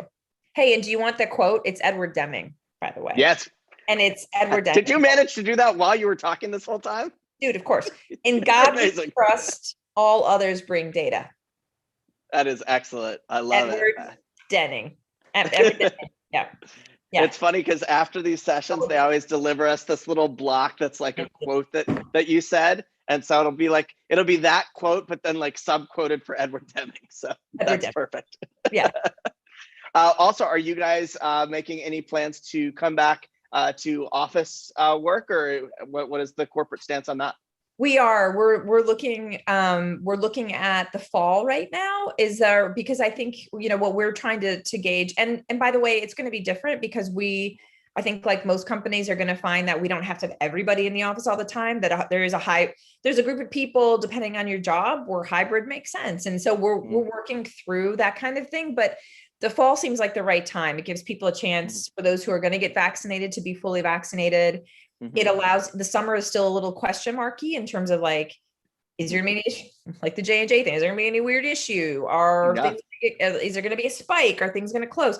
What happens if like summer camps, and can we really ask people to come back to work if the kids and they can't have daycare? So for us, the fall felt like the right time. And again, we always reserve the right to reassess, and we're going to do what's right for our people first and foremost, straight up. Yeah, I think as a society, we just have to become malleable. I mean, interestingly enough, I am, as you can probably tell, at the influential headquarters here in Beverly Hills. This is sadly the last time I will ever do this from here, because we've just decided that it makes more sense to work from home for now. I don't believe that that's going to be an end result and that we'll work from home forever. But, you know, if you can cut some big overhead expenses, like an expensive Beverly Hills office in the meantime, and then you find that your team works really seamlessly, and you find that you give people hours back of their day, you know, especially, you know what it's like getting ready for work, commuting, going back, that whole thing. That's a 3 or 4 hour representation to a lot of people. And you take that out of the equation and people can just jump out of bed and go right for it. So I'm a big fan of that. And if we're looking at silver linings for what happened this year, I would say that that's probably the greatest silver lining. I agree. I think that balance is been, you know, kind of identified for companies that were a little bit more skeptical. And again, I don't think it's a total flip flop. I think the right answer is somewhere in between. Yeah. And it's a partial time, or it's some people some of the time. And I, you know, look, there's value. We all miss being with each other. I mean, we've had a couple of quick offsites, but there's nothing, you know, you get recharged by being together. So, you know, I think it'd be a mistake for us to be fully like this all the time. There's some I agree. Get back together periodically, at least. Yeah. Nothing like the mind hive when you're in person and, you know, clicking on all cylinders, right? That's right. That's true. Awesome. Well, I was put in this spot at the very last minute, but I'm very thankful to my brother's busy work schedule, because you are so much fun to talk to. I should expect nothing less from the CMO of Party City. So thank you so much, Julie. Really, really enjoyed the conversation, and I hope we can keep in touch and keep the ball moving. Sounds great. Thanks for having me. Awesome. Thanks so much, Julie. Well, usually I would have somebody coming on to transition, but that's me. So I'm going to make the transition myself. Thanks, Julie. So we are down to our last session of the day. It is my session, so I get to do a back-to-back here. I could not be more excited to bring on my new favorite person, Shahar Scott, who I'll let everybody know this from the jump. She is the first person that I've ever interviewed who was like, hey, let's get together, let's have some drinks or whatever. So we set up a dinner last week and we went to this place. Anybody in LA, we're recommending this highly. Mio Babo is the name of it. And they have the most amazing truffle menu. And we went truffle crazy and had some great wine. And now I have a fantastic new friend. It is so great to see you, Shahar. Hi. Hi, it's so good to see you. And I'm still full from that dinner. It was outrageous. It was outrageous. Permanently full, that's fair. Permanently full, yeah. Thank you so much for having me. Feminine energy. I like the background. You know, super cool. you know, always on brand. Right? Indeed. All right, well, let's jump into some fun questions here. So Bumble has a powerful mission of empowering women. Can you tell us a little bit about how you champion that mission with your internal team to empower your colleagues? Yeah, thank you. And thank you so much for having me. Our mission at Bumble is really to create a world where all relationships are healthy and equitable, and that people are able to connect safely in an online environment where women make the first move. And we believe that by empowering women to have the opportunity to make the first move, they set the tone from the very beginning.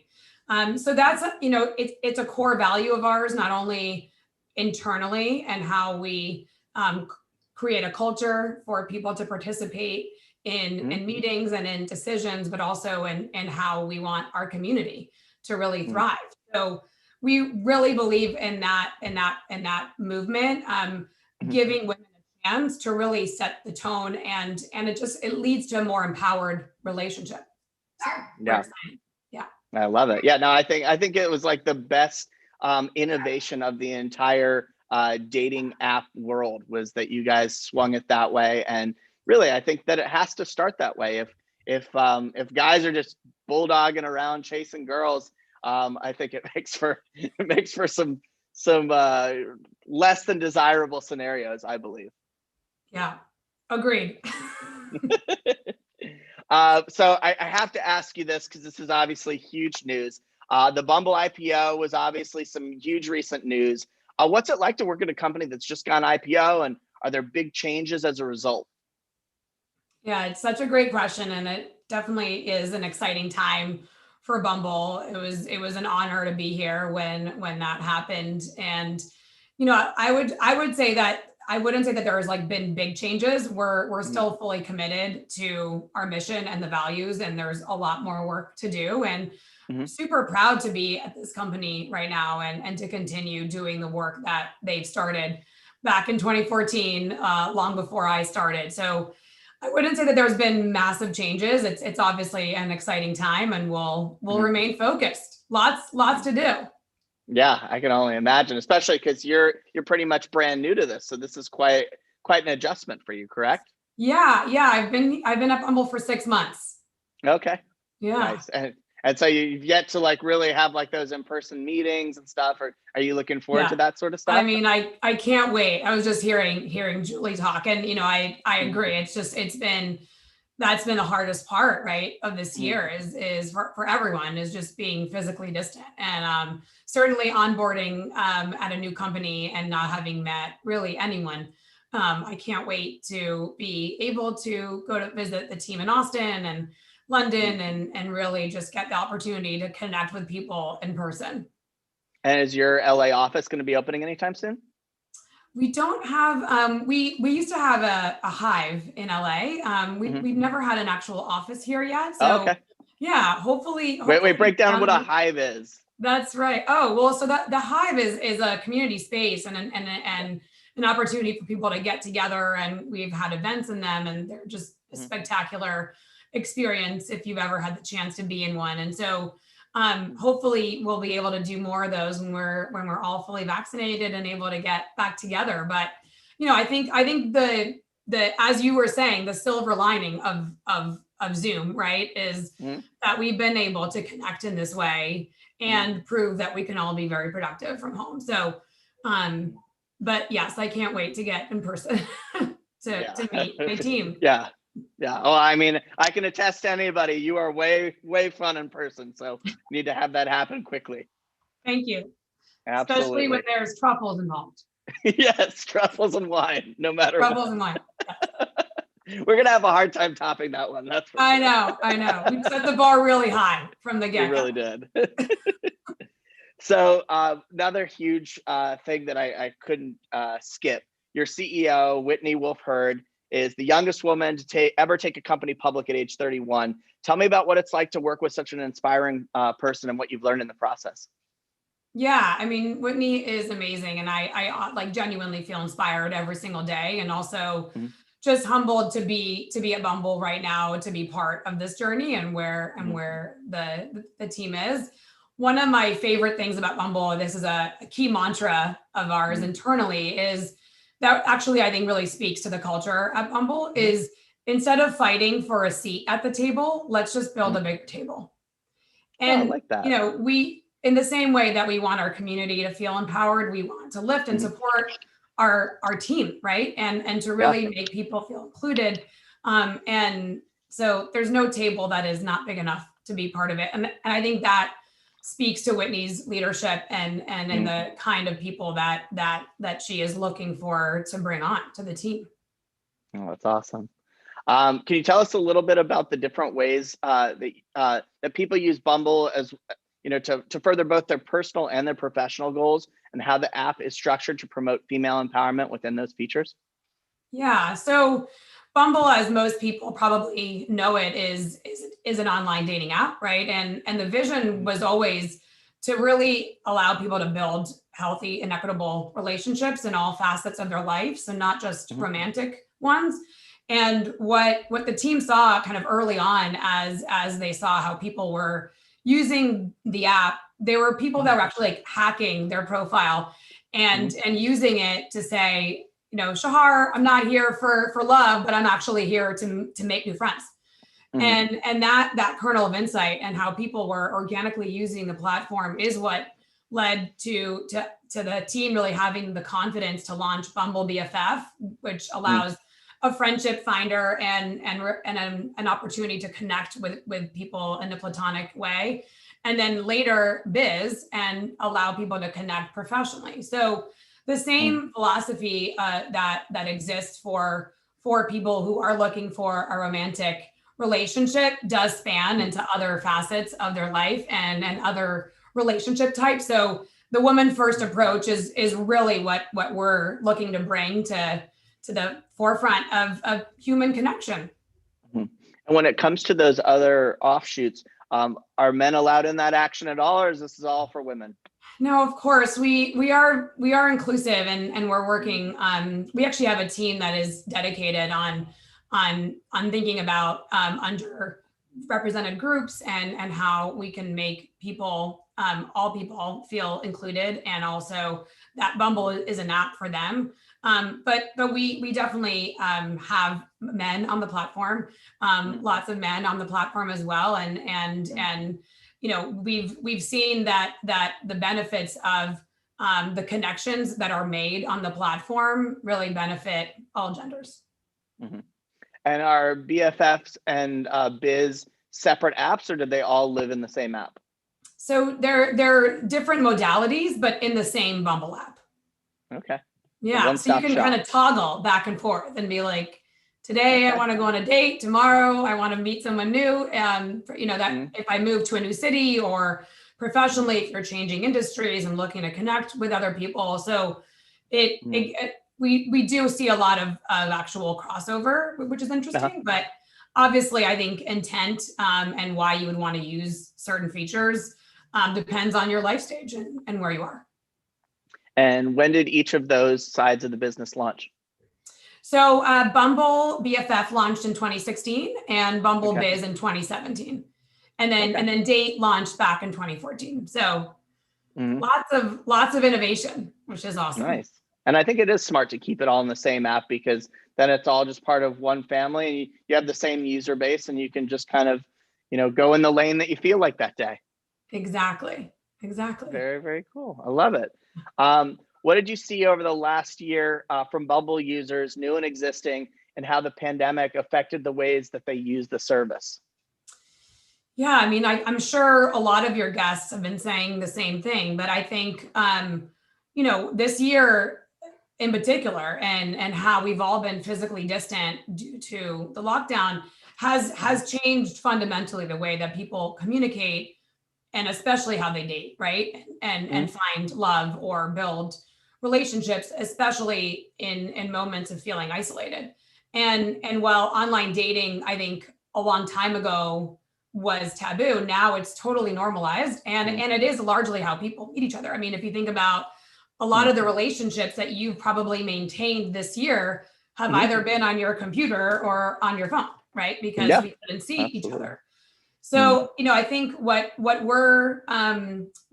we saw over the last year is that a lot of shifts on our platform, and we were really quick to adapt to them. So we created a COVID resource center and added COVID preferences. So you could be really upfront about your comfort level, either seeing people in person or wanting to date virtually, and find other people that felt the same way, so that you weren't ready to go out when somebody else was not.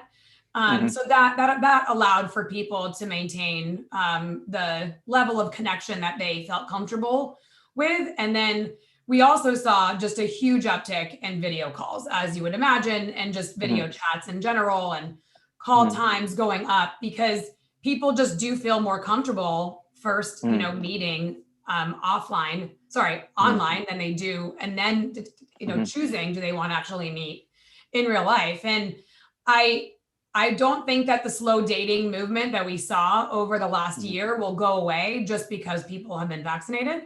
I think that people have actually found, as you said, a lot of productivity and efficiency and comfort in connecting with people in this way.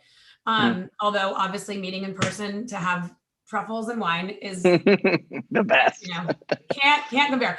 But no, I mean, I do think that people feel more comfortable exchanging these kinds of messages online first in a virtual setting, and then deciding, is this someone that I want to meet in person? And so that, I think, will be a core part of our app. And so I think what we've learned this year and how we've seen our community engage with the app, I think will actually remain. And what we're doing is really looking at better ways that we can support people finding people and connecting virtually, and as well as like on that journey to IRL. Gotcha. And pardon my naivete. I was with my wife previous to Bumble's existence, but is there an in-app video chat feature? There is, yeah, there is. Wow. We've got video chats and video calls within, and you can send gifts to each other and emojis. So yeah, we do have that feature, and we've just seen, time spent within that feature pre-pandemic versus during pandemic, just like skyrocket. So skyrocket, I'm sure. Yeah. Very, very interesting. Huh. All And the it must absolutely kill catfishers that you have that feature, because it's like the instant validation kind of thing, right? Yeah, I mean, we ban that on our platform anyways, but yeah, I mean, I think there's just like a comfort level in doing this first before you decide to go out, and I think that I don't think that will change. I think people have gotten really comfortable with that, and so we're going to keep innovating and thinking about new ways to help people really safely connect before they decide to meet in person. Yeah, and I just have to make a simple observation. It's funny how the world has shifted in a way as such now that if you cold approach somebody at a bar, you just seem like a creep. It will take some adjustment. I think everyone's saying like, I can't wait to go do all these things, but then when push comes to shove and you're actually there, and people take off their masks, and all of a sudden you feel like, am I supposed to do this? Is this okay? So yeah, I think we'll continue to really help guide our community and like ways to do that safely and comfortably. And I think that you've got people at all sides of the spectrum, people that are ready to go out and people that are like, I actually like this whole shelter in place. So. Yeah. I was just thinking about actually a first handshake might actually outdo the fear of a first kiss now. Totally. I mean, the rules of intimacy have been, the role of it too has been redefined. For sure. And I think we talked about this a little bit the other night, but obviously you probably have a lot of young singles that work in your company. Do you hear a lot of the stories? Are they sort of like living through the platform for you guys? Yeah, we do get a lot of internal success stories, and we also hear from our community all the time. They're constantly sharing their stories with us on social channels, and we even have a blog where we then share some of those back. And yeah, I mean, we do hear a lot of stories of how people are connecting, and success doesn't like mean that they, have gotten married and had a baby. Like, I think just finding someone that you want to spend time with and date is success. And we do hear a lot from not only our team members, but our community. They're very, very vocal and they're happy to share, which is awesome. And is there like a toggle on the platform that says like what you're looking for, like the level of interest of where you're willing to go or what you're willing to do? Yeah, from a COVID perspective, yes. Yeah, so, exactly. Yeah. So like I'm only open to online dating right now, or I'm flexible and I'm happy to meet in person. Even like I've been vaccinated badges. So we do have interest badges that really help people, again, like just know who they're meeting and where they're at from a comfort level perspective. Yeah, I was actually going to suggest the vaccination when you beat me to it. Is it We're on it. Is it just like a honesty code thing, or do you have to like upload your vax card? That's a good question. I'll get back to you. You'll have to let me know on that one. Oh man, we're laughing too much for people who are supposed to be in a serious interview. I know. Too much fun. Too much fun with you. Too much fun. All right, back to serious. How do you look at marketing on social platforms? Is there a certain approach you take when thinking about different interests your users have, from business to friendship to finding a companion? And does that tend to align with how you approach running campaigns across the different platforms? Yeah, I mean, absolutely. Like, social is such a core part of how we connect with our community. I'm sure you've heard this before, but in my mind, I don't feel like there is a playbook. It is just so necessary to understand who your audience is, what is their mindset, what are they looking for. I think each platform, the behavior is so different. Having come from Snap, I know a lot of how people's behavior on that platform versus on Instagram or TikTok is just very different. And so we definitely use social platforms as an always on part of our marketing strategy, but how we use each platform varies pretty dramatically. I would say it's not a one size fits all.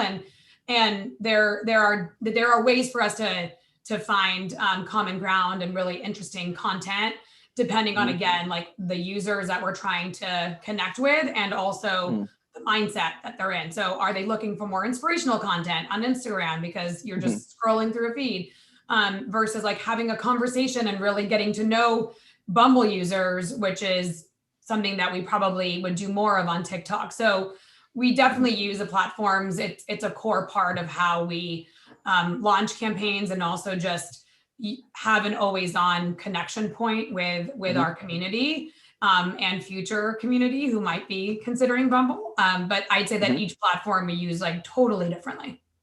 Yeah. And do you have either a favorite platform or a platform that you think is performing the best for you right now?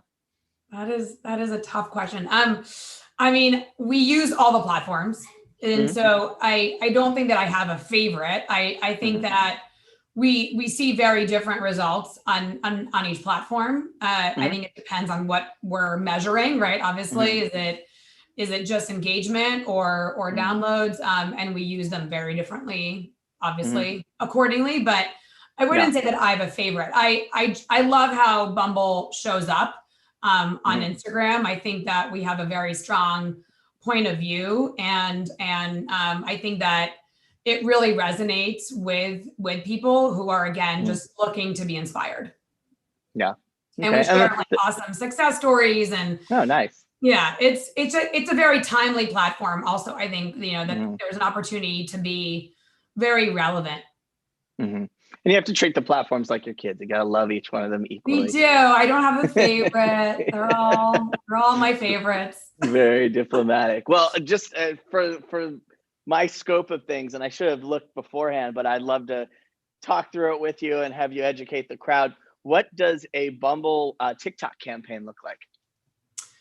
Ooh, so we've done a couple. I mean, you know, we've not yet done like a hashtag challenge. We're in the midst of thinking of a really fun one. Yeah.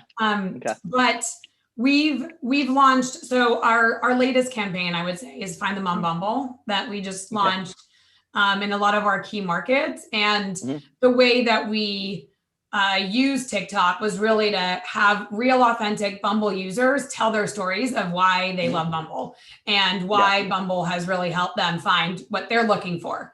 And, you know, almost like to really reinforce that there are great people on Bumble, and to really have them tell their own stories in a very authentic way. And I just think TikTok has such an amazing storytelling component to it that is so entertaining. And it was awesome to use that as a platform to really amplify these like very authentic stories, but in a way that was very entertaining, because that's what you want when you're on TikTok. You want to be entertained. It's not the inspirational platform, I would say. Absolutely. Yep. So you mentioned a little something that I wanted to go back to. So you recently joined the Bumble team at the beginning of the year as the VP of Global Marketing after spending nearly 4 years as the Global Head of Brand Marketing at Snap. What have been some of the biggest changes and adjustments that you had to make for the new role? Yeah, that is a great question. And, you know, I'd say that this year, I think for everyone, has just been really hard, right? And while there have been plenty of silver linings, I would say that definitely just adjusting to all of us working from home and living at work, I should say, is just been hard. And so adding on top of that, changing a job, you know, it's definitely been an adjustment, but I wouldn't say that like it's any different than what any of us have all gone through, because it's been hard for everyone. But yeah, I mean, I'm so lucky to have had time at Snap, and really that led me here to Bumble. So super grateful. Did you take some time in between to kind of make the adjustment? I took zero time. My last day at Snap was on a Friday, and I started on a Monday. I mean, at the time, it was November. There was like strict lockdown in LA. I couldn't even go anywhere. Like, what am I going to do? Go to the grocery store like 3 times? You know, like, so. Totally. No, I'll take time off this summer for sure. But once, you know, all of our family and everyone is vaccinated. But no, at the time, it was like, there's nothing to do. So I'm just going to go straight into it. Nice. And I was excited. I was super excited to join Bumble. It was like really a dream job and a dream brand. So yeah, agreed on that. Is there any advice that you've been given in the course of your career that you can share with the audience today about overcoming adversity personally or professionally? Ooh, good one. I'd say that the best advice that I've ever gotten is build bridges, don't burn them. And then as far as just like overcoming adversity, I mean, I grew up stuttering, as you know, and something that I struggled with as a kid and something that I'm always thinking about and aware of, but have managed to overcome that and really build a career around talking and doing so with ease. So I'd say that personally, that's something that I've worked through my entire life, and 40 years and counting, still doing it. But I think, you know, for advice, I would say build bridges. Nice. I like it. And I can imagine that as a stutterer growing up, public speaking must have been one of the most frightening propositions ever for you. It used to be. Now I look forward to them, and I really love it. And yeah, I mean, I used to work at Apple a while ago, and went through an incredible presentation training program when I worked there, and it changed everything for me. But I love public speaking. I definitely do a lot of talking every single day. And yeah, I mean, I'm very lucky that I get to do this, and something that I probably as a kid never dreamed of. So it's important for me to keep doing it, because it proves to me that you know, it's something that I always strive for, but I'm always gonna also struggle with, to be honest. Yeah. So I mean, you just faced your fears in order to conquer them, basically, right? Yeah. I mean, every day. Yeah. Well, this couldn't have possibly been scary. You knew you were No, nothing scary with you.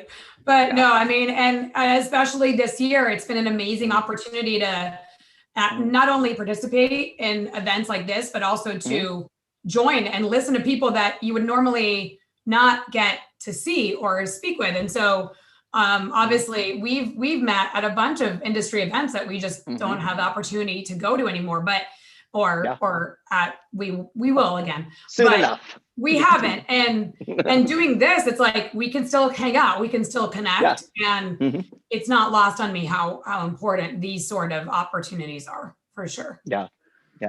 Well, we have one question, or wait, no, we actually have a couple questions. I thought I was at the end of the page, but there's another page. So 2 more questions. So many questions. So many questions. Well, it's funny too, because usually I have like all of these things, they're like here, but I stick them to my computer. I'm all prepared.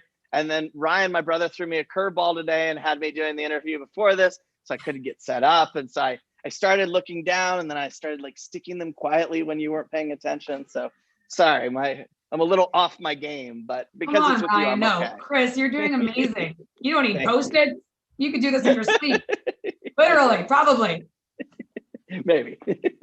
All right, here's a question. With the social climate of the past year, a paradigm shift has happened, and diversity, equity, and inclusion have become a top priority in corporate culture. How have you and your team approached this and taken steps forward as a company? Yeah, it's a great question, and obviously very timely. So at Bumble, we actually have a dedicated team of employees who serve as our center of excellence. And they really champion and deliver against all of our DEI goals and values throughout all parts of the business. And again, like back to the analogy of building a bigger table, I think like just building inclusivity and safety for our team members to have a voice and to participate in conversations that are really hard to have is front and center in all of our minds. And as a leader at the company, it's something that we are going to continue to do, not just because of what's happened, but like in perpetuity. From the community side, we've also taken a lot of steps to just protect the safety of our community. And we launched Private Detector, and we banned body shaming on our platform and make sure that inappropriate behavior is not happening on our platform, so that people really do honestly feel safe on the platform. So I'd say like that is not going to go away. We're going to only continue to do more of that to stand for safety, and you know, in an environment where that is honestly hard to come by online, and really making sure that safety permeates not just in the app but off the app too. Gotcha. And I can imagine just in the general ethos of the company being a female-centric, female-led company, inclusion was probably always one of the main precepts of the company anyway, right? For sure. Yeah. It's one of our values and will remain for sure. Yeah. Awesome. All right. Well, we have one more question. It's a fun one. And then we're going to open it up to the audience to close it out for the day. Cool. Before we open it up to them, what's one thing that you're looking forward to both professionally and personally in the upcoming year? Well, personally, I mean, my kid started school today in real life for the first time in 14 months. So that was, I saw the Instagram post. I mean, it was just incredible to see their joy, and that was amazing. Any tears of joy or sadness? Definitely tears of joy for me. No sadness. And, you know, for 3 whole hours, it was very quiet here because 3rd grade wasn't happening next door. So I'd say, you know, I want our kids to just have like a return to a normal life that they once had from socialized perspective. And obviously really excited to see family and friends that are all now getting vaccinated. I'd say professionally, I'm really excited from a Bumble standpoint. I think the world is about to re-enter and go through yet another change. And I'm really excited to be here now and really be at the forefront of helping people to connect in a healthy and equitable way. And especially when it's been a year of anxiety and a year of stress and unknowns. And I think there's a lot of potential for the role that Bumble plays in that reentry process. And what does that look like for people? And people, I think, are going to be, as we said, on like all sides of the spectrum of just can't wait, or actually like, I like this, and figure out how to really support them. So professionally, I just think that there's going to be a lot that we do that's going to be super exciting. And from a marketing standpoint, a lot of storytelling that I think Bumble can uniquely do to support our community. But yeah, I'd say, there's a lot to look forward to. As Julie said, FU 2020, right? Forget, forget 2020. Forget you, yes. It's always a tough question to answer the professional side of things too, because you can't go and tell me all your secrets. So we just gotta hope that all the best is yet to come. Yeah. It is definitely an exciting time. It's a really unique moment in the world. And I think Bumble plays a unique role in that. And so we'll see. Well, I'll keep you posted. Oh yeah, you're going to be hearing from me. You know that. I love it. So we got a couple fun questions from the audience. I love to see when people have specific questions for you. This is from Dave Edwards. He asked, is there anything from your time at Apple that you've taken into your role at Bumble? Thank you, Dave. That's a great question. Yes, I would say that, Apple is also another amazing brand and amazing company. What I really learned there is the role that product marketing plays in telling a brand story. And that is something that I brought with me to every job and will definitely bring to Bumble and help us continue to tell the story and what makes Bumble differentiated from our peer set and really just educating users on how to engage with other people on the app and the different features that we have. There's just so much that needs to happen. And I think product marketing plays a big role of that. And I'll definitely bring that from my time at Apple.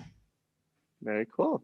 How do you balance macro influencers campaigns versus micro influencers? What roles do each of these types of influencers play to your audiences? Yeah, that is a great question. So we definitely, have a lot of, we have ambassadors at our part of the Bumble community that we build at a very grassroots level as part of our Honey program on college campuses. And so I would say that allows us to really, within the Gen Z segment, build a community and also start to educate women about what it means to make the first move and really a very important message about empowerment, I think.